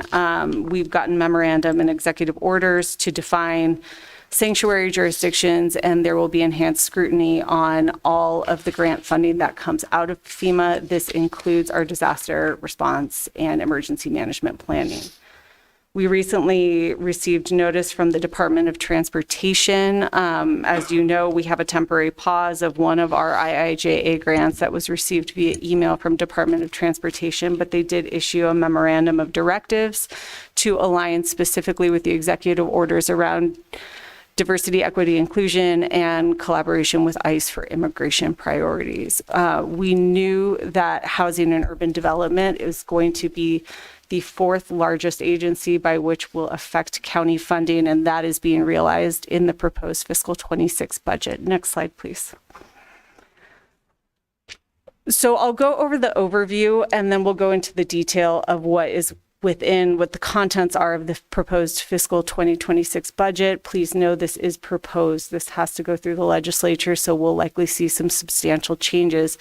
But we've reported to the board against our fiscal year 2024 spending. Why did we do that? Because fiscal 2024 has some of the larger allocations of federal funding, such as the American Rescue Plan Act, Emergency Food and Shelter Programming, Shelter and Services Programming, and Emergency Rental Assistance Programming. The fiscal 24 funding year also includes grants that are within the Bipartisan Integrated Infrastructure and Jobs Act and Inflation Reduction Act. Those were once in a lifetime level federal funding allocations that were provided to jurisdictions. As we close out fiscal 25 expenditures, we will also report that to the board. But we really wanted to understand what the dollar amount and the proportionality of the funding that would be impacted by the federal government's executive orders or activities, and now being realized in the federal 26 budget proposal. So as the board has been updated, we anticipate that we will not be reimbursed for just about $12 million in shelter and services programming. The Bipartisan Integrated Infrastructure Jobs Act was called out in one of our executive orders, and in the budget is reflected as potentially eliminated. That represents $69 million in county grant awards. It's unclear if we have grant agreements in place, if that funding is still at risk, or if it is completely eliminated. But what we really want to focus on is that $52 million balance. So not the big funding from ARPA or shelter services programming, but our block grants, our regular established programming. We got some clarity in the fiscal 26 budget proposal of what the impact would be to those awards. And we think a conservative estimate is that 50% of that, $26 million, are slated for absolute elimination or significant cuts. We anticipate this will be higher because some of this is reflected in direct program reflection, but it's also tied up to the reorganization of critical federal agencies. So next slide, please. We'll go quickly through this. The Department of Health and Human Services is one of our biggest federal funding agencies. In 2024, it represented over $11 million in grant spending. Proposed elimination exists for low-income home energy assistance programming and community service block grants for our community action agencies. Health Resources Services Administration, Centers for Disease Control, and Substance Abuse and Mental Health Services Administration are all federal agencies within the Department of Health and Human Services that have substantial consolidation or reorganization. We get grants for maternal and child health, immunization, opioid grant funding, and HIV services. Again, all of these tied together represent over $1 million between SEED Community Workforce Development and our Pima County Health Department. For the Environmental Protection Agency, it represents $1 million in fiscal 24 federal spending, not just for environmental justice, but clean air programming, air quality monitoring, and other programmatic work that is essential to our Department of Environmental Quality. As said before, the Department of Homeland Security represents roughly $500,000 in fiscal year 24 grant spending, but for our FEMA non-disaster grant program, which funds a lot of critical work within our Office of Emergency Management, they anticipate over $1 million annually. And then we have the $12 million potentially owed for shelter and services programming. Next slide, please. The Department of Justice wants to reduce state and local grant programming. We had $1.8 million in federal grant spending from Department of Justice grant programming across multiple departments. Our Department of Energy represents the IIJA elimination. That would be $69 million if our current awarded grants won't continue. This also includes to some level weatherization programs, which seem to be redirected, and we're unsure of what that will mean. The Department of Education, CWD, has substantial programming here. A significant portion of their one-stop customers use adult education at Pima Community College. Our Department of Labor, we knew to some level that the WIOA programming would be cut, but it represents $4 million in fiscal 24 grant spending. And it's anticipated that the Make America Skilled Again reauthorization would continue to cut that further. Job Corps also has effects not just with our community workforce development, but our AmeriCorps programming with our conservation and lands resources. Next slide, please. And finally, housing and urban development represented over $6.7 million in fiscal 24 grant spending. HUD is one of our, just like Department of Health and Human Services, one of our biggest federal funding agencies, and this shows substantial cuts to not just community development block grants, which the county has been receiving since 1978, for housing, public service program, and neighborhood revitalization, but state rental assistance block grants, which is our consortium we go into with the city, who is the administrator on Section 8 vouchers. We are seeing substantial reorganization and cuts to our homeless assistance programs, which I think my colleague might hit on in just a bit with our homelessness update, but our continuum of care, housing opportunities for persons with AIDS, emergency solutions grants, and homeless emergency assistance programs are substantially cut. So that's a lot of our housing opportunity grant work that we partner with the city very closely and that we operate within our community workforce development programming. Next slide, please. For the state legislative update, as you saw, the state was able to pass House Bill 2945, which was a compromise that covered the budget shortfall of $122 million for developmental disabilities. I think it's important to note that a lot of the fiscal year 26 proposed budget does pass along or propose to pass along some substantial programmatic opportunities to states and local jurisdictions, and whether or not that comes with funding is unclear. The budget discussions are still happening with the Finance Advisory Committee, indicating that there's a slight downturn in state revenues, although the budget detail has not been released yet. I think there's some potential impact from the federal budget to pass some costs along to states. So we will update the board as we get more on that. Next slide, please. We are going to close out in a few weeks our fiscal 25 spending, and we will report to the board. And as the proposed budget moves through the legislature, and I'll underscore, we didn't talk anything about cuts to Medicaid, cuts to research. This is just strictly the county grants portfolio. We will see more impact from these other agencies, Department of Education, the state level impact. So we'll keep the board apprised of that. And if we have a different cost estimate as we finalize our fiscal 25 grant spending, we will update the board on what that will look like to reduce these programs. And with that, I will take questions. Questions for Ms. Davis, Supervisor Hines. So tariffs, like looking at the April 30th Arizona Republic, there's a quote, well, it references the Yale Budget Lab prediction that the average household, I guess that's kind of nationwide, but the average household will be looking to pay an additional $3,800. That's actually for 2025, but we can project that into the future. I'm assuming that the tariffs remain, or I don't know. I'm not quite sure which tariffs are even in existence, but there are a bunch right now, especially ones on like food and clothing and like household items like that. I guess, maybe this isn't your, is that plus like, what we're at a 5-year low of consumer confidence right now, and of course a lot of our like state shared revenue depends on like sales tax. So I'm just wondering, is that something that you factor in into the projections, and is that, I'm asking the wrong person these questions? If I may. Thank you. Oh, Chair Administrator Scott, Lesher. Thank you, Supervisor Hines.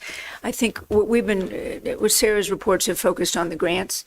If Mr. Cuaron doesn't have it at the top of his mind, he may not. What we can do is simply supplement this with an expansion of the economic indicators that we've been doing as part of the financial report, and look at any of the potentials of the tariffs. But I believe there's information really that we've been providing related to these issues. Are there not, Mr. Cuaron, related in the economic decision guide? Okay. And then more to your presentation then, if I may. Low-income home energy assistance program, like, so people don't cook to death in their houses if they can't afford like their TEP bill, right? That's what that's what they're proposing to cut. And these are proposed cuts. This is not passed by Congress and enacted, correct? Chair Scott, Board of Supervisors, Supervisor Hines, yes, the LIHEAP program provides essential home weatherization, appliance repair.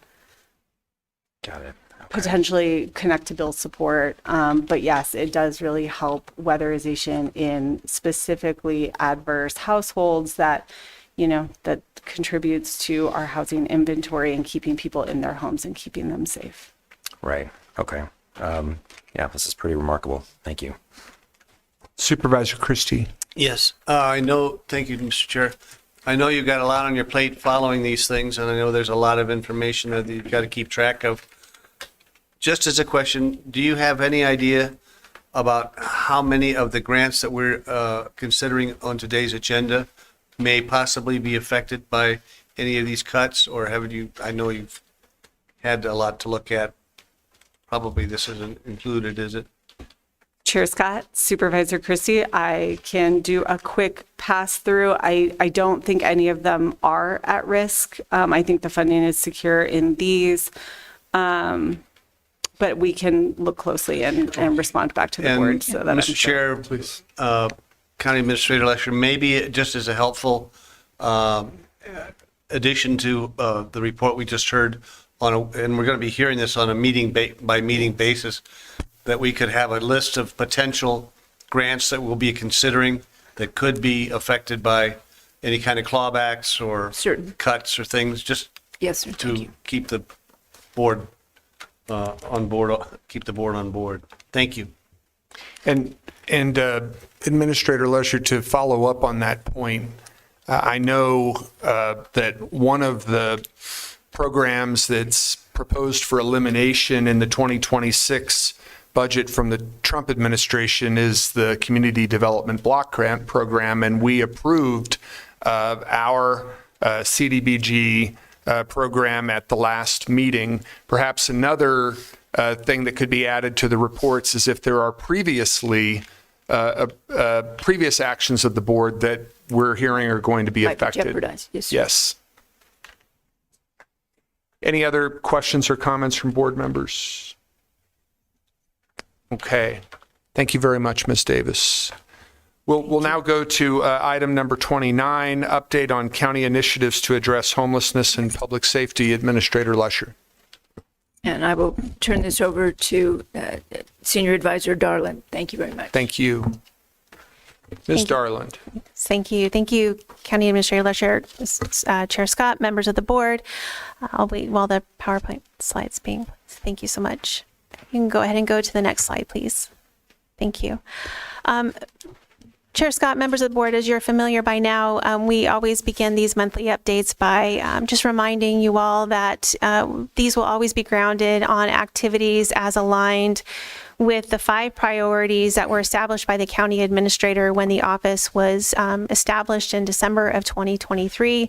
Just real briefly, these priorities include the inventory of existing county and partner programming for at-risk and homeless households, describing and illustrating how services are accessed and delivered to constituents throughout the region, developing county and public facing communications, as well as developing a strategic and continuous improvement plan with the goal of ensuring programming is responsive, sustainable, and equitably distributed. And finally, developing a means for tracking the efficacy of the county assistance programs to make sure that we and our departments and our partner agencies are working, toward that goal of attainable measures of success. Today's update will touch on topics of activities best aligned with priorities number 2, describing and illustrating the response system and care coordination, and number 3, which is the efforts aligned with the county and public communications. Next slide, please. Mr. Chair. Sorry to interrupt. Not at all. Supervisor Kano. Is there a way to get this presentation emailed if it hasn't already been sent our way? I think typically these items are emailed to board members after the meeting. Isn't that correct, Chair Ms. Scott, Menriquez? Supervisor Kano, it will be sent out as additional material after today's board meeting. Thank you.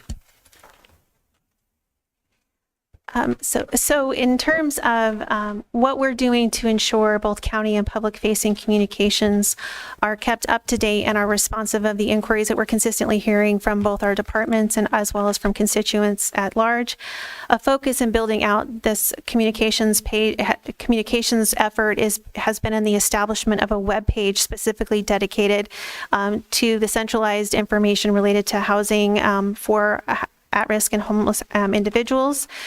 So there is a webpage dedicated to this, the Office of Housing Opportunities and Homeless Solutions, and an ongoing priority is, again, to make sure that the links and the resources available are always up to date and informed based off of the complexity of the crisis and the current need as expressed both by the people experiencing homelessness as well as the constituents and the community at large who are, also being impacted by this, by the challenges. So as you'll note in the frequently asked questions section, we County Communications built out a link that you can access on the left side navigation bar of the page. Each of these inquiries will drop down into specific responses and do include links back to the information or back to where you can find or make the report. So for example, answering a question, for example, what is an encampment? How do you report an encampment? What happens? What does the county do after an encampment has been reported?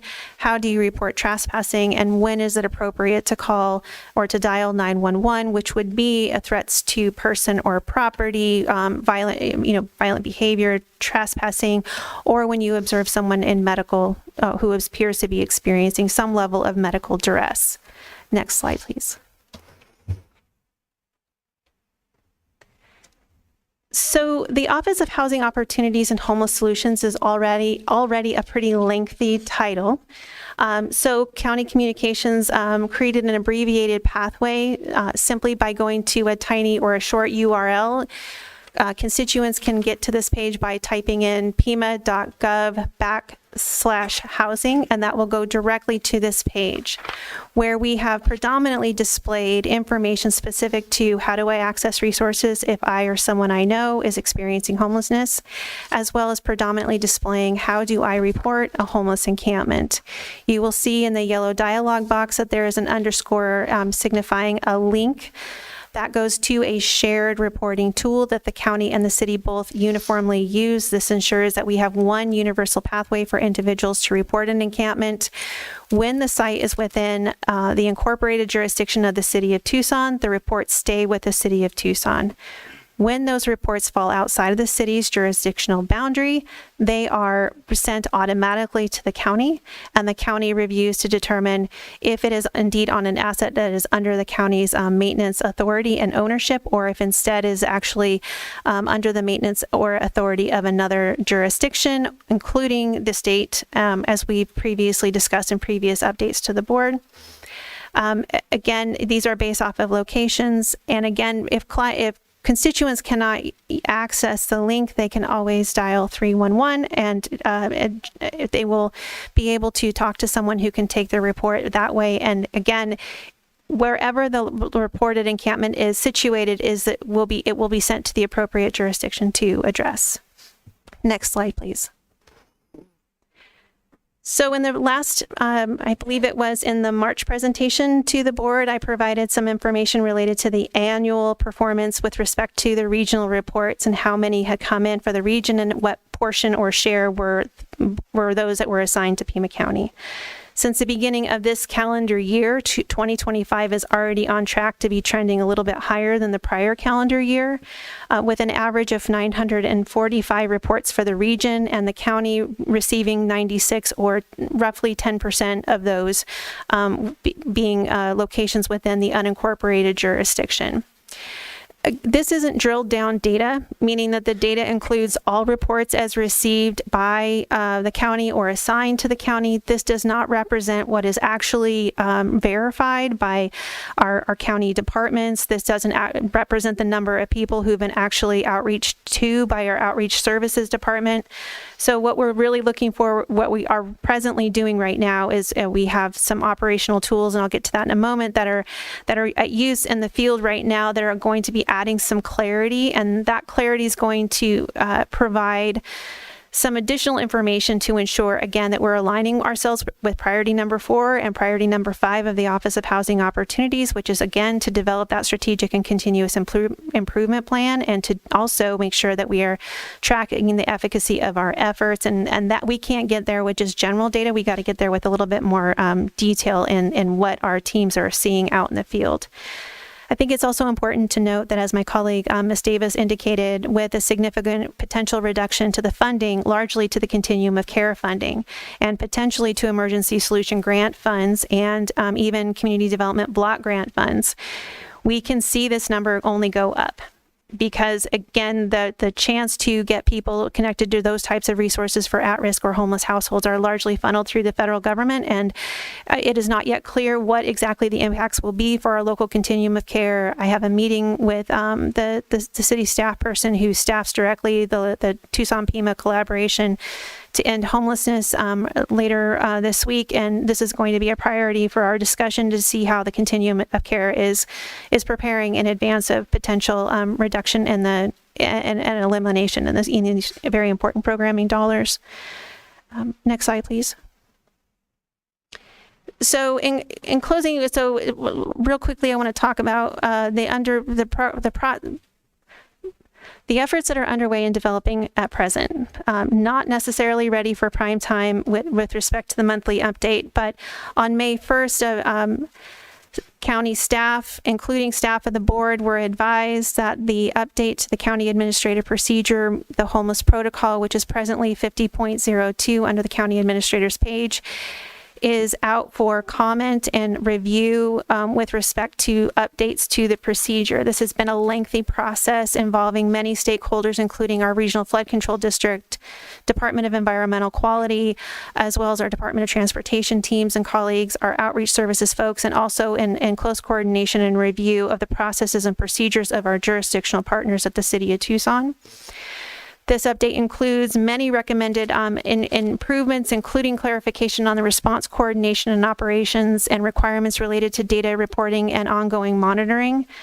Following the 30-day review period, there will be a formal rollout for county staff to review these changes, review both the site and the outreach reporting tools that our wonderful team over at the Geographic Information Systems Division of IT put together really quickly, and also to have a high-level review of some of the best practices related to safety and consultation with our risk management folks and our training department and facilities management. Date and location details are still to be determined. But again, I want to emphasize that one of the key improvements with these recommendations is a requirement in the data collection to ensure that we're getting the granular level of data to have a meaningful evaluation on the efficacy of our programming, and ensure that we're making data-driven decisions in any sort of improvements.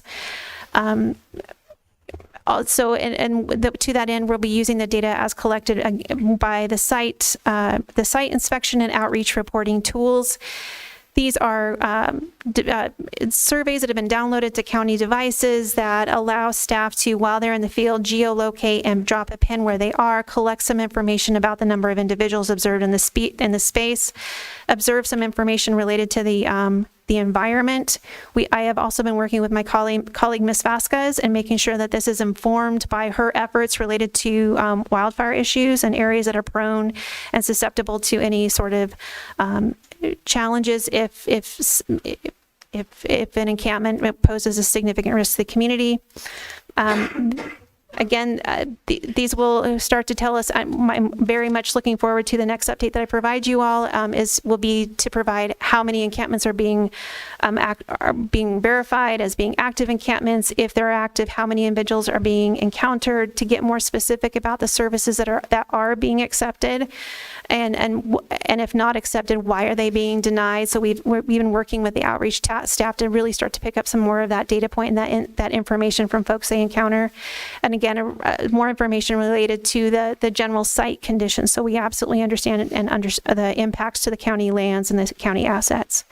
Again, it is anticipated that these data will be more robust by the time of the June update to the board, and it's also anticipated that the June update to the board will include a walkthrough of the final commented on update to the protocol, so that the board has an understanding of what the county response will be when we receive a regional report of an encampment on a county-owned asset.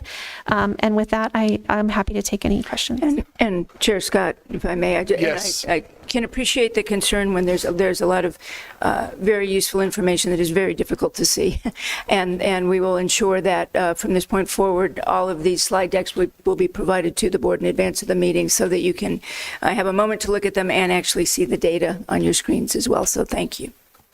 Thank you, Ms. Lesher. And questions, comments from board members? Supervisor Cano. Thank you, Chair Scott. And hi, Mrs. Darling. It's good to see you. And thank you for your incredible presentation and your work to the county. I don't know if this is a question for Mr. Holmes or if it's for the county administrator, but something that is related to this item of homelessness and public safety is a discussion that I've had with your offices in recent days about the implementation of a sobering center, a regional sobering center. Wanted to see if we can perhaps have the county administrator or the assistant county administrator provide us with a quick update on how those discussions are going with our jurisdiction across the hall, across what do we call this? The plaza. Thank you, Supervisor Christie. It's clearly 3:30 p.m. Because this was a big discussion at Mayor and Council, and it was also, Dr. Cullen was at the last Mayor and Council meeting where this came up, and so I'm just curious what the county administrator's commitment is to the sobering center. Administrator Lesher. Chair Scott and Supervisor Cano and members of the board, all of those, that is part of the package that came forward to the board as part of the recommendations of the Opioid Advisory Committee. And in accordance with our intergovernmental agreements between the city and the City of Tucson and Pima County, we have one, and the other jurisdictions as well. We have one commission that makes those recommendations. We had been reviewing those recommendations. This board passed the recommendations. They were not passed by the City of Tucson. And that's where I understand that there's going to be a request for us to look at that again. I have not heard that, but we will be following up. I think that sobering centers and phraseology used about a variety of different kinds of facilities is being almost used interchangeably. We look daily at what can be done to ensure that we have facilities for people to detox, to find a different. I think one of the main things we look at is, particularly for those who are justice involved, how do we find a way to provide for significant behavioral health as well as substance abuse and issues, rather than taking care of those individuals in the jail.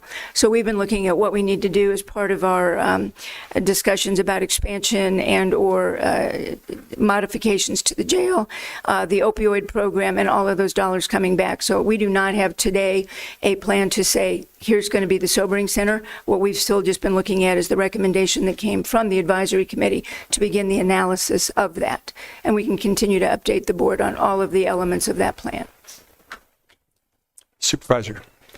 Thank you, Chair Scott. Administrator Lesher, I would like for there to be a response to the discussion that Dr. Cullen had at Mayor and Council, because I'm wondering if perhaps that we are not talking about the same thing. But what I heard at the Mayor and Council meeting for the Sobering Center is that we have a plan in this $8 million that was approved by the board at our last meeting to be able to have a timeline in the next several months. I heard from Dr. Cullen as quickly as possible to have this assessment, perhaps even by the fall, figured out. And with that, in a follow-up question that Mayor and Council asked and got some answers to, is that we are interested in a pilot project, a smaller amount to make sure that taxpayer dollars are used efficiently and wisely, and that the commitment that I heard in that Mayor and Council meeting was that that would happen in this coming calendar year. And so I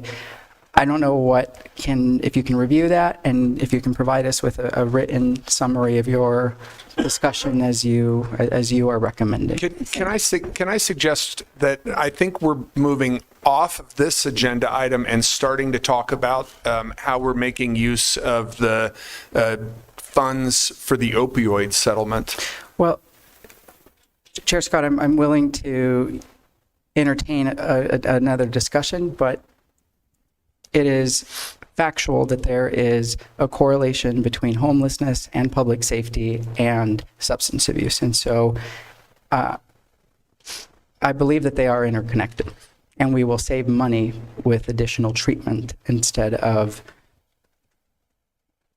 doing other things, right? So I'm with you, and I'm willing to end it here, but I do believe that they're correlated.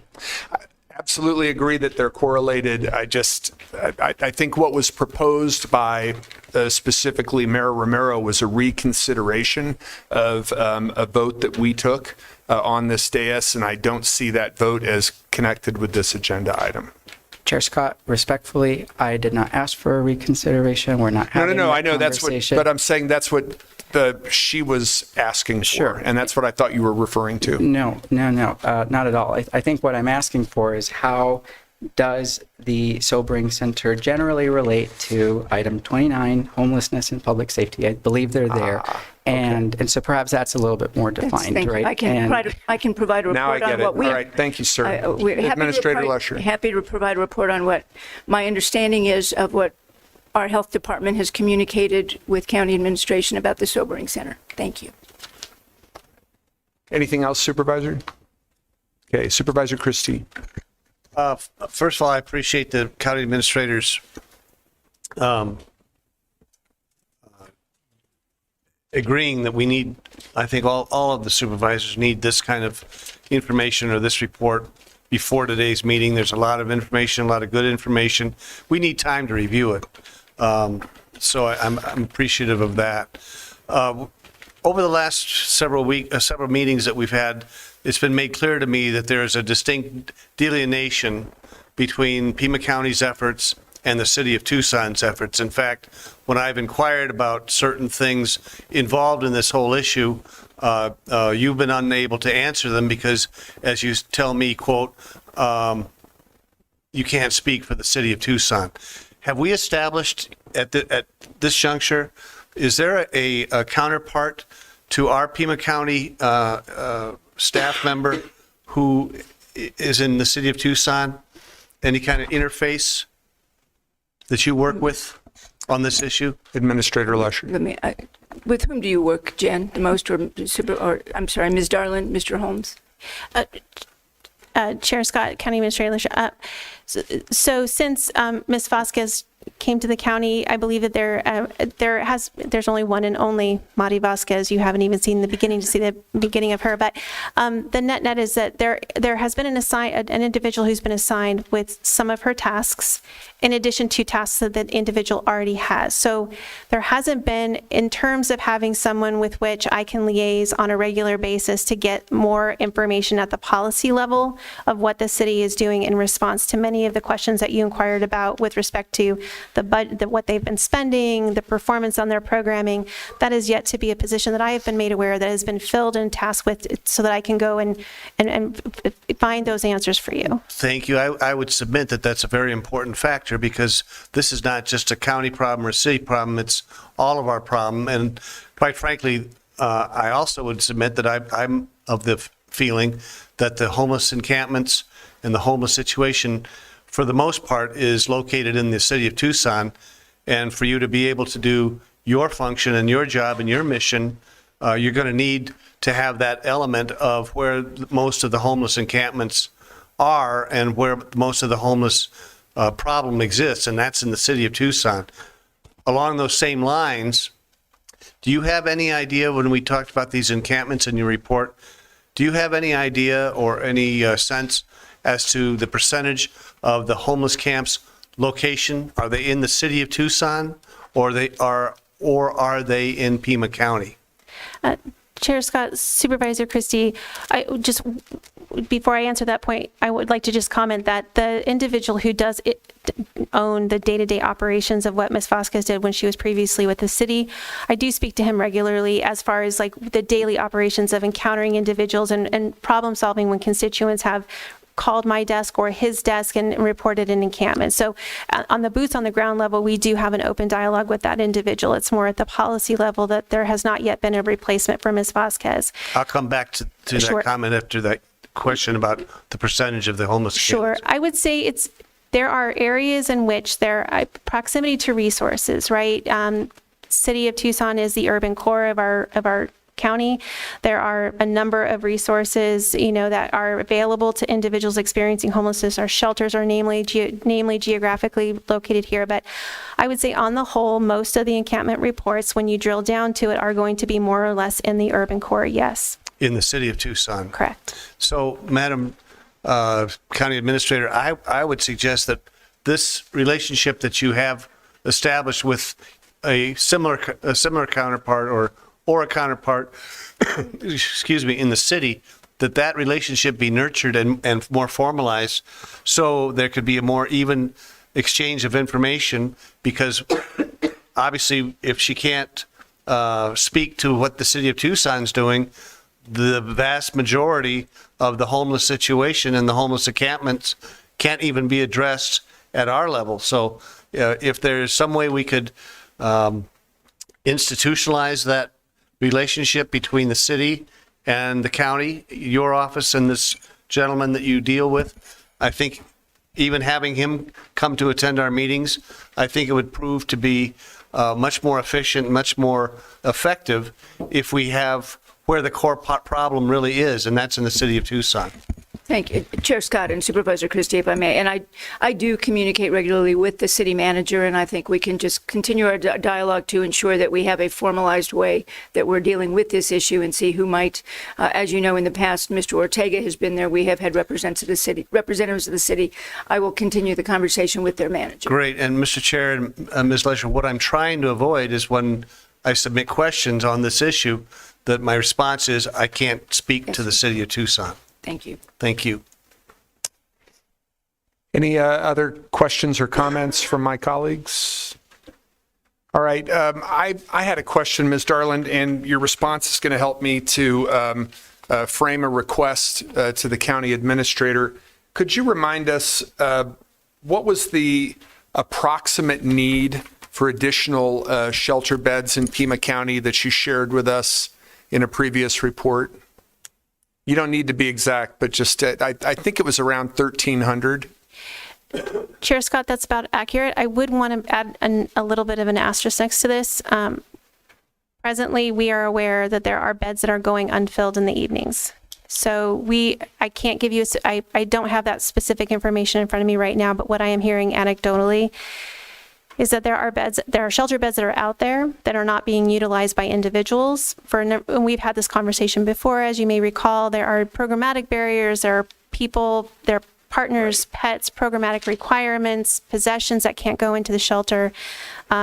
So I say that, yes, I think the number was somewhere in the neighborhood of about 1,200, but I would also caution to say that our current system and the way in which it's utilized, we're underutilized. We haven't found ways to, and I would say that given the federal forecast, that it would be really important for us to figure out what we could do to strengthen the programming and the existing shelters we already have. That's an opportunity for a discussion with those partners, because I know that those beds going unfilled feels for them to be an opportunity as well. But if there is but maybe that's a conversation for what type of programming do they need to ensure that they can help reduce those, lower those barriers even further to make sure more folks can be served inside. Well, I think the requests that I'm about to make to the county administrator can certainly incorporate underutilized or unutilized existing shelter beds. But by way of direction, I'm asking the county administrator to report back to the board with a feasibility study and work plan as to how the county, both on its own and working with our local partners, will meet that need for both additional shelter beds and utilization of existing shelter beds. The feasibility study and work plan should include how we will address the different types of shelter required to meet the needs of various segments of the unhoused community, and also include timelines for completion.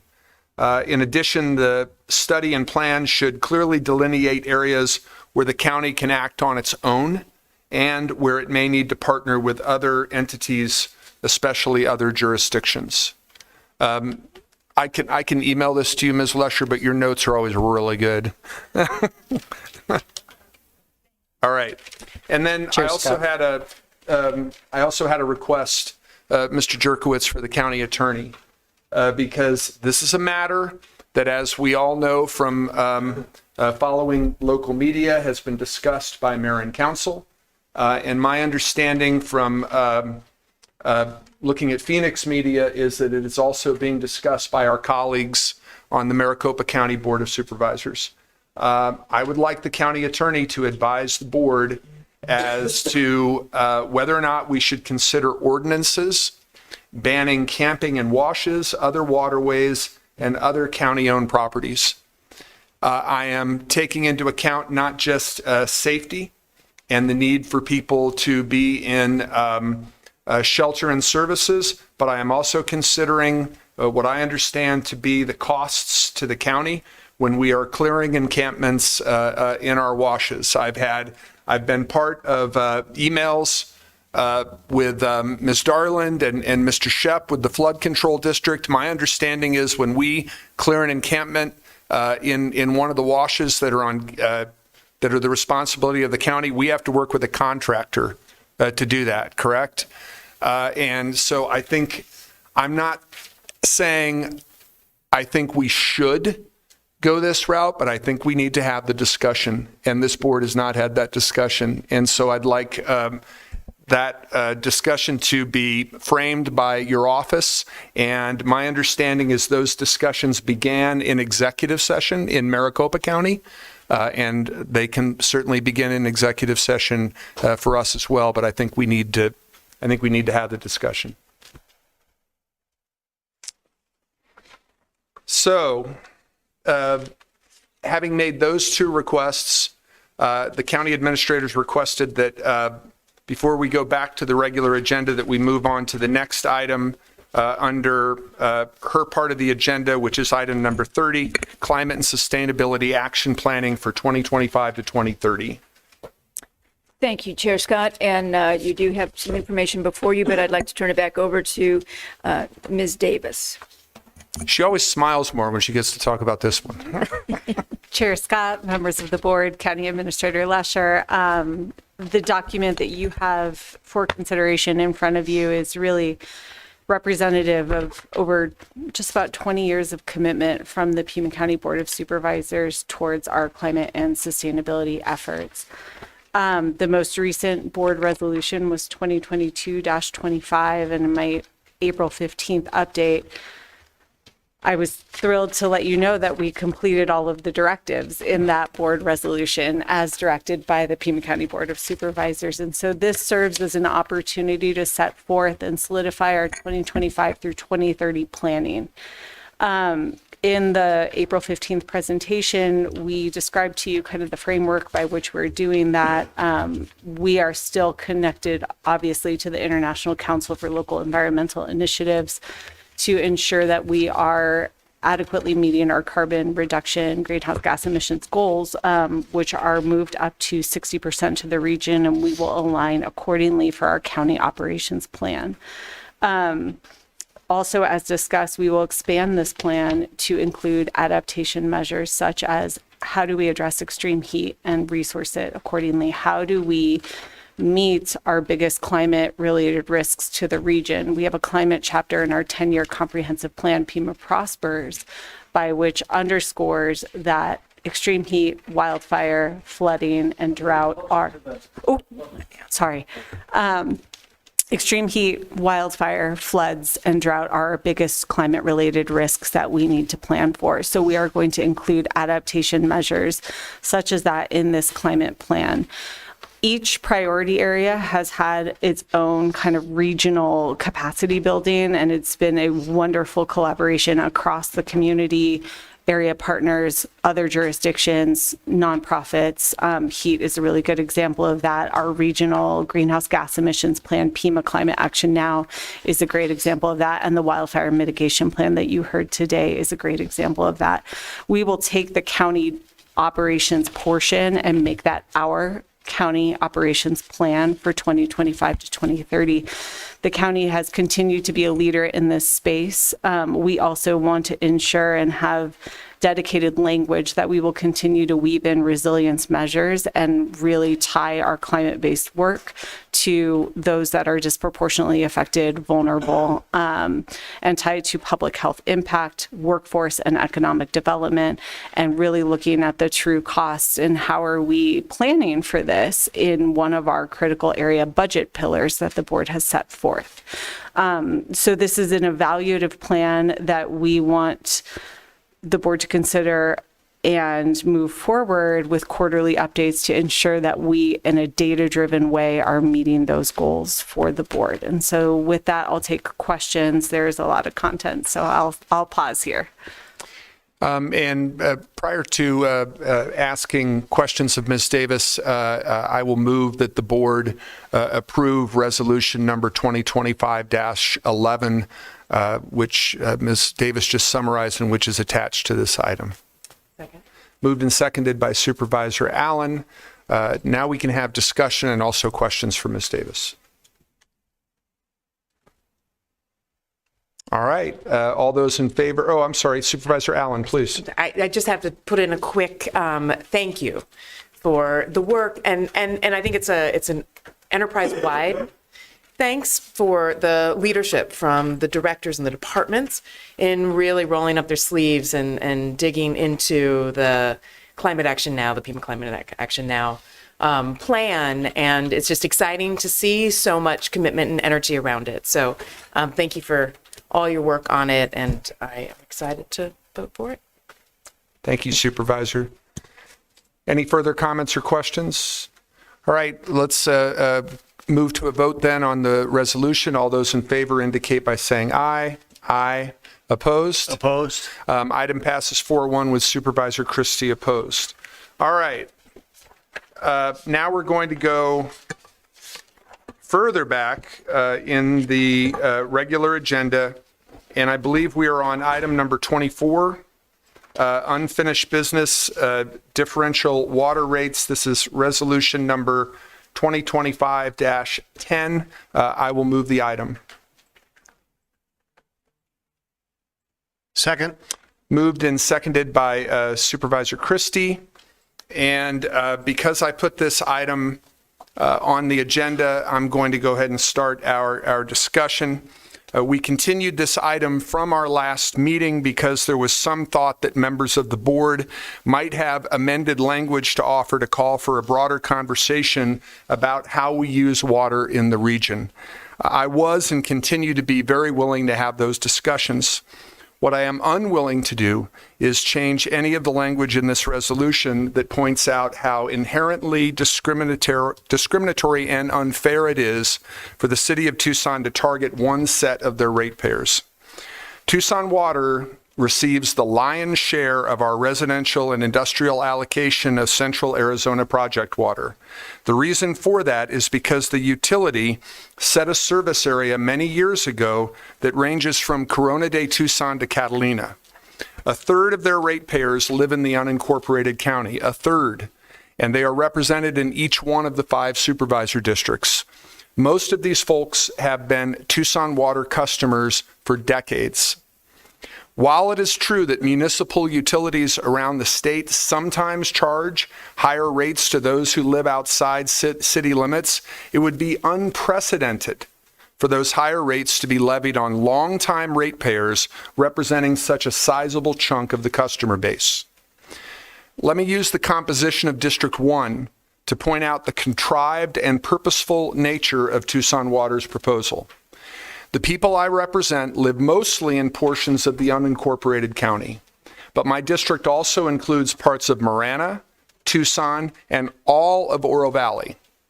If a holistic study of the costs of delivering water and maintaining the utilities infrastructure were done, it is likely that it would be found that it costs more to serve some of the customers in those incorporated areas than it does to serve those in the unincorporated areas. However, customers in all incorporated areas are exempt from these higher rates. Tucson Water's proposed rate hike is not based on a comprehensive cost of service study. Instead, as can be seen from reading comments from city staff and the local media, they began with an end in mind, jacking up rates solely on their customers in the unincorporated county. With that goal, initially thwarted by our successful lawsuit, they cobbled together a methodology as a means to justify their end. It may ultimately pass legal muster, which is why they had both the city attorney's office and their paid consultants working on it. But that won't make it right. The ratepayers we represent in the unincorporated county have been disparagingly referred to as non-owners of the utility because they live outside the boundaries of the city. That is an insulting term to apply to your customers who have been helping the utility to grow and prosper for decades. It is equally insulting to infer that these higher rates mostly target the affluent. Again, the customers targeted for these higher rates represent a third of the people served by Tucson Water. They live and work in each one of our districts, and they represent our entire population. The city exempted the county as a ratepayer from their initial rate proposal in a cynical attempt to get the court to dismiss our lawsuit. The court saw what they were trying to do, allowed the lawsuit to continue, and the county ultimately prevailed. We are also exempt from the higher rates in this proposal, and the court did not allow us to represent our constituents as a class last time, so our direct legal options may be more limited.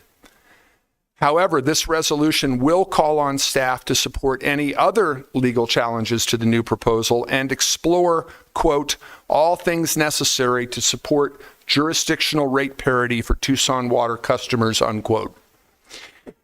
Part of the resolution our office has submitted for our consideration notes that by adopting differential water rates, the city of Tucson will end its commitment to serve as a regional water provider, but continue to maintain a monopolistic market for its unincorporated water customers who lack political representation through either the City of Tucson Mayor and Council or the Arizona Corporation Commission. The people who live in unincorporated Pima County, who make up a third of Tucson Water's ratepayers, and who are over a third of the county's population, have only one advocate, only one voice, the Board of Supervisors. and we need to continue to stand up for them. So I encourage my colleagues to pass this resolution. We'll entertain any other discussion or comments from board members.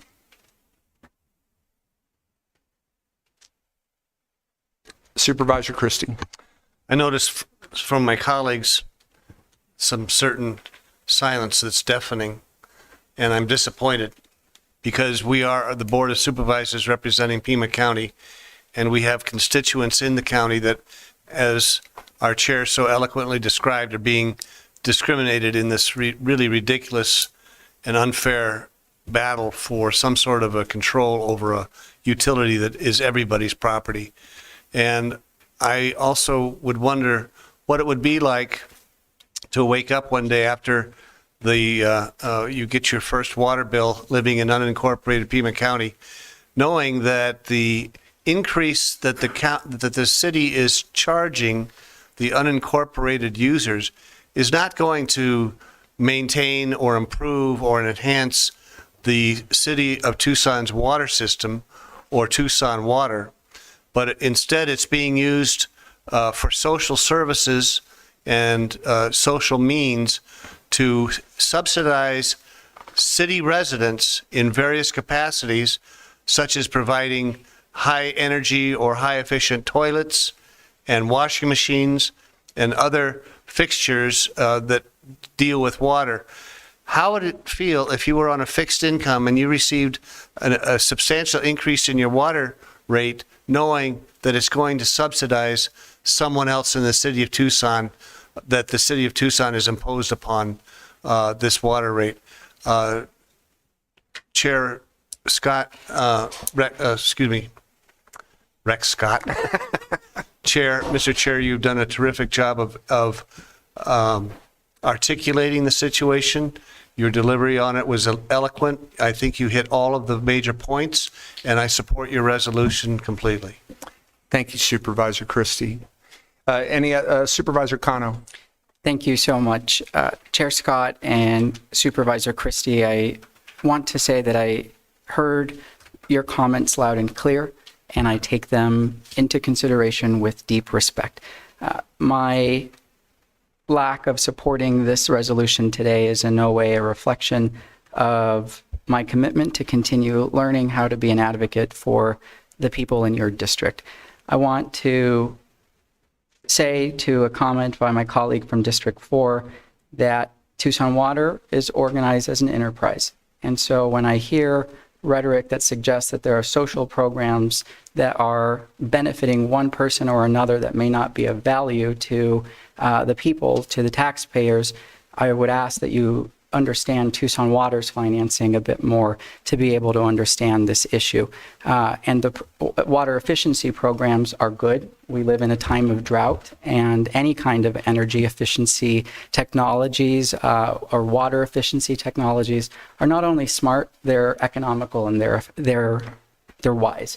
And those programs, by the way, I know about this because I helped negotiate them as a legislator for farmers and for rural America, rural Arizona as well. So going back to the issue, Supervisor Chair Scott, a significant majority of District 5 lies within the city of Tucson. Tucson Water has provided service for decades to city residents and across the region.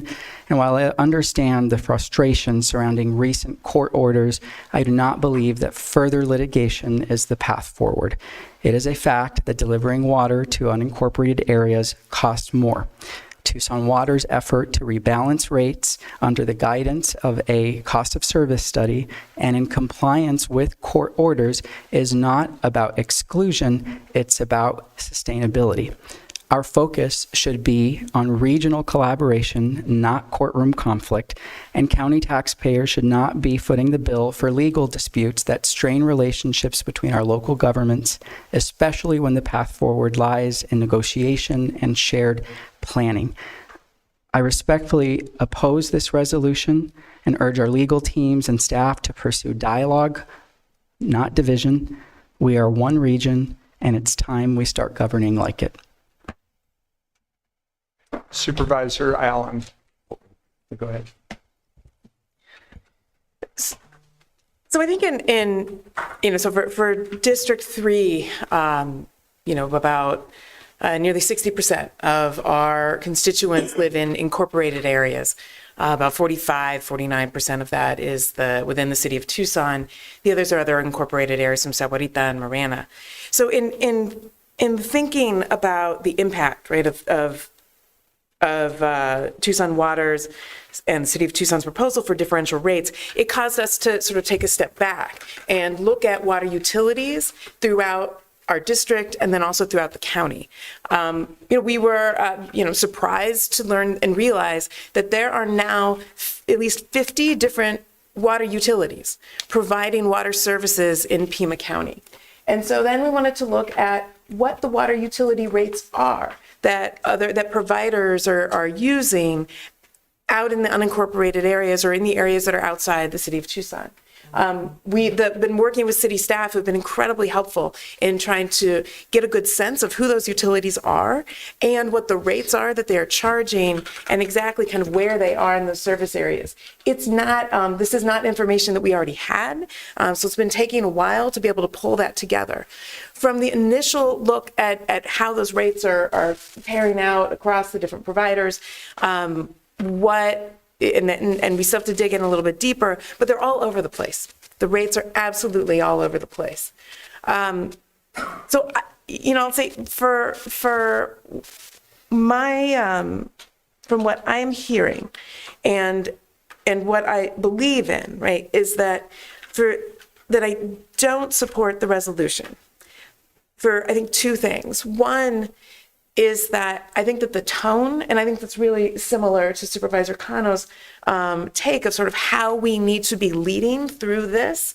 I think that the tone is one that is far more confrontational and much less about place of how we do some regional governance and how do we ensure, and particularly that the water rates, like I want to make sure that Tucson Water, that for the folks who are low income, that are their clients and customers have access to rebates and supports. I want to make sure that Tucson Water is invested in conservation. Right, those are some of the things that we think regionally about their work and their operations, I think need to be a critical part of how Tucson Water operates. So I feel like the tone of the resolution does not get us to a place of sitting down and talking about what the, how we do the right sort of protections and conservation for our region. So, Supervisor Hines. Thank you. And so taking a huge step back, I was actually in Michigan with family recently and looking at water rates there in Midland, Michigan versus here in Tucson, and they're almost the same. And so just like forest for the trees, like that feels a weird, and okay, I'm not going to be very popular.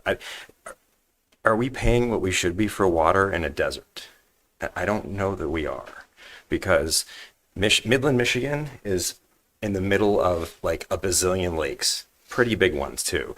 And their rate is within it's like off by about a nickel or something in terms of the, it's like based on 1,000. Well, anyway, I'm going to mess up the units, but it's about the same as what we're paying here, which I find fascinating and a little strange just because we struggle with water here much more than we do, of course, in Michigan. Just overarching observation. But I too represent in District 2, like the vast majority, of course, the city of Tucson, but I also represent Littletown. That's a lower income area that is in unincorporated Pima County. And I have concerns. I don't like the fact that folks in Littletown are getting charged, or I think now, a higher rate because of a jurisdictional boundary. They're not up in the foothills, not that means that people can necessarily afford it, but like they certainly, I don't know. So I have my concerns as well as to how this was done. It's obviously not our direct authority here. I don't support like the, legal action and wasting dollars, but I do support like meaningful dialogue. And I think looking at how this rolls out for 3, 5, 6 months or something, accumulating the data and really looking at that and then putting together that information and presenting it with some of our suggestions for a policy direction change to the city of mayor and council, I think would be, it's not what you want. I know it's not this resolution, but it could be very helpful. And I know that's not what you want to hear, but I think that would be, I would like that for my own constituents again, who are, I have a small amount of them in unincorporated Pima County, and I think I would like to see how they're being impacted and then present that to the city of Tucson and the mayor and council and see if, based on some accumulated data, that we can maybe get a different policy moving forward before we were to do anything else, like in terms of like a legal challenge. So that's my position. Thank you, Supervisor. And I'll just say, I absolutely agree in the need for regionalism and increased collaboration, not just between the city and the county, but with all of the local jurisdictions in terms of how we're making use of this most precious resource. But I think when we're talking about what foments division, what causes division, it's not the county that is proposing to jack up rates on a third of our users of the sewer system. It's not the county that undertook this methodology to justify those rates without any consultation with anybody else.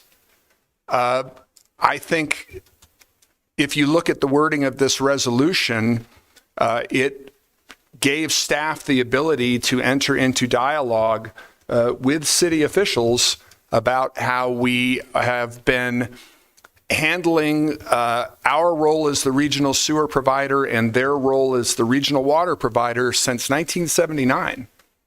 I think we've indicated a willingness to engage in dialogue, whereas I think the course that mayor and council have set is the one that is more likely to promote division. It's certainly promoting a lot of concerns among my constituents and people around the county who are part of that third of their ratepayer base. But I understand everybody's position.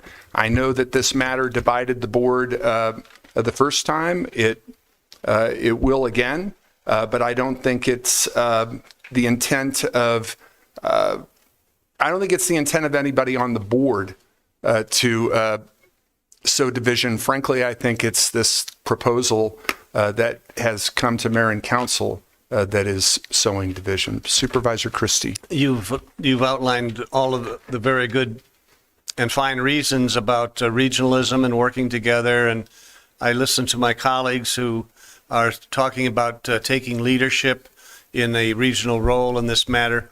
It's really hard to take that stance when it's been very clear and made very obvious, overtly obvious, that the city of Tucson is using the leverage of higher water rates for unincorporated residents and users of Tucson water as a means to blackmail them into getting along with annexation. You don't like high water rates? There's a cure for that. Allow the city of Tucson to annex you. This is an undermining, underhanded way of utilizing a very valuable asset that this community has. We've had a terrific working relationship with both the county and the city since 1979. It was denoted that the county will handle the sewer rates and the city will handle the water rates. And that end of the bargain, among other instances that one could cite with the city of Tucson, has been used in a nefarious way. And it's very difficult to have any sense of a feeling of working together, of collaboration, of trying to come to a common ground when these types of underhanded methodologies are being utilized by the city of Tucson so they can enjoy the fruits of other people's money. And to use the money from other people for their own social causes and their own narratives. This is probably one of the most underhanded ways I've ever seen a utility ever be used. And to try to massage it into, let's work with the city of Tucson, let's go back to the mayor and council, they're not willing to do that because they know that they're in the catbird seat. So I strongly urge our county to take the stance that it has and to continue it, and that is to explore every legal mean possible to fight this tactic that the city is using. And I have been swamped in my office for many months from my constituents complaining about this, and I know I'm going to get much more letters of protest now that my colleagues appear to want to vote this resolution down. And I don't see any other end to it other than some legal remedy that's going to be expensive, it's going to be ongoing, it's going to take a long time, and it certainly will not complete any kind of regional unity. Thank you. Thank you, Supervisor. Supervisor Hines. Just one quick thing. Please. Administrator Lesher, what, I guess, has there been any dialogue on this particular topic? I know there's still ongoing litigation or something, right? So, but I mean, can there be any kind of dialogue at the staff level without passing this particular resolution? I would like to hear your thoughts. Administrator Lesher. Thank you, Chair Scott, Supervisor Hines, and members of the board. There has not been a great deal of dialogue because we have been in litigation, and so simply not able to talk about some of the underlying issues related to the 1979 agreement based on that. I think that has been suggested. I think we're all concerned about both constituents, the people we serve, and the resource that is water. We have an agreement that divided the region in 1979, and what is the region looks very different today than it did in 1979. And so I think I'd be more than happy to reach out to the city and to see what's possible in terms of any willingness, but from the city and the county and some of our other partners as well, to take a look at the valley again and say who's responsible for wastewater, who's responsible for the water resource, and how we can perhaps just take another look at 1979 and see what works today. Happy to begin those dialogues. And Mr. Chair, I would just like to have to do what we can before we look at, lawyers. Sometimes it's better to speak more directly, at least at the staff level, maybe. Thank you. Well, Supervisor Hines, I'll just point out that, and I said this in my remarks, it's unlikely that we will be able to mount any kind of direct legal challenge to these rates because the city has exempted us, the county, from these rates. That's what they did during the last lawsuit. And they did that to try and cause us to lose standing in the last lawsuit. The judge saw what they were doing, allowed the lawsuit to continue. But in this new proposal, they've exempted us right out of the gate.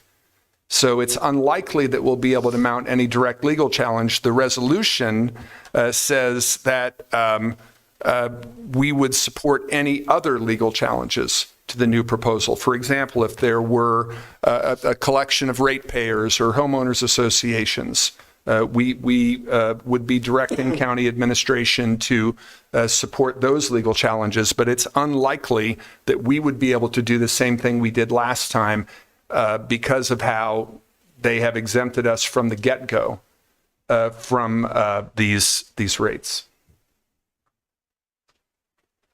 Were you going to say something, Administrator Lesher? I'm sorry, I thought I heard you. Okay. All right. Let's go for a vote. All those in favor indicate by saying aye. Aye. Opposed? No. All right. Item fails 2-3 with Supervisor Christie and myself in favor. All right. Now let's go to other unfinished business. I'm sorry. You had already told me that, Ms. Manriquez, and I just got in the zone. There's something that we need to do, and this may be unprecedented. Share with us what we need to do. Chair Scott, board members, we are almost out of disk space on the disk, and we need to take a 10-minute recess so that facilities can finalize the first disk and switch out and put a new disk in. All right. We will be recessing for 10 minutes, and so we will reconvene at 4:27. Thank you.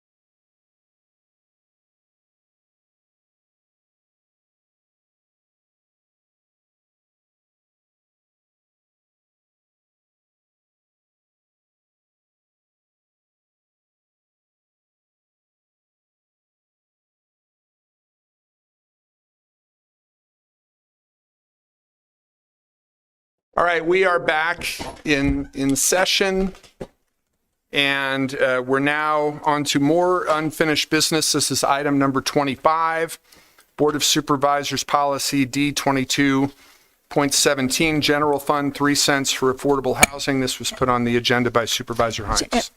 Chair Scott, could I make one comment? Yes, quickly? please, Ms. I want to be Lesher. clear. We had, staff had been asked for some information about the impact of the 3 cents. We sent a memorandum, and I just want to make sure, I believe you received hard copies. It was incorrect.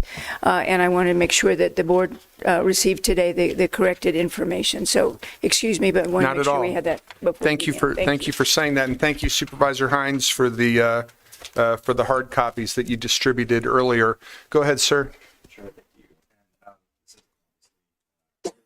Everybody's coughing so much. No, it's okay. It's okay. Tis the season. If you need anything, free advice. From a previous meeting, we have been doing a lot on affordable housing. We've been able to dedicate $17 million to affordable housing gap funding from the county.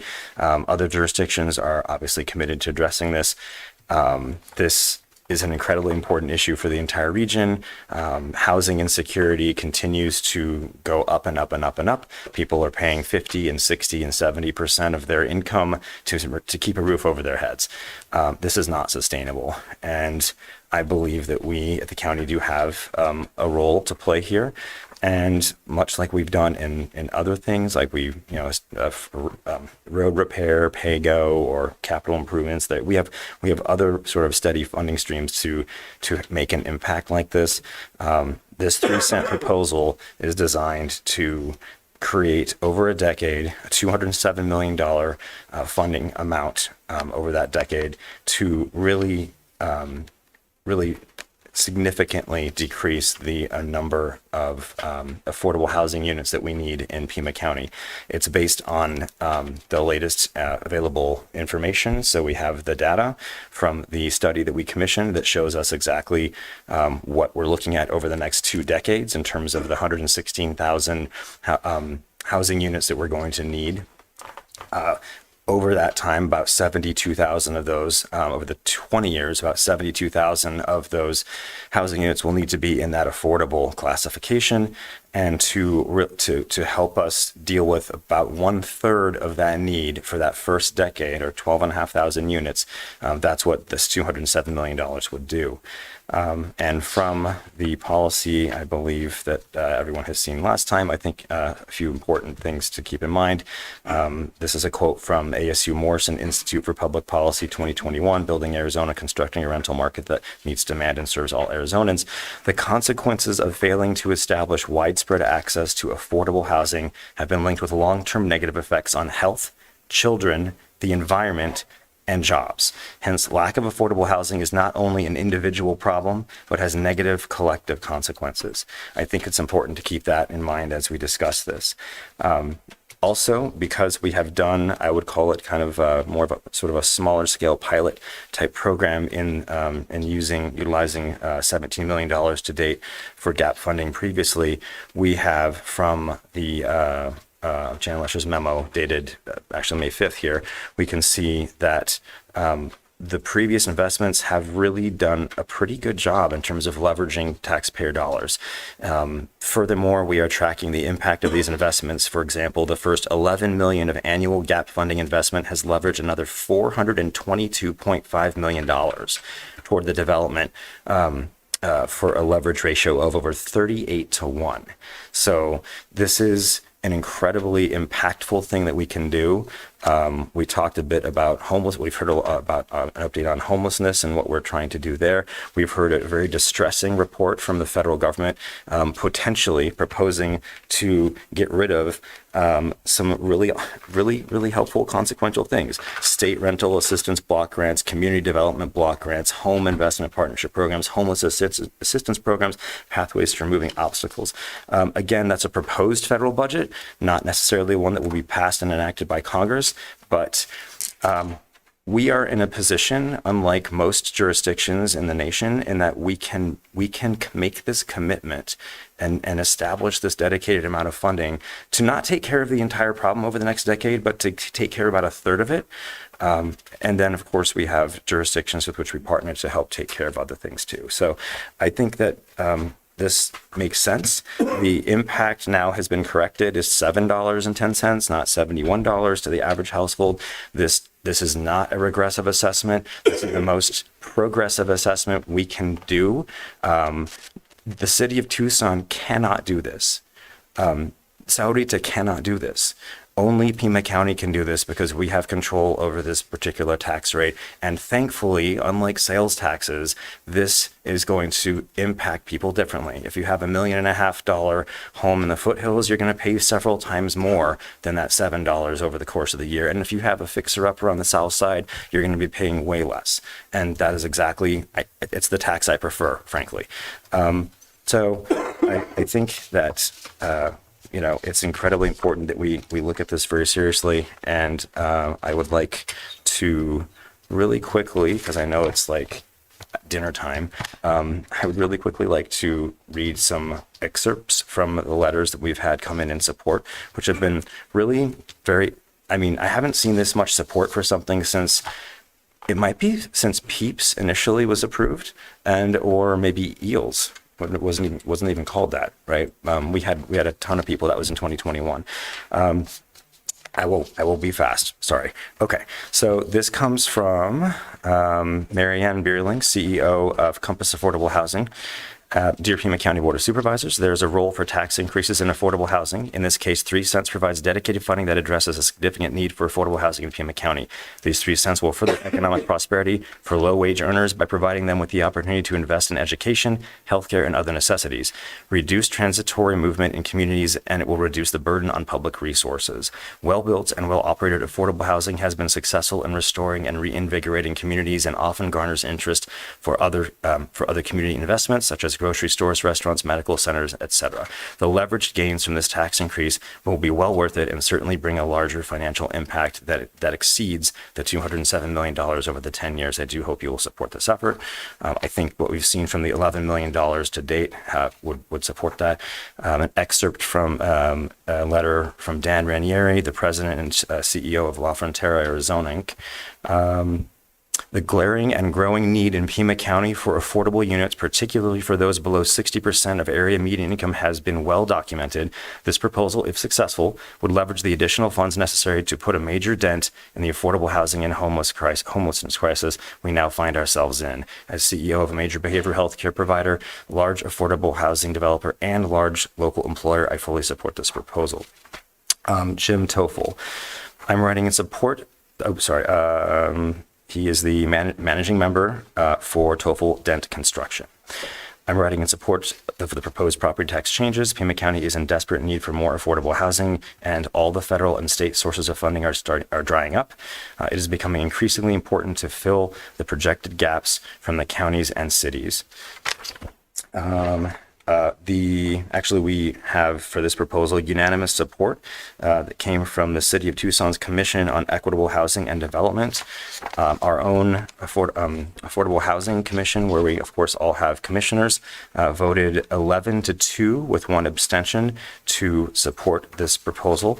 From Tom Litwicki, the Chief Executive Officer of Old Public Community Services. As a leader in the effort to reduce homelessness in our community, I recognize the need for more affordable housing. We are at a critical time in our community during which we will take bold action to raise the necessary funds to address the homelessness crisis, or watch as the problem spirals further out of control. We are still at a point during which strategic investments can make a huge difference over the next 10 years. It is the consensus among those who have been researching this problem, as well as those working directly on the problem of homelessness, that all solutions must include a significant increase in affordable housing. Every year that we postpone increased action, the problem increases. And then from our colleague, the Honorable Mayor Roxy Valenzuela of the City of South Tucson, This initiative is essential for boosting our investment in affordable housing over the next decade as we work to address the growing housing crisis that is severely impacting our communities. The proposed allocation of approximately $207 million for the development, preservation, and maintenance of affordable housing will play a vital role in tackling homelessness and improving mental health conditions within our community. Investing in affordable housing is not just a moral responsibility, it's also a smart economic decision that helps individuals remain in their homes and contribute positively to our society. And then two more okay, wait a minute, that's not from Melissa, that'd be funny. No, Jay Young, sorry, from Southwest Fair Housing Council on May 1st. This is just confirming that the City of Tucson's Commission on Equitable Housing and Development meeting occurred and that there was unanimous support given to this proposal. One particular quote, given the increasing demand and the shortage of affordable housing options, Pima County and the City of Tucson must adopt innovative approaches to effectively support housing within our community. And one last letter, which I will read entirely, is from a resident of Pima County, Judith Key. Dear members, dear Board of Supervisors, I'm writing to encourage you to dedicate a specific amount of funding each year to increasing the amount of affordable housing in Pima County. I'm particularly interested in seeing affordable housing included in mixed and middle-class neighborhoods, not just low-income areas. Like 2/3 of the residents in Pima County, my husband and I own our home. We are lucky to have housing costs that are more or less locked in. But for the 1/3 of Pima County residents who rent, the extreme rental price increases of the past 4 years, 30, 40, even 50% have been destabilizing. That's the case for our eldest daughter and her husband, who live in an apartment in Tucson and often struggle to make ends meet. The cost of this proposed policy to the average homeowner, $7 in the first year, up to $11 by year 10, is the least we could do for those in our community whose hold on economic stability is much more tenuous, and for those whom reining in rental prices is vital. Increasing the supply of housing on a continuous and predictable basis would help reduce demand and increase market stability. Please consider making this a focus of county policy consistent with the needs identified by the Prosperity Initiative. And I appreciate that she refers to the Prosperity Initiative because that just came up earlier today. That's a pretty amazing set of policies that we approved as a county. And I see that this 3-cent proposal in absolute perfectly dovetails and is in lockstep with that. So I understand that we got some, and the public, and most importantly, got some information that was not accurate. So I'm happy to hear discussion from my colleagues, and if we need to give some more time to this, I'm happy to continue this one more meeting. But I'd love to hear everyone's thoughts. Supervisor Allen. Thank you, and thank you for continuing to move this proposal forward. I have some prepared comments, but I wanted to just say that every time after Ms. Darlin's presentation about homelessness and what we're doing in the county to address it, every single time it just weighs on me because it is such a, we are building along with the city and just these labyrinths, right? These heavy labyrinths of services, bureaucracies, procedures and processes to find the folks who are unhoused, to potentially criminalize folks for being in washes, to try to match people with criteria around for certain types of housing. And what it always leaves me feeling is the need to address the root cause, both the need to provide housing. People are homeless because they need housing. People also need treatment, right? They are struggling. I think as Supervisor Cano had brought up in one of the other conversations, folks need treatment for substance abuse, for mental health. Those 3 things are some of the fundamental services that we need to be investing in, right? Anything short of that is just us spending money, more and more money, avoiding doing what needs to be done. I don't like contemplating property tax increases for anybody. But when I think about this cost, adding 3 cents, And I put that next to the other costs that we incur by not investing in housing. The costs that we incur for law enforcement, the costs that we incur around the jail, the costs of all of the nonprofit organizations that are building up all of the services, our own services, the costs incurred through the courts, the costs incurred by schools when children miss school because they don't have homes. The costs that, it goes on and on, right? We, in fact, our office, we tried to quantify what the cost of not digging into the root causes is, and it's such a labyrinth and so complex and so large. So I support this proposal. I support it because I think it is an upstream effort. While it can't even get us all the way upstream to the level that we need to, it gives us leaps and bounds farther than we are able to do without it. I know that we have a commitment through the commission working on creating a regional housing strategy and funding plan. And while that is being worked on, I think taking action now to do a bold, substantive investment in affordable housing, it sets us up because we know that invariably that plan is going to call for money, significant chunks of money. So this is addressing what we know will be one of the conclusions of that plan. And I too think that, of all the tools that are out there for any municipality, property tax is the most progressive tool. It is the best tool that we have towards taking money where there is capacity and less money where there is less capacity. There's no other means to really do it at the level that it needs to happen, right? So I support this proposal. I think it's hard given these times of economic uncertainty. I know that we are just seeing the tip of the iceberg of the ramifications of what the Trump administration is doing. But I also think that that uncertainty and that tip of the iceberg is actually why we need to do something like this, and knowing that what is underneath there is going to be underneath what we can't see from the iceberg is greater housing instability and economic crisis.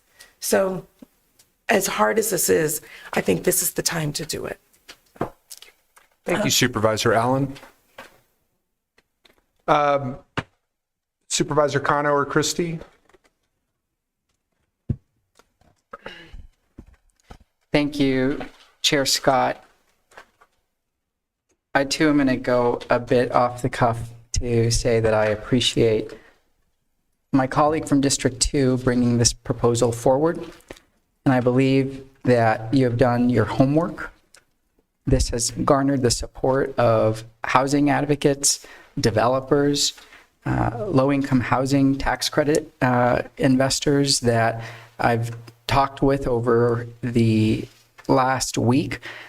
I do firmly believe that this is a pro-business, pro-growth, pro-housing affordability proposal, and I want to thank you for bringing this forward. The truth is that we are facing a real and growing housing supply crisis in our region.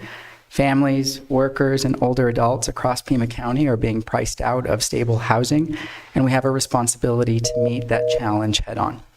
The updated fiscal analysis from the county administrator offers important context, and I'm encouraged that we now have a clear picture of the potential impact.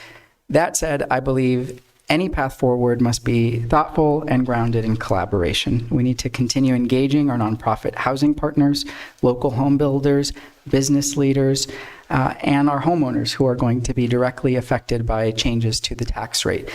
And so I would like to see this conversation continue to our next meeting. I'm interested in exploring how we can align the intent behind this proposal with broader efficiencies across county government. We should be asking ourselves where existing dollars can be stretched further and how we can create sustainable investments in housing over the long term. This is a moment that calls for both creativity and discipline, and I'm committed to working with my colleagues and our community partners to ensure that we move forward with solutions that are responsible and rooted in the real needs of the people we serve. And I will say that this is a very important issue to the board, and don't for one second think that a continuation of this is a lack of my, continuing this to the 20th is a lack of my desire to get to a supportive position. I want to get there. I was raised in Section 8 housing, and I see firmly the need that is going to be before us with the housing study that we were able to gather. We've got 30,000 plus units to build. We have a federal administration and President Trump's that has decimated the housing and community workforce at HUD, Housing and Urban Development. We have a low-income housing tax credit, which used to be, by the way, a bipartisan idea at the state and federal level. Now, MAGA Republicans can't even seem to talk about low-income housing tax credits being good, even though it's good for developers. And so we are going to have to really focus on what we are going to do to build supply. And this is one part of that solution, and I look forward to continued conversation. And so I'd like to move that we continue the item to Tuesday, May 20th. Second. Moved and seconded. Discussion on this.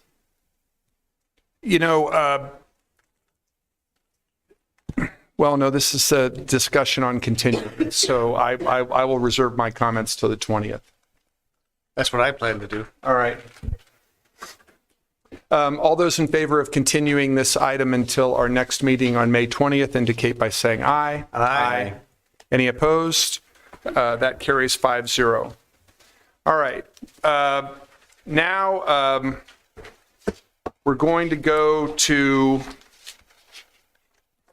all the smaller items. Well, they're not small, but all the items that may not prompt as much discussion. And I think we're going to be able to blaze through these. I'd like to move items 31 and 32.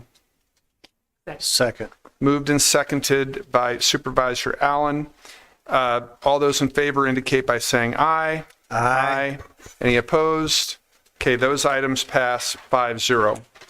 I'm going to do this one by itself because it's distinct and different. We've already done 33, but I will move item number 34, which is Rincon Manor LP to provide an affordable housing gap funding agreement and affordable housing restrictive covenant for Rincon Manor project. General fund contract amount $1 million. Second for discussion. Thank you. Moved and seconded for discussion. Supervisor Christie. Quick question. This project is located in the city of Tucson. How much is the city of Tucson contributing to this? Administrator Lesher. Chair Scott, Supervisor Christie, this is a county project. This is part of the county affordable housing dollars that are being allocated. There is no city funding. No city funding. Thank you. All right. Any other discussion? All those in favor indicate by saying aye.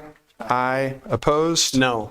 Item passes 4-1 with Supervisor Christie opposed. Now, I am going to ask if my colleagues are willing to consider items 35 through 48 together. These are contracts and funding agreements for the oh, I'm sorry. Go ahead, Supervisor. Just a technical question, Mr. Chair. Do we need to have a different second for action on the last item before voting? No, I don't think so. He seconded it. For discussion only. She would, I think. It doesn't matter. Okay. Sorry. Yeah. Usually when I'm off the rails with that, Melissa will nudge me, and I received no nudge. So I think we're okay. Thank you, though, Supervisor. All right. I'm wondering if we can consider 35 through 48 together. These are contracts and funding agreements to continue our Pima Early Education Program scholarships.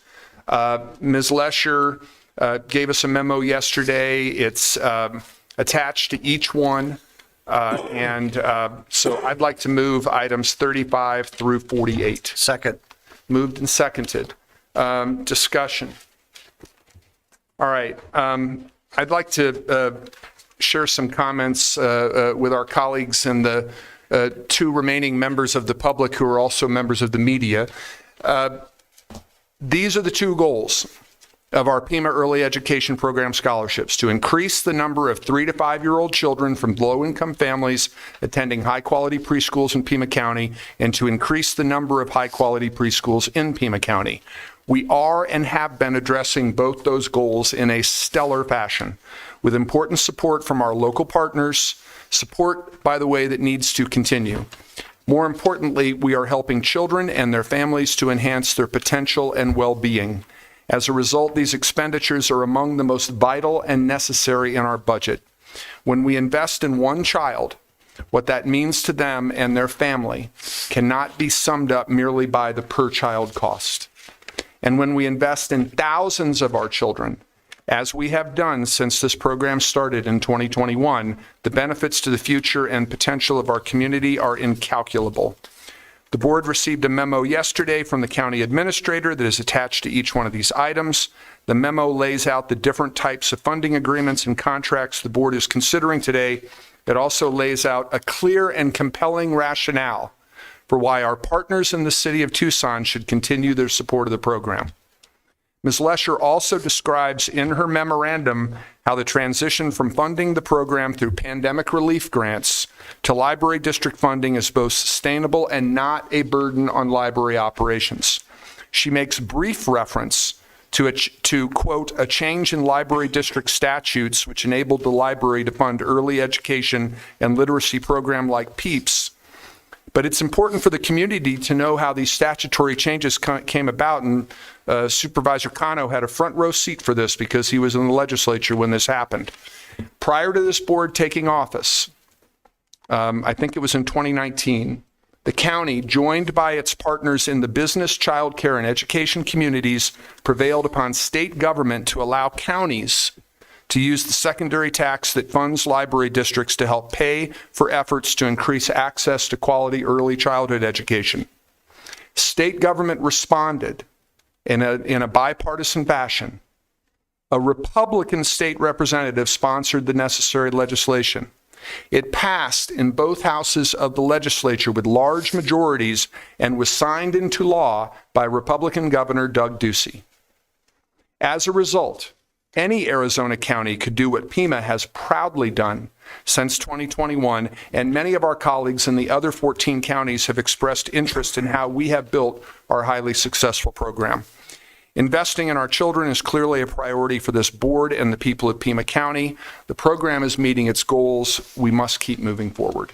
So I would ask my colleagues to approve all these items. Supervisor Christie. Yeah, very quickly, it's become apparent that the city of Tucson is going to be cutting back, or is looking to cut back its contribution, if not eliminate it completely.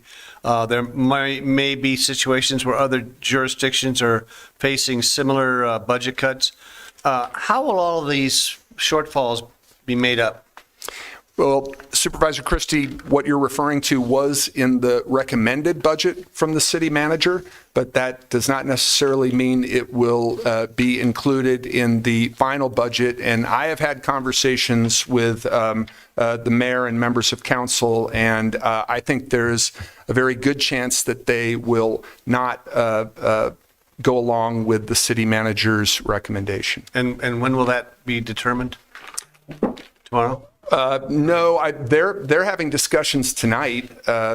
Their meeting is tonight, and but I'm sure that their budget is not going to be finalized tonight. I imagine it will be finalized in June, much like ours. Okay, thank you. Thank you, Supervisor Christie. Supervisor Hines. And I've also had conversations about this with the mayor and a couple members of the city council, and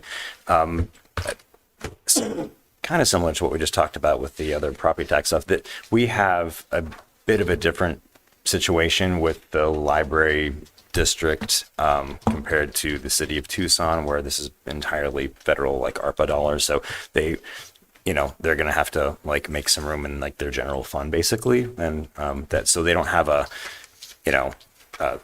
another place where they can readily find some funds to help make this work. So it's a little bit of a different equation and calculation for them than it is for the county. So just in their defense a bit there. Thank you, Supervisor. Any other questions or comments? Supervisor Allen. Just to say, it was not that long ago in which I had a child in childcare. And it is astounding how expensive it is, right? And costs are now estimated at $12,600 for a child to get quality childcare. And and I sort of said this, but the implications, the ripple effects of providing quality childcare, not just for the child or the family, but for a community overall, are just profound in what it foretells for their life ahead. And I think that is why, and I think it is, for what it's worth, it's sort of lovely at some level to see the list of other governments, right? Other municipalities, the school districts, organizations and partners who understand the value of early childhood care education. It is critical to us as communities and sort of society to get kids on the right track. So all of that is to just say, I'm really proud of PEEPS. I'm proud of our commitment to it, and I hope that we continue to see that kind of commitment from everyone else who shares that stake. So, thank you. Thank you, Supervisor Allen. All right. If there are no further comments, all those in favor of items 35 to 48 indicate by saying aye. Aye. Opposed? Opposed. Okay, items pass 4-1 with Supervisor Christie opposed.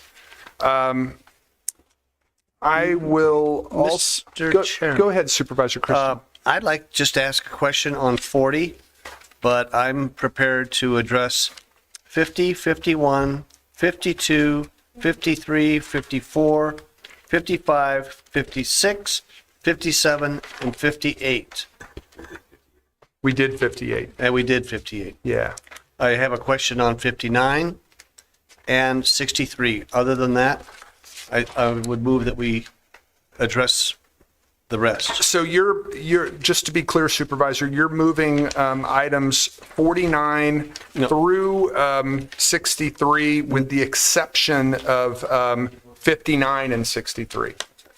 49, I want to take out. Okay. But you're moving 50 through 63 with the exception of 59 and 63. Yes. Okay. All right. So we're moving items 50 to 62 with the exception of 59.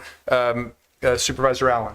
I just want to make a comment on 50. Oh, you can absolutely do that. Yeah, okay. And still second the motion. Okay. All right. So you got that, Melissa?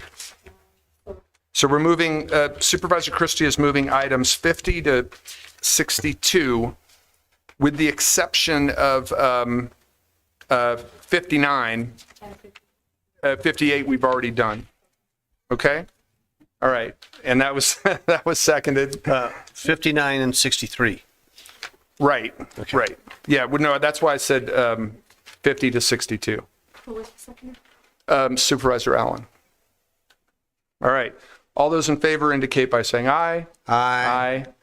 But you had a question about 50. I'm sorry. Yeah, that's right. Yeah, go ahead, Supervisor Allen. Well, it's not a question, it's just a statement, right? It's a contract for going up to $5 million for Staples. We started out this day so long ago with a proclamation in support of small businesses. Mm-hmm. So I just wanted to flag and reiterate, I think, the importance, particularly in the light of, $5 million for a large big box store, that we also look at ways in which we can keep our money local. And we've been talking with the administration about how we might be able to do that, just because local businesses generate a lot of local economic activity. And I know that we value that, so I just want to make sure that we can also put that into practice. Thank you. All those in favor of approving items 50 to 62 with the exception of 59 indicate by saying aye. Aye. Any opposed?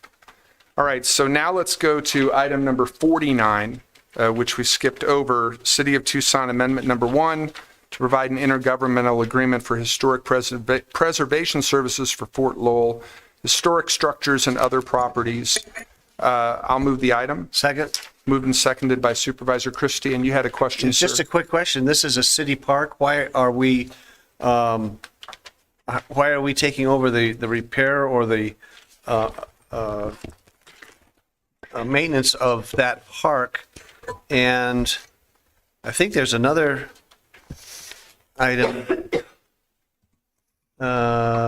Anyway, why are we doing that? Administrator Chair Scott, Supervisor Christie, Mr. DeBonis can provide some granularity, but this relates to the historic structures that are in Fort Lowell Park, not simply the park itself. And the City of Tucson is paying us to be the experts, if you will, out of our Conservation Land and Resources Department to deal with those historic the buildings. Mr. DeBonis, was there? Before, I'm sorry. let me just point out too that in number 52.